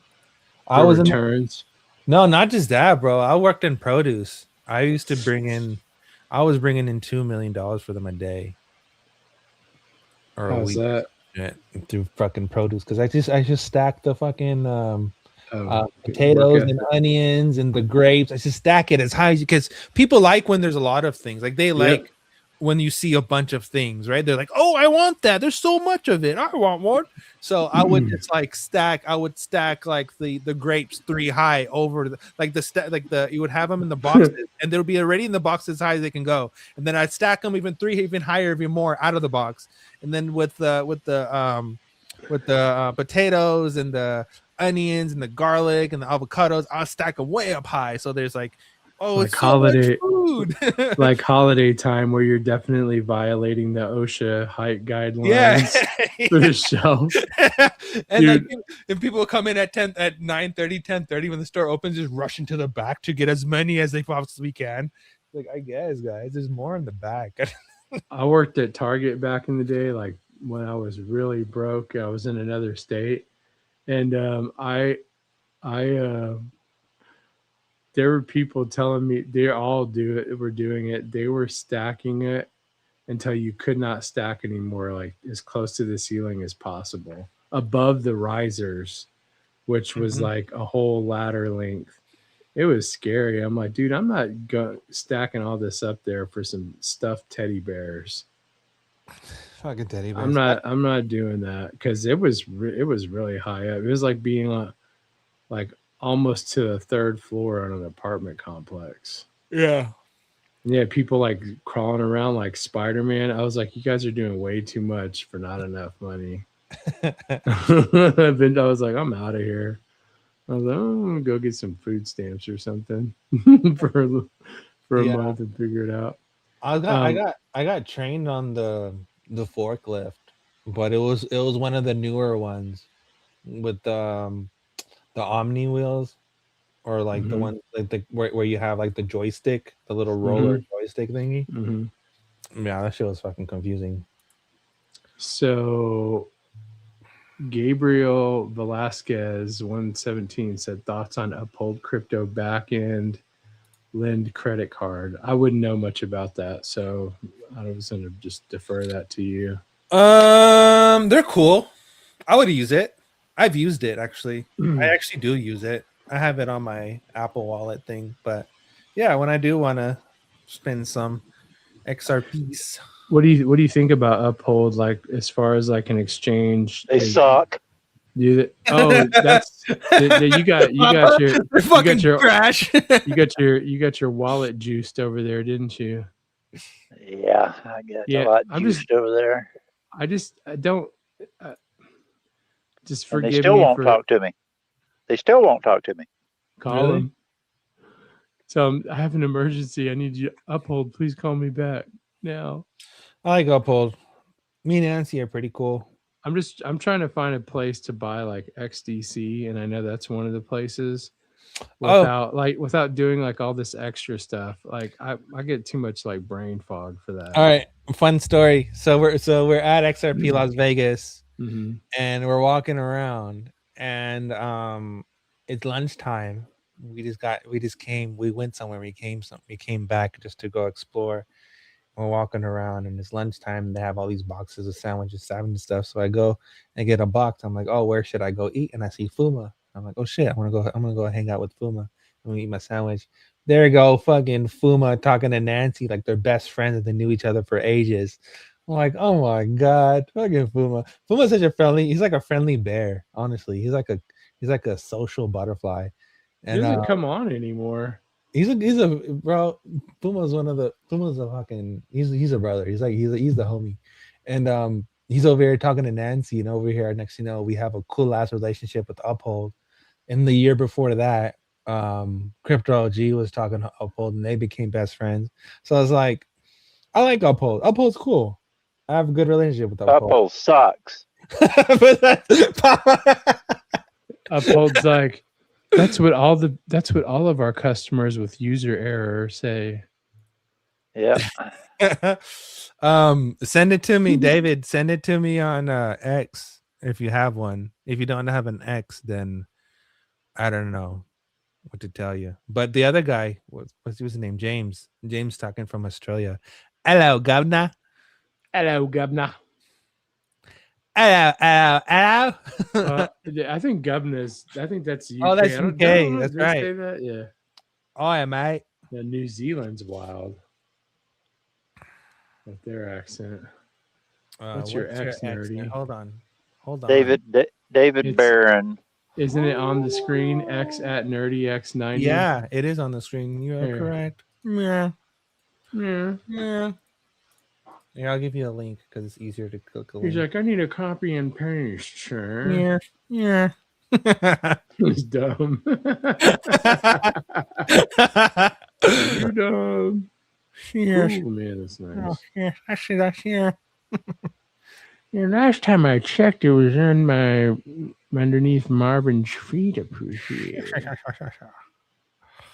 Hey, Lois, why don't you tell him my handle on X? Oh, Peter. yeah. If you guys want to watch some shows, we can too. We can do that too. I have the capability of doing that. Oh, but what if it's more than 10 minutes? I don't give a fuck. Someone that brings up a good point. Someone was saying there was I forgot I was watching it, but someone was it on X or something and YouTube or Instagram. I forgot I was watching a clip and someone was asking the question of what is American culture, and the answer was the American culture is fuck you. That's the American culture. Wow. It's to say fuck you. Oh, it's the British guy. The British guy was talking about the fuck you culture of America because they were living in an HOA place or something like that, and they wanted them to pay some kind of parking fee or pay something for gas or some shit. So they filled the meter with foam, the filler foam, so they can't do the payments. But man, yeah, that is the culture of America. It's just say fuck you, leave me the fuck alone. Yeah, I guess it depends on what state you're in, like how aggressive that might come. Like, not everybody will be that way, because a lot of people from outside, they think of the states they think of when they hear about the United States. They think of New York, California, Texas, and Florida. They don't really. New York's super aggressive. California is usually kind of laid back. The people I know.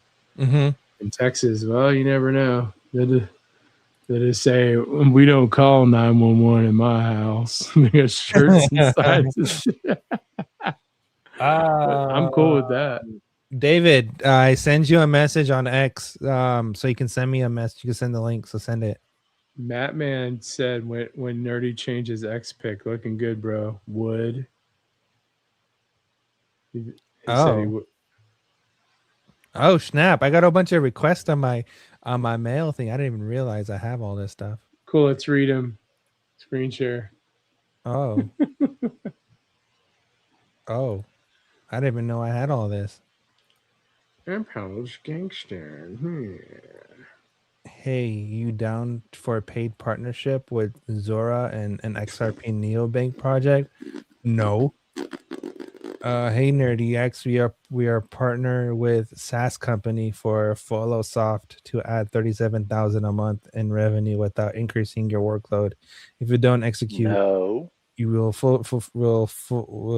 a full refund. Mind if I share a quick explanation video of our plan? No. Fuck you. Yes, I do mind. Hi, quick question. Would you be open to info about a token claim that has done using non-custodial? No.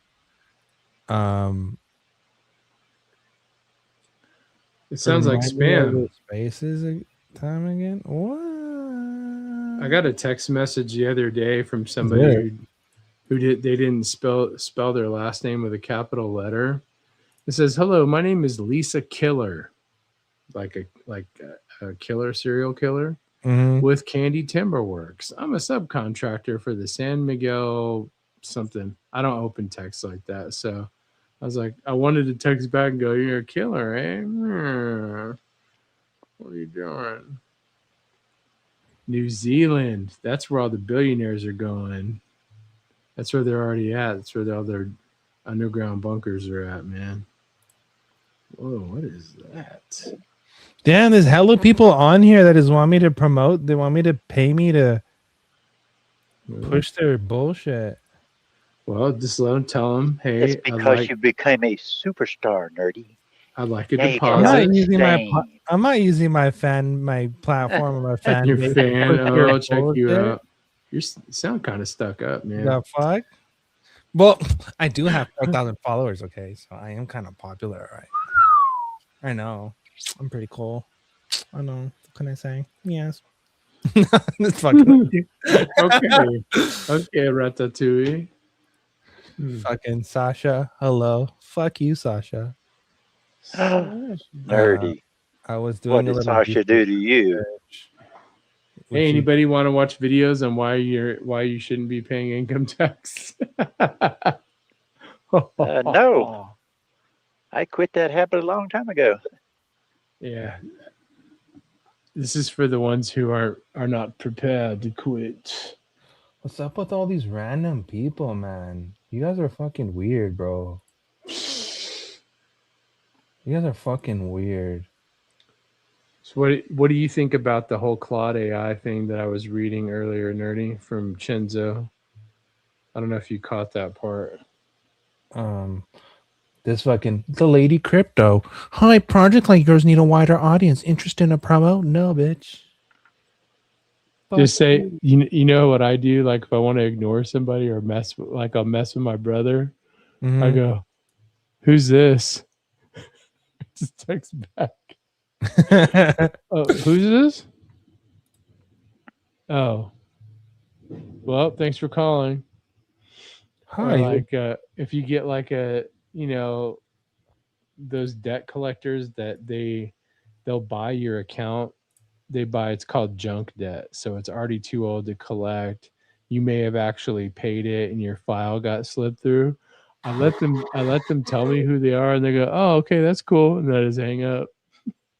Oh, really? Oh, I go, "Oh, really? That's tight." That's cool. Hang up. Oh, Dave, I've seen that video before. We played it on the channel before. The 24-hour crypto video. I'll play it. You know what? I'll do for you. I'll play it on the way out. That will be the closer video for tonight. Which one? The concert? The holder, yeah. The salute. Give them my wife's number and tell them to call her. I'll play that one on the way out. Hold on, I gotta highlight these comments. Yeah, no problem, bro. I got you. I'll post gangster, JK. But you think I'm fucking I think, aren't you following me, Matt? I think you're following me, bro. I'm in here in New Zealand, getting cold lately. I'd like to go to New Zealand. I want to go to New Zealand too. They got some sexy women over there. They get Kiwi. I want to go see Kiwi. Oh. Yeah, I go kick it with Kiwi. We saw what's his face? Nova. We saw Nova in Vegas. Crypto Nova. He came by. Kicking in with us. Yeah, add me, Matt. If you're not following me, follow me and I'll follow you back. Yeah. I did one time I did this interview for this magazine or article, was it a portion of this magazine or something? I don't know if it was an online magazine or an actual physical magazine. And then I don't know what they did with the interview. They kind of just like ghosted it. I don't know if they didn't fall through or what. What was the point of that? Did you cuss a lot? No, I did a whole private I'm just kidding. and everything. Oh, here you go. Next level. I got you. Is this your next level? Tell me if you're next level or not. And if you're okay, you are next level. Okay, cool. Okay, I'll follow you back. I want to follow back someone else that's not next level. Okay, I got you, Matt. You're in.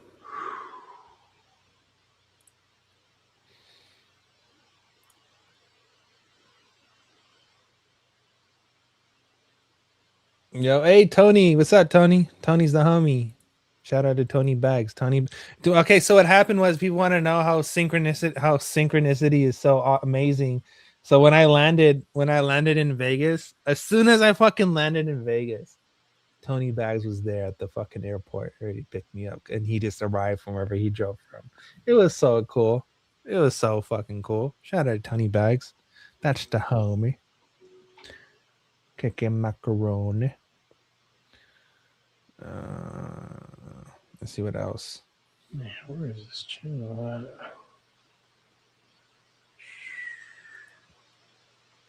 All right, we're gonna watch this video of Andrew Tate real quick. Oh, great. Because it's actually a good one. It's actually a really good one. It's only a minute. It's only a minute and 45 seconds. You'll live. No, it's only a minute 40. You'll live. It's actually a good one. I'll live. Cool. You'll live. He's talking about the Matrix. I like he's cool and stuff, but I'm not like fanboying over him or nothing. Look at all of the liberal influencers and ask yourself, if they weren't working for the machine, would they even be famous? Think about it. Barry Sisson, random little faggot. Millions of him are everywhere. Only reason we know his name is because the machine makes him known, because he works for the machine. Does he care about you? Does he even care about himself? Does he care about humanity? No. He only cares. He only cares about pleasing the machine so the machine can make him relevant. Because if the machine stops pushing him, he's just another random little faggot. He doesn't matter. He's not important. Unlike people like me, like Tulsi, like RFK, like Donald Trump and Donald Trump Jr. and Barron Trump and Elon and all these amazing people. We don't need the machine. We're famous on merit. We did it ourselves. We don't need the machine to make us somebody. So we don't have to fucking pander to the machine. The best thing you can do to increase your crypto bags is encourage an individualistic mindset amongst people. And the best way you can do that is by preaching how fantastic life is as a sovereign individual who is unafraid, who is strong, who is rich, who is prepared to do anything it takes to work hard. By doing by basing yourself in self-improvement, by looking in the mirror, looking in your own eyes and saying, the way I beat the Matrix is for me to become as amazing as possible. So people listen to me, so people respect me. Once you start doing that and it is infectious and other people start doing it, nobody's going to want to go back to the school. Sharks don't swim in a fucking school. They swim by themselves or with one or two of their boys. They don't need a school because they're the apex predator. He's still hella gay though, but I agree with what he says though. There's this channel called John Bravo, and then there's another one called Bubba, where they cover the alpha male. It calls it the alpha male universe, and I think he just did a video on Andrew Tate. It's so funny, like and like Wes Watson and all these weirdos. It's weird because I know Andrew Tate has backgrounds from the UK, but his accent sounds forced. It does, doesn't it? Like certain words. It sounds hella forced, bro. Like it sounds He's fake like, as fuck. little faggot, little faggot. Yeah. Like he come, like he's not a real Londoner and he speaks the Cockney. Yeah. The Cockney English. It's like prison English.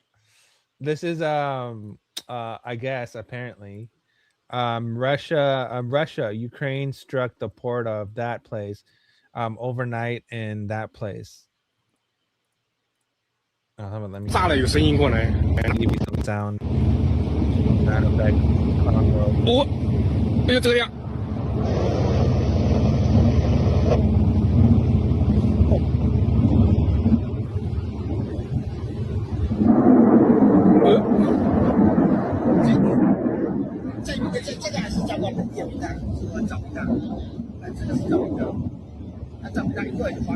Is this a UFO video or just missiles?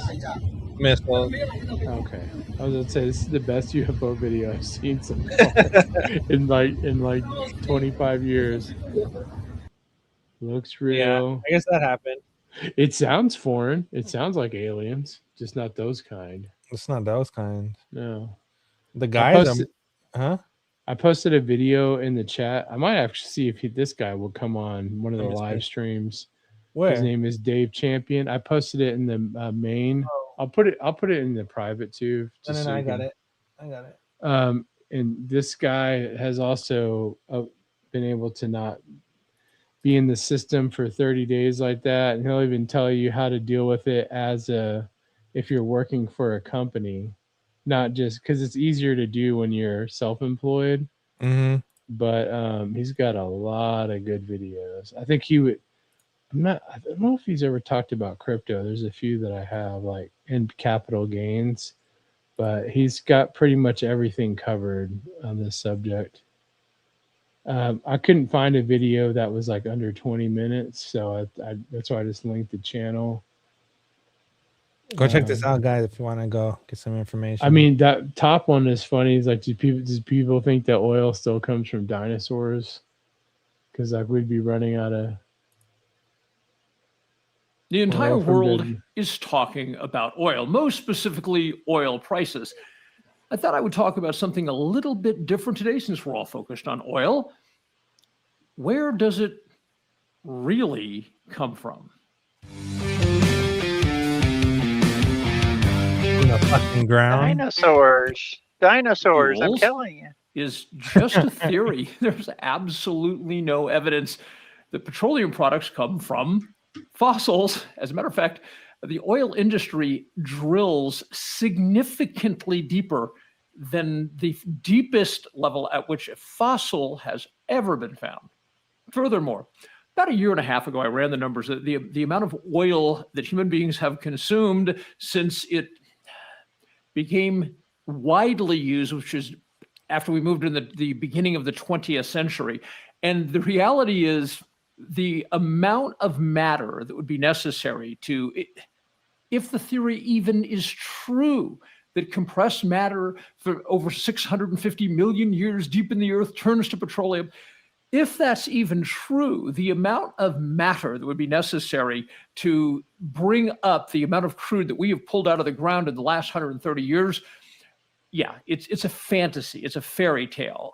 There is no way there was enough flora and fauna and animals and dinosaurs and so forth to then transform into petroleum products in the quantities that we have pulled crude out of the earth and used in the last 130 years. It just absolutely, mathematically, is not possible. Yeah. Go check out that page, He's guys. lying. Yeah. He's lying. It comes from dinosaurs, I'm telling you. It's similar They to told me like in the school. population. There's no fucking way there's 8 billion people on the planet, bro. But and even if you don't agree with that, watch the tax videos. Those are the best Rotisserie. ones. Yeah, go check that channel out, guys. Jim posted it in the comments. David Chappie, PhD. I guess he's a Champy. doctor. Yeah, Champy. Yeah, I want to see if he'll cut, because he does interviews. There's lots of interviews that other people have interviewed him and vice versa. So I think it'd be cool to get him to come on for like 15 or 20 minutes just to kind of give a basic breakdown, and then everybody can make up their own mind on it. I would, like, for me, I'm passionate about that too. Obviously, the Bible and Jesus and stuff like that. But I'm like, man, this is one of those things where like I feel wrong if I don't tell somebody about it. Like, especially when we're all in the field of trying to gain some wealth. Why not? Because we don't know how long it's going to be, even though it's looking like it's real soon. So the less money that you have to pay or put into some government out of fear is more money you could spend on anything, but especially if you want to buy some extra crypto. So why not? Pack your bags. What's that? Pack your bags right now. Pack your bags. We're about to take off, everyone. Chelsea Handler is a fucking nut. That bitch is crazy. Yeah, she was like one of the first female comedians to like have a whole spiel about, why she would basically not want to be a mother of human children. She prides herself on being a whore, which is weird. Yeah, 50 Cent used to date her, or is dating her. I'm not surprised. Yeah. We need someone from Boston, because I love Boston accent. That's one of my favorites. The Boston accent and the Scotland accent. Down in the car park. Yeah. You talking like a Salvi from Boston? The Boston accent. You must like those movies with Matt Damon and yeah, I do. Like, I do. I fucking do. Okay, so I fucking do. So you can be one of them next time you come on. You're probably too tall to be Matt Damon, so Matt Damon is one of my favorites. Just get a picture from the accountant with a AR in your hand, and then have the AI do the rest. Fucking Boston, get some fucking coffee. Oh, dude, have you ever met anybody from Boston? No, I wish I did though. Oh, dude, when I did collections, I worked with a guy. He sounded like Marky Mark back in the day, like Mark Wahlberg, just hard. And I was like, I can't. I was sitting there like at my desk because he was like 2 away from me. I was like, I can't believe he's really here. Like, this is like, you think you're like it's a joke, like you're watching TV. And he used to collect really good because he sounded like he would come to your house. Mm-hmm. Like he's like, well, you need to take care of this, and they're like, yeah, because you know what's gonna happen. I was like, oh man, you're gonna get fired. They're like, what's gonna happen? Like, well, we're gonna keep calling you back, sir. I remember fucking growing up, and the first thing we used to watch all the pranks. Remember those prank calls he used to do? He used to do prank. People used to prank call people and Crankakers. It wasn't Crankakers, but there was just the one famous one with the guy with the VCR and the blinking light. Oh, still blinking 12. The light still blinking. RCA stand for really crappy O'Brien. Yeah. That shit is so funny. Yeah. You're surprised I knew about that one, huh? Yeah. I think they played that on like the radio nationwide or something. I'm gonna see if I pull that one up. Hold on, we watch this video. I guess this guy, hold on, let me see what this guy said. I'm gonna pull up this video real quick so we can watch it together because then we can watch that. Oh, I never seen this. Oh, bro, you gotta fucking watch that. Oh, Bajan, hop in, bro. Oh, you know what, guys? You know what I haven't done in a while? I haven't shared the link. I'm gonna share the link. Okay. And whoever wants to hop in and fucking join the Jerky Boys. Everybody's ordered to hop in right now. Yeah, we need 10 people. We full need deck, 7 more full people deck. on this panel. 7 people come and join. So whenever Zerker and Buster watch this back, they'd be like, damn, 4 hours and 30 minutes in, he had a full panel. Yeah, motherfucker. Hey, Tony Bags. This is a joke. Tony Bags, that's part of where I got the name Jim from. Oh, we had a homie named Jim, and we used to go to fucking Jamba Juice and this asked for his name. He's called say Midge. It's Jim Midge. backwards, and it's big Midge. Your drink is ready. Midge. How about Jim's Jambas? We used to do weird shit when we were fucking teenagers, bro. We used to go to like my homie had a it was all in the Bay Area too. This is when I lived in East Palto. Just go to the IKEAs, or if you go to the IKEAs or the West Mall and or the Costco, and like you would crack your window, and we were, mind you, we were just fucking high as fuck. But and you put if you because if you had tints, you would roll down the window a little bit, and you just scream as loud as you can as you're passing by in your car, and motherfuckers would look at you all crazy. What the fuck is going on in the car? Did you come to the Austin meetup, Nerdy? Yeah, I was there. So you know what Whataburger is? Yeah, I had one. Me and my friends used to go to Whataburger and Jack in the Box, and we used to freestyle rap orders that we weren't going to pay for. I was in high school. Or the best one is you walk up and it's you and 2 other people, and somebody makes the car noise. And you're walking through the drive-thru when it's dead, and then you say, "Yeah, we'd just like to get 3 waters," or you order a soda. You're like, "All right, that'll be $5," and you're like, "All right," and so they're just like overkilling it. And then we're just walking up there, like, "Can I help you?" Like, "Yeah, we just ordered the 3 Sprites." Anybody got a $5 bill? Nope. All right, bye. You got water. Yeah, we've all done some dumb stuff. Some dumb shit. When my cousins used to work at IKEA, they made a big ass cinnamon bun because the IKEA they have like the dining portion, and what they did was they just wrapped like 5 or 6 fucking cinnamon, like undid 5 or 6 cinnamon bun rolls and wrapped around each other as one huge ginormous cinnamon bun roll. But that was funny. But it was just like honest comedy. It was like no one was being harmed or nothing. It was just fucking funny. I had a friend that worked at it's a place, they're out of business. It's called TCBY. It was called the country's best yogurt. Oh yeah, I used to go there. Yeah, that's bomb.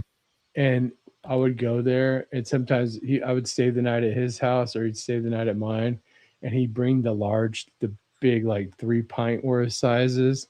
And Yeah. I'd have my whole freezer full of them, and we would go to school in the morning, like when we had the same class, and we just eat them in class. Everybody's like, "How do you get that stuff so early in the morning? It looks fresh." And I'm like, "Yeah, we made like 10 of them last night and brought them with us." But It's man, ice cream. It's not yogurt.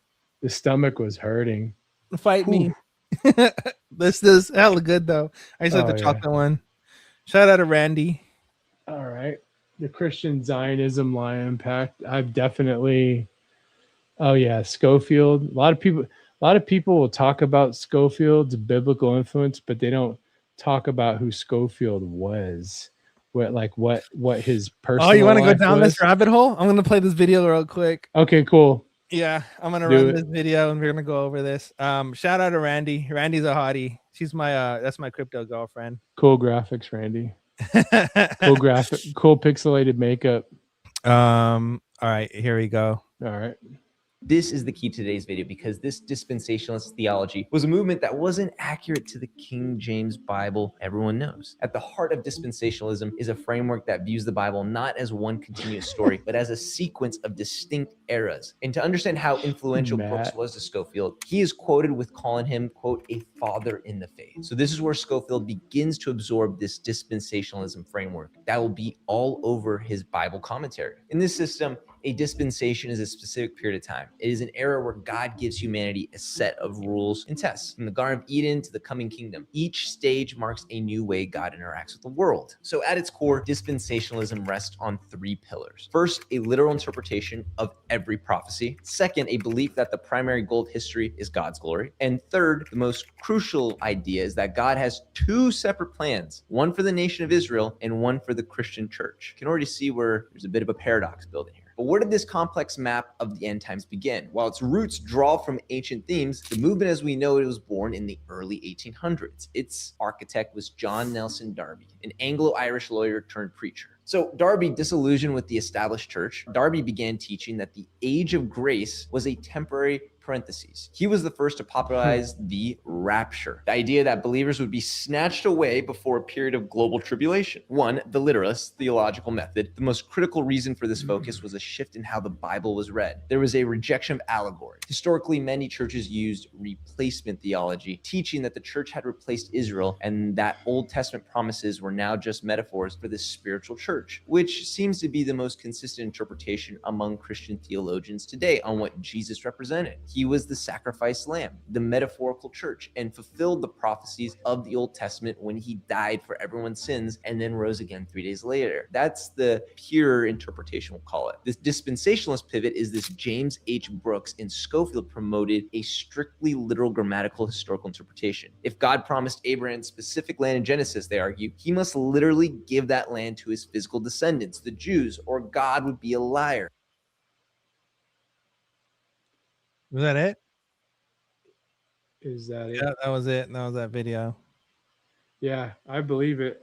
I mean, I've listened to some preaching on that guy now. I mean, apparently later on, Schofield had gotten saved or back into the faith or whatever, but he was like accused of like a lot of political corruption. He had a lot of big problems with alcohol and stuff. He was not what the Bible would not, the scripture would not consider him worthy to have his own study and translation. And he changed some of the word of God in his translation. Mm-hmm. So I think he was married multiple times too, which the Bible refers to that as adultery if the previous spouse is alive. Mm-hmm. But yeah, if she's alive, but if you take her out, then loophole. Well, or if she's not around. Oh. She's dead. Yeah. Yep. If you take her out, you can take her out. I would still say you'd probably be in some big time trouble with God. Not if you didn't do it, but you did it. You get what I'm saying? I get what you're saying. You know, pay off someone in some shekels, some gold, some gold coins, and be like, "Hey, bro." What if Joel Osteen was the man for the job? Because who's that guy? Jake Paul. Which one? Jake Paul, the podcaster. Yeah. He was interviewing. I saw a clip where he interviewed Joel Osteen. He goes, "Look, you know, we know what your net worth is and stuff. He's like, but where's all the cars, the private jet? And he's like, you know, that's really not something that I'm into, you know, like how he does it with his Colgate smile. Yeah. And I'm like, well, of course, because you can't be flashy if you're an assassin. You gotta drive, you know, middle to low junk vehicles. They got to be disposable. And I'm Right. sorry, but like a car that's 100,000 and up is not disposable. So you Right. basically have to have a bunch of Camrys and Ford Tauruses and stuff like that, and you know, to be a qualified assassin. Drive by some ex-police cars, but that guy's a joke. If I was an assassin, I'd probably drive a Taurus. Yeah, front wheel Yeah. drive, huh? Yeah, for the so incognito. Either a Ford Taurus or a Crown Vic. You know, it'd be better is a limousine. Ah, because no one would think to follow. They would look because everybody looks at limousines, but they would never think yeah. to go, oh yeah, the guy that killed him, I think he was driving a limousine. Yeah. And the cops would go, there's no way. No way. Oh, you know, the other would be a good one is a fucking Dodge Stratus. Why? So you want to get caught? You won't get caught with a down. Dodge Stratus. Who the fuck is looking at a Dodge How Stratus? about Dodge Neon?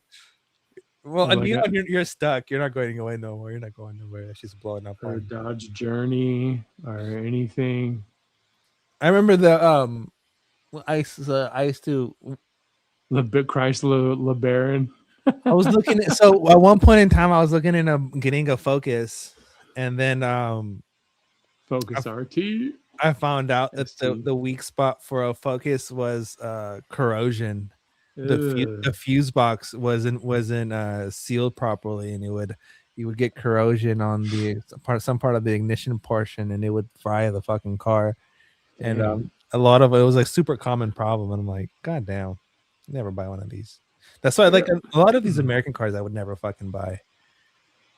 I rented a Ford Explorer when they really changed the body style up, and it wasn't even like a truck anymore.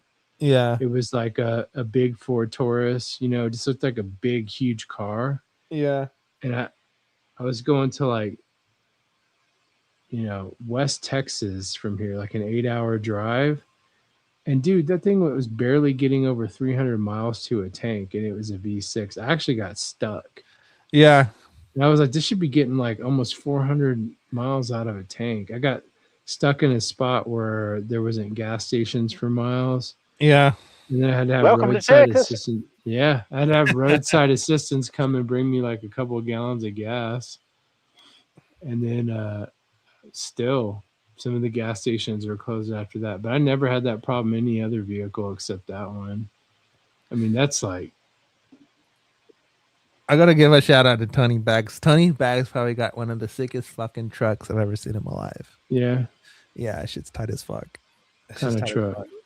It's Tundra. You tell them, Tony. The new one, the new Tundras, the 22s Newish. and up. It's newish, and yeah, it's fucking nice. And Tony makes some bomb ass jerk chicken.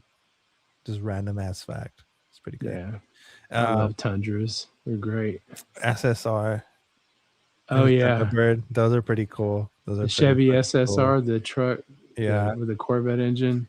You know what other one was really cool? The fucking GMC Cyclone. Oh yeah. Those ones are tight as fuck. I remember when I Or- was on the freeway and I had one of those trucks past me and it was smashing. I'm like, holy fuck, that little truck is fast. That little thing got some pep in its step.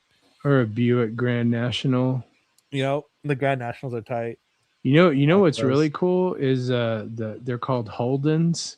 Yeah, And the they sell Holdens them are in hella tight. Hell yeah. And the Tickfords. They're Pontiacs. They're technically Pontiacs. Yeah, and well, Yeah. and GM brought one of the 4-doors here, but they called it something else.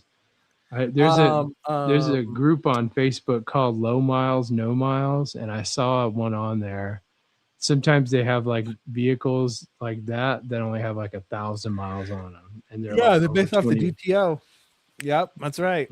Yeah, Yeah, they're hella nice. Holdings are nice. They have the Utes. I don't know if people know what Utes are, but yeah. Utes are fucking sick as fuck. The trucks. I like all the Land Cruisers they get. I think those Yeah. are the best.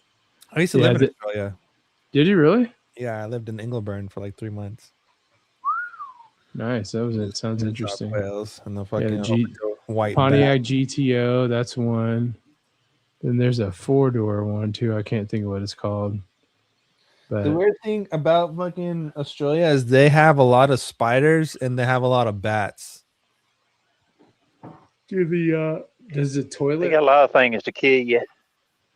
does the toilet water spin in the opposite direction when you flush there? I've always heard that. It does. Yeah. You were like first thing you did when you got off the airport.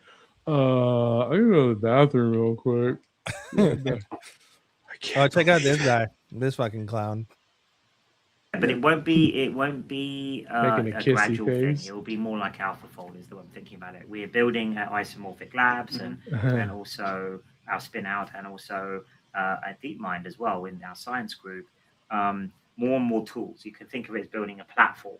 You know, AlphaFold's one of the components of that. The advanced versions of AlphaFold. But as you know, protein structure is only one component. It's an important component, but it's only one step in the drug discovery process. So we're building, you can think, another half dozen to a dozen AlphaFold level models that are on different parts of the drug discovery process. And then we've got to put that all together and, of course, test it on some disease profiles, which is what we're doing now in preclinical stage. And then once we've proven that out, which I think will take a few more years, then we may have an engine that can be applied to, a platform that can be applied to almost any disease area. That's the hope. So a bit like with AlphaFold 2, you get it accurate enough, and then suddenly you can fold all 200 million proteins in 1 year. So it's going to be more like that. Maybe what this guy's doing, he says, once platform works, biology will become programmable. And this guy's the CEO of DeepMind. He says AI did drug discovery won't progress gradually. So they're literally like alternating.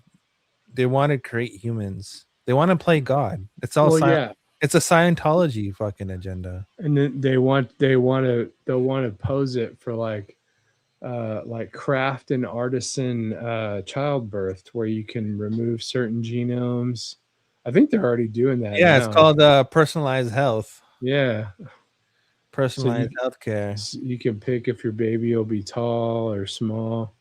I think they did a movie about that. I can't remember. I want to know. I want to know if the chat. Do you guys know about that? Are you guys informed about that? About personalized healthcare? That they're really legit trying to alter DNA so they can make medicine just for your genotype. Well, I know that there's a doctor in the Houston area. It's Stafford, Texas, I think. And his name is Dr. Brzezinski, and he does gene-targeted therapy for cancer treatments. So he'll use chemo, but like in a oral form or something like that. Because sometimes like and he's been around for a long time. The Texas Medical Board tried to shut him down. There's a whole documentary about him. It's really good, but he discovered that you could, with some people based on doing gene testing, that you might be able to take a breast cancer chemotherapy and it will actually work on somebody with a brain tumor.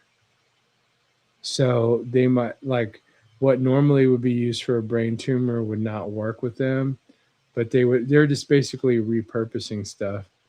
Yeah, Mattman, it's the same last name, Brzezinski, but no relation to Mika Brzezinski. That's her dad's name is Zbigniew Brzezinski. They're pretty wicked people. But yeah, let me get you all the link for that. Well, here I found it. Come on, hustle XRP, hustle hard. Are you gonna join? Is that what you're saying? Fucking join, motherfucker. You said we need 3 more fellas. Well, I figure we'll have enough 2 more after you join. Here, watch this, Okay. motherfuckers.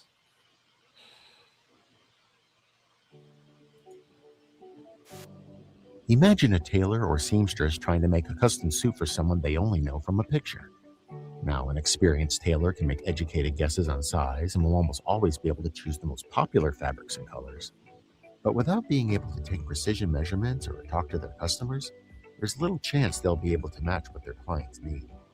And for years, that's how it was with cancer treatments. What doctors and researchers just couldn't figure out is why some therapies work for certain people and did not work for others. But the reason they couldn't personalize the treatment is because they didn't have access to all the right measurements, just like that tailor. Fortunately, molecular profiling is changing all that. Molecular profiling uses various technologies to get a better look at your genes, which are the one-of-a-kind set of instructions for your cells.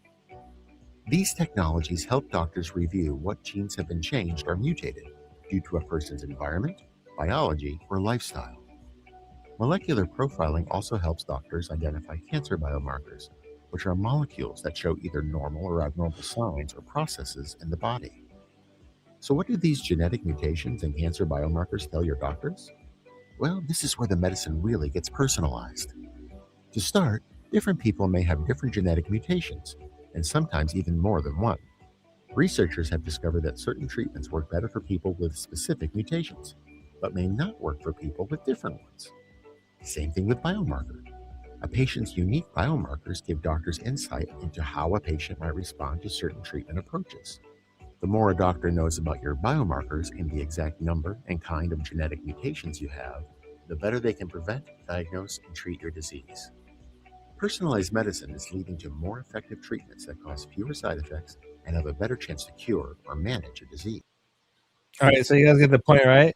So that's the first part is where they match your genome.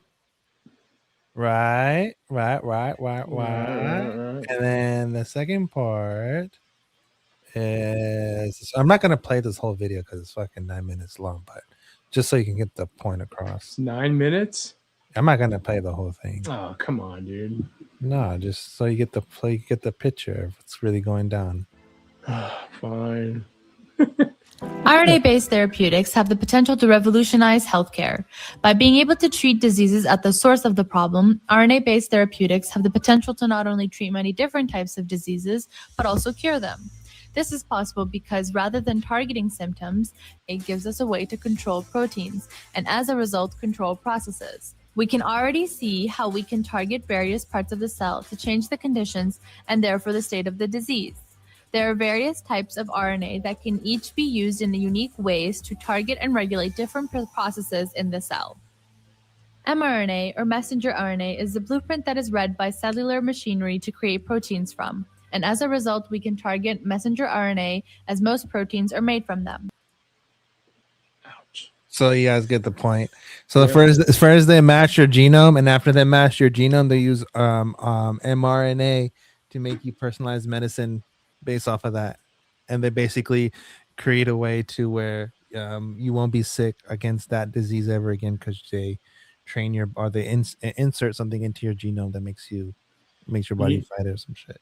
They do that, something like that, for the form of cancer that I have, where it costs like $250,000 without insurance, but it's called like SCT, where they take some like stem cells and they retrain them, and if you don't have good stem cells, you can get it from like I could get my brother to donate, and I'm like, that's wild. I mean, it works for some people, but some people it makes them worse off. Did you watch that one video with Mythbusters and Adam Corral, the guy from Mythbusters, and his co-host that did the experiment of stem therapy? They did a whole segment on Discovery Channel about stem cell therapy and how it can benefit people in the future of growing, being able to grow organs or ligaments or something like that. Regrow limbs. Yeah, regrow limbs. Well, crazy shit. Apparently, for years now, the Japanese have been working on that for teeth, experimenting with shark DNA. I do know that your kidneys and your liver will regrow. Like if you cut your liver in half, like if you got like all filled up with tumors, it'll regrow within like a year or so. It's same with kidneys. So like when people get like, and I've been learning a lot about it because what I've got affects the kidneys as well. But if you don't, even if you get in pretty bad shape, you can still, your kidney issues can be solved, like to where you don't have to have one removed. Because they were trying to put me on dialysis just because one of my kidneys was swollen by 1 to 2 centimeters and the other one is. I'm like, can you wait and can you let a few days go by? Because they were going to put a stent in me to see if it relieved it. And then I was like, well, the thing is that most people with like kidney disease and problems, their kidneys hurt. Mine don't. And then one of the other doctors called me. He's like, yeah, I realize we don't need to do that because if you need a dialysis, that would mean both your kidneys are failing.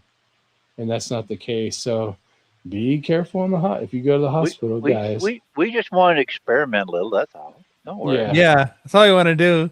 Use you as a guinea pig. I was like, well, my feet are hanging out from under the sheet. If you guys want to take both of them off in the middle of the night, I mean, come on. Check this one out, Papa. Lab-grown hearts.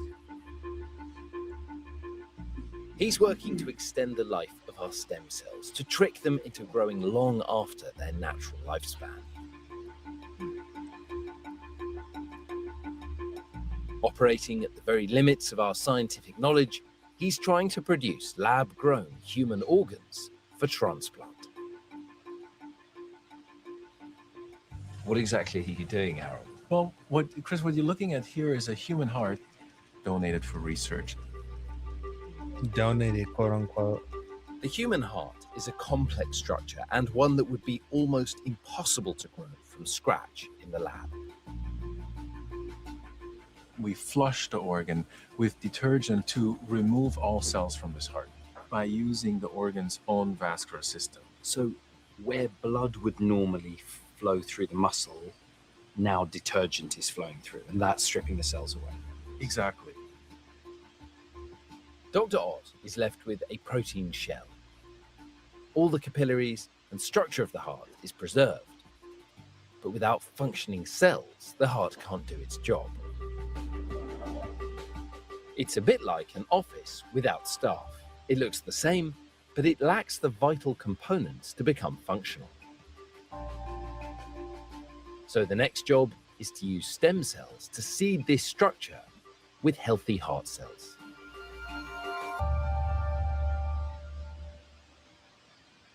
Chris, what you're looking at here is one of those scaffolds that is mounted in a bioreactor that enables us to perfuse it with nutrients and seed it with cells. The heart muscle cells, we get them into it by injecting them directly into it. Every 1 to 2 millimeters, so there's hundreds of injections. Stem cells have one big limitation. They can only divide into predetermined cells. So for example, skin stem cells can only produce skin cells. But in 2008, a Japanese scientist called Shinya Yamanaka made a major breakthrough. He took normal adult skin cells and turned back time. He tricked them into becoming embryonic stem cells, cells that can become any cell of the human body. And it's these that Dr. Ott uses to turn into heart cells. So why aren't we there yet? I mean, it sounds to me like you've built a heart. So while we have something that's the shape of a heart and that has all the necessary components, we now have to help these components to come together. Teach the heart muscle cells to become heart muscle. If you think of the fetal heart as it develops, very early on, the heart muscle cells are exposed to stress and strains to that moving environment. That's why we apply stretch and electrical stimulation to over time help mature these cells into something that's much closer to you or my heart. Do you think within our lifetimes we will see this heart in the jar move to a human body and be functioning? Well, that's what I hope for. No, This fucking guy. That's what I hope for. you will not. Fucking crazy, man. That's where we are right now. Do you guys know about organic computers? Are you guys aware of that? You guys No. aware of that? No. They're brains in a petri dish that are doing computations.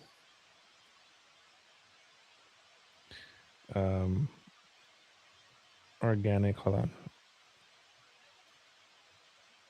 Organic brain computer. Yeah, let me see. Here all this time, I thought that's what I was. They want to use it for AI. Oh, yeah, everything's for AI. It's all for AI. Oh, hell, AI. Bow down now. Oh, here it is. I found it. This whole system is fucking trippy, guys. This is so crazy. This blew my mind, to be honest with you. All right. Let me see. Let's watch this one. It's not that This long. is the world's first commercial biological computer running on living human cells. The CL1 computer is the brainchild of Melbourne-based Cortical Labs. This is where the neurons would be embedded in. CEO and founder Han Wang Chong says it fuses cell-derived neurons with silicon, creating a new class of AI known as synthetic biological intelligence. Unlike using artificial neural networks, we grow real biological neurons into networks onto computer chips.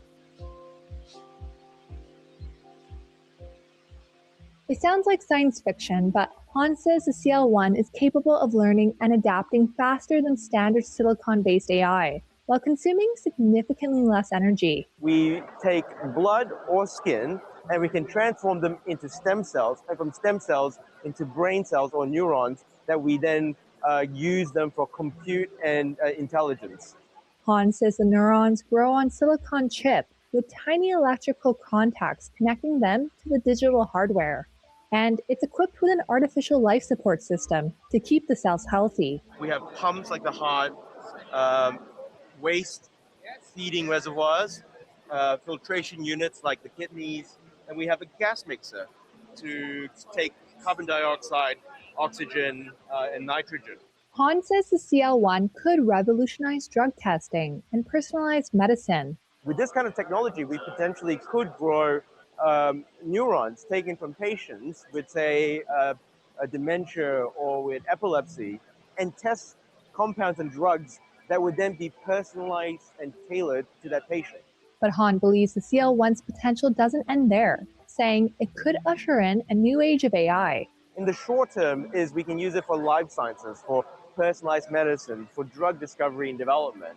But the longer term vision of the company here is to pioneer a new form of computing where we can actually use these neurons that can process information with much quicker speed, with much less data, and with much more efficiency so that we can get to intelligence, but without the significant costs associated with it. CL1 computers are destined for laboratories and research cultivating their own cells. They'll be manufactured to order and ready to ship later this year. Later this year.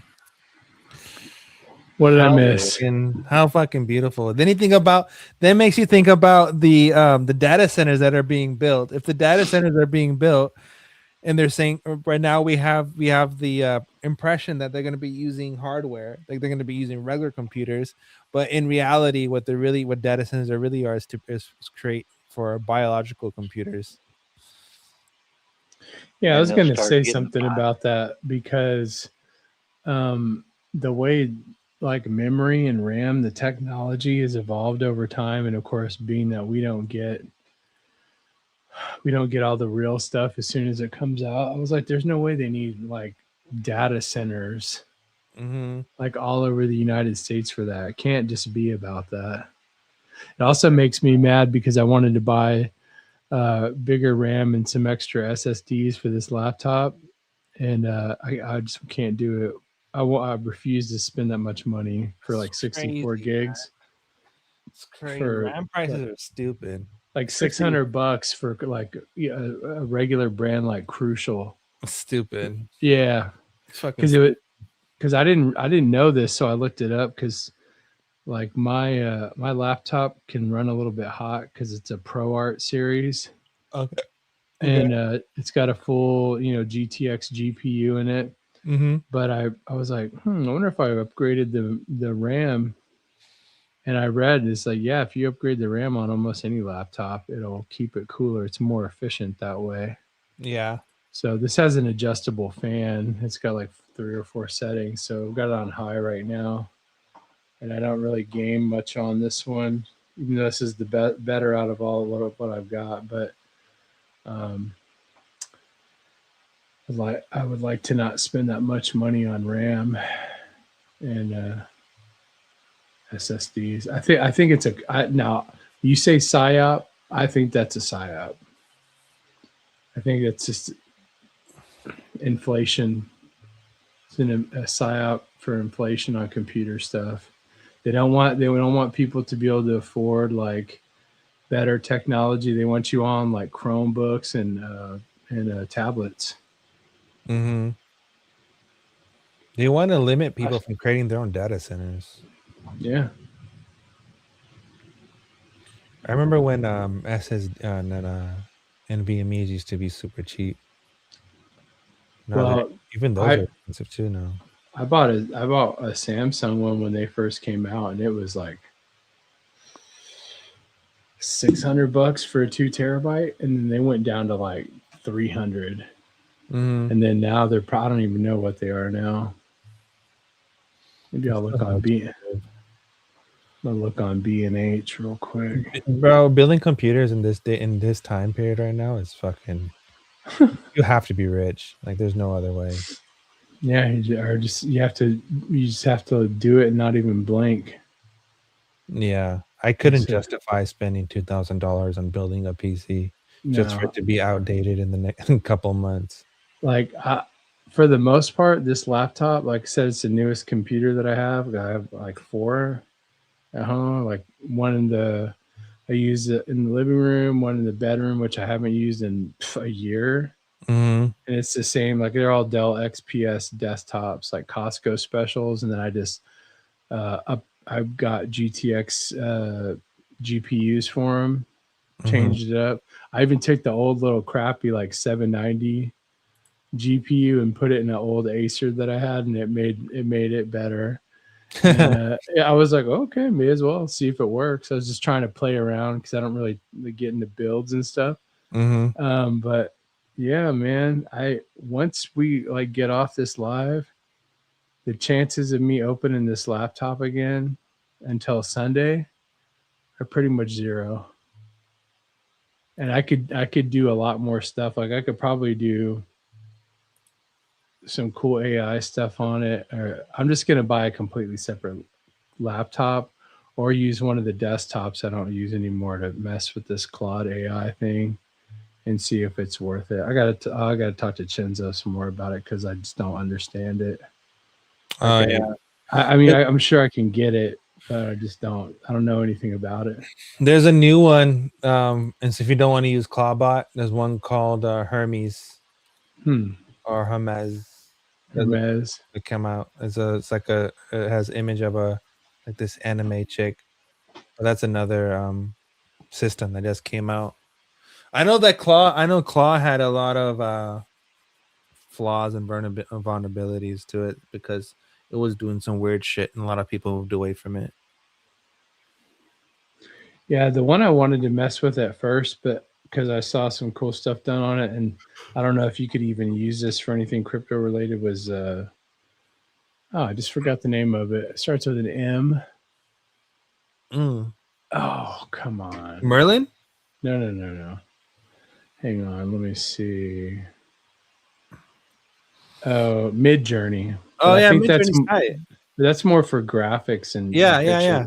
That's more media, right? But you're Mhm. that's not what you would be doing with like Claude AI No, or no, training no. bots. Yeah. No, you would Yeah. integrate. You would use Midjourney. Well, let's say like you would use if you wanted to do locally, just like local image processing. You would basically you download this one program called Comfy UI, and Okay.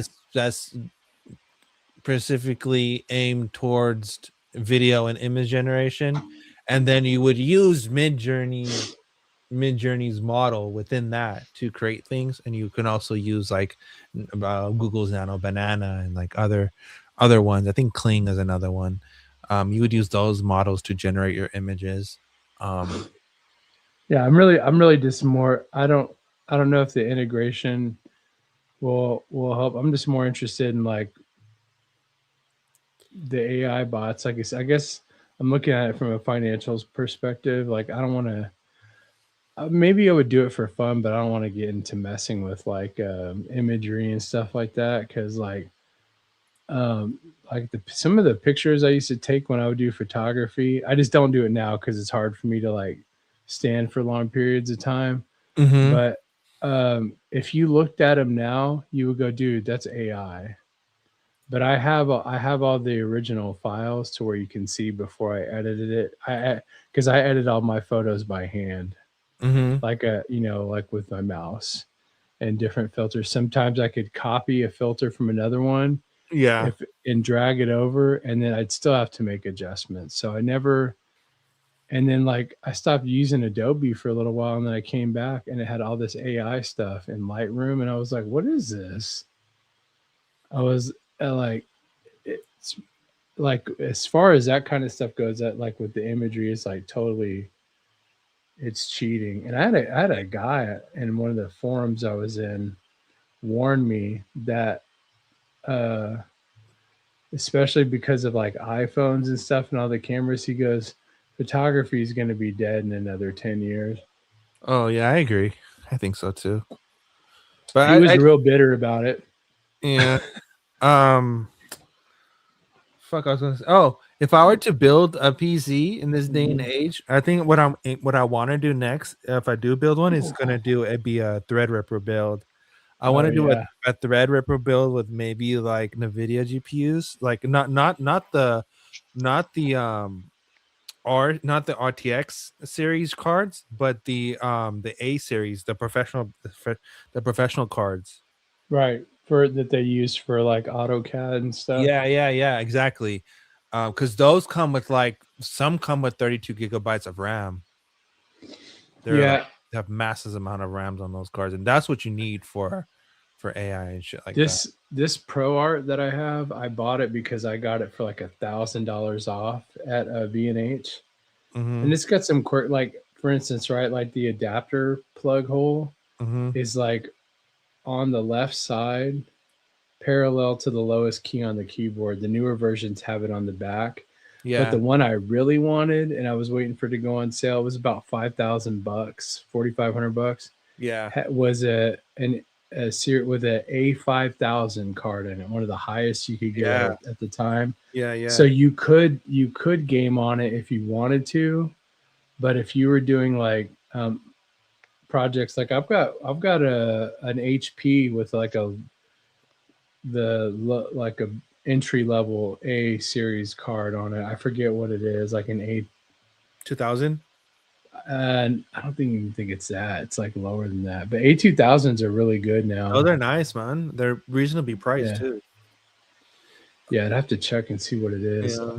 But it's might be like a 1000, or it might even be a 3-digit. It might be a A589. I don't know. If I had money, I would do an AMD Epic build, or I'd do a dual processor Intel build or some shit like that.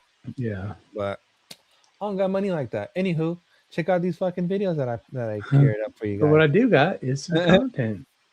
So I have first video, which is Nixon, Mr. Nixie guy, where you are. Hey, can y'all hear this? Yeah.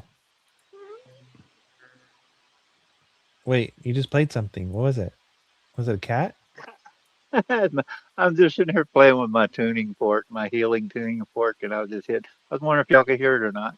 Oh Getting yeah, we can tuned hear up. it. We can hear it for sure. Yeah, we're just ignoring you. Check this one out. This is Nixie. Let me explain something about what is called the Jewish lobby in this country. In the first place, Jews, understandably in the United States, because of what happened in World War II, because of the Holocaust, are going to be put first priority on the survival of Israel. Now, as good Americans as they are, they believe that America's survival and security is directly related to Israel's. Their belief is that being for Israel first means that that does not mean you're putting America second, because they think it goes together. An American president, however, has to approach it in a different way, in my opinion. He's got always to think first of what is best for America. And that's true whether it has to do with the Israelis or whether it has to do with the Irish or the Germans or what have you, or the Poles, etc. Usually what is best for America is also best for Israel and vice versa. But on occasions, an American president must make a decision that does not, in effect, give the Israelis a blank check. Boom. And then that the next video is this guy. This fucking clown. All right, hold on. And this now we're in the future. And right now, Israel needs an ally. And frankly, let me add, the Jewish people need to know they have friends. There's a long line of enemies that the Jewish people experience across this globe, and sadly, on some of our own university campuses. It's going to be a privilege to be able to be one of those people, not Jewish, Christian, in fact, but to say to our Jewish friends, you will never go through what you've gone through alone. We will stand not behind you, we will stand with you. And right. Yeah, he's brainwashed by Schofield Reference Bible, spiderwebbing its way through Christianity. That's what it is. Yeah, but go back about 3, 4, 5 years and look at Mike Huckabee and look at that guy. That's not even close. Not even close. Voice, size, shape, nothing. Did you see the video where they did like a Jewish version of Sweet Home Alabama? And Mike Huckabee was playing the guitar. They're like, Sweet Home Yerushalem. It was horrible. Let me see if I can find it. It is dog dookie, man. I mean, it's bad. All right, here's my third video to my collection of this segment. Of the universe are Jews. You know, we've got Altman and AI, we got Zuckerberg, we got Sergey Brin. It's us, and we have to figure out a way to win the digital battle. Our job is not to make you look good, American Jews. What do you have to worry about? Your job is to make us look good. You have got to serve 2 or 3 years in the army of words. Since October 7th, all Jewish organizations in the United States together have spent upwards of $600 million fighting this avalanche of anti-Semitism.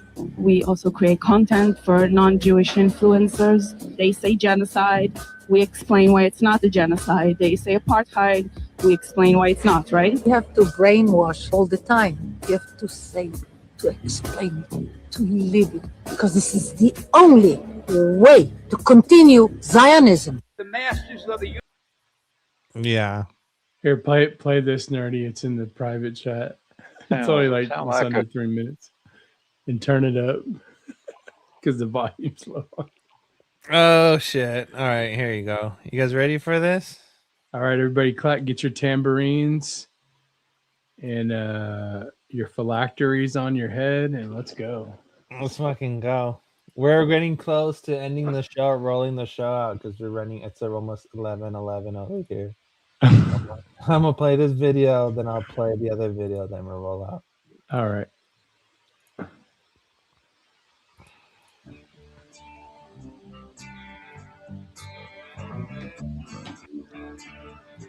Video's definitely getting taken. Live's definitely getting taken down.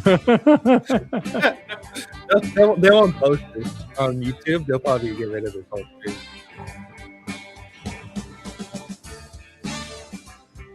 Wait till that guy starts singing there with the tiny hat on. Oh, it's garbage.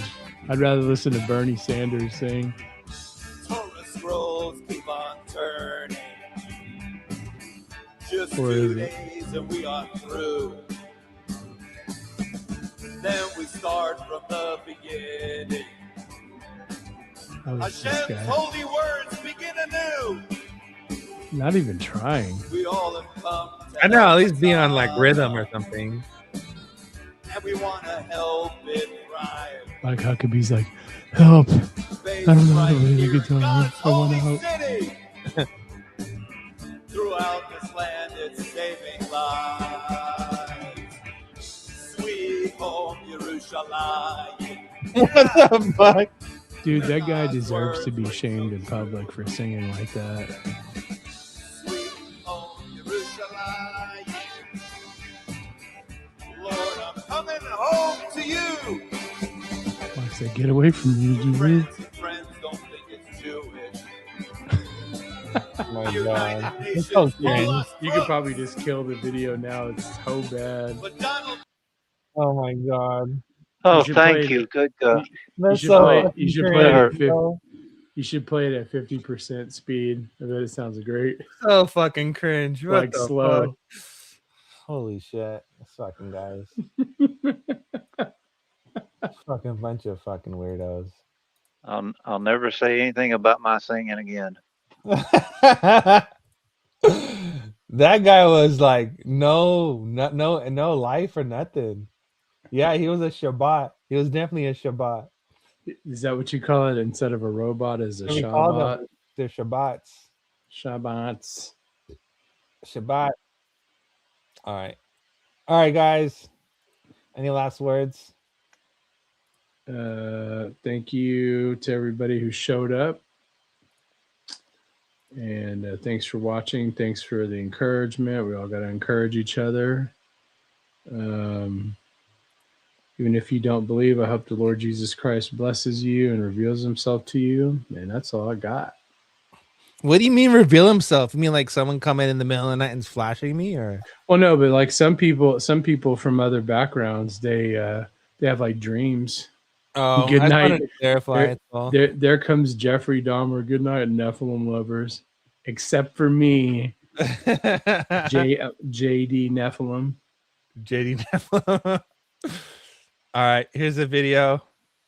Papa, you have any last words? Yes, I do. What is it? You are all frequency healed now. There. Oh, hell yeah. I feel recharged. Man, he got quiet. I thought those were his last words for a second. Last words. I won't be here Big tomorrow. booty Nephilim. You guys are nuts to some of the stuff that this guy says. BBN. What is that? A babin? Fucking hilarious. Big booty Nephilim. Would you smash Jeffrey? Would you smash a big booty Nephilim? Oh, dude, come on. Would you smash one though? That's the question.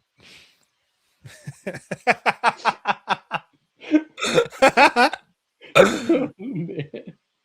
I'm gonna have a bad dream tonight. I know it. I'd go up on it. I just took some dream influencing medication, so I'll be sure to go off on you next time. Dumb.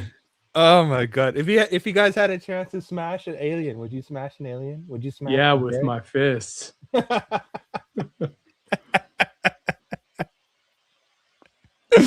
Fucking hilarious! I fucking love you guys. All right, guys. Good night. Peace out.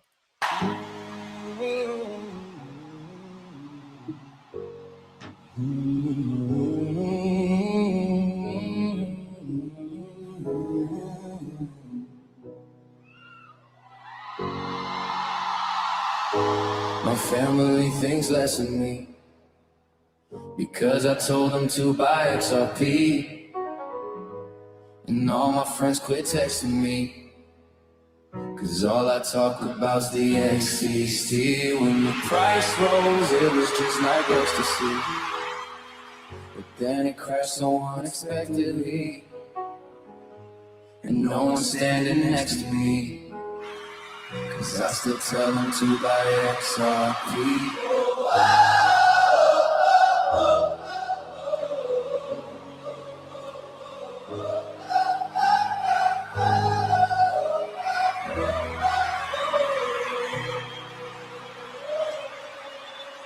Put all my faith in Brad Garland House, and now I do not have a house.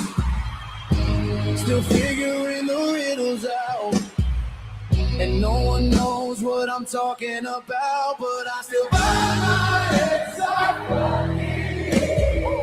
If you don't like it, you can suck my DM.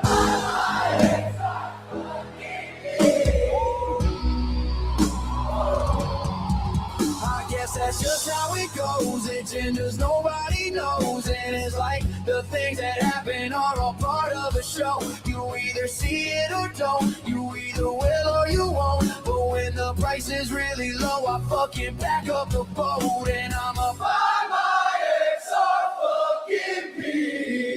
If you don't like it, you can suck my DM. Buy my XRP. They call me bag holder number one. While they're laughing, I'm buying more, son.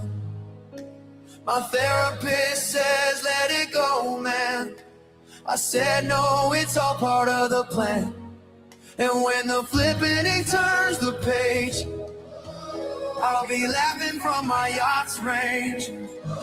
'Cause every time they say it's dead, I load my fucking wallet up instead, and I'm a buy my XRP. If you don't like it, you can suck my DM. Buy my XRP.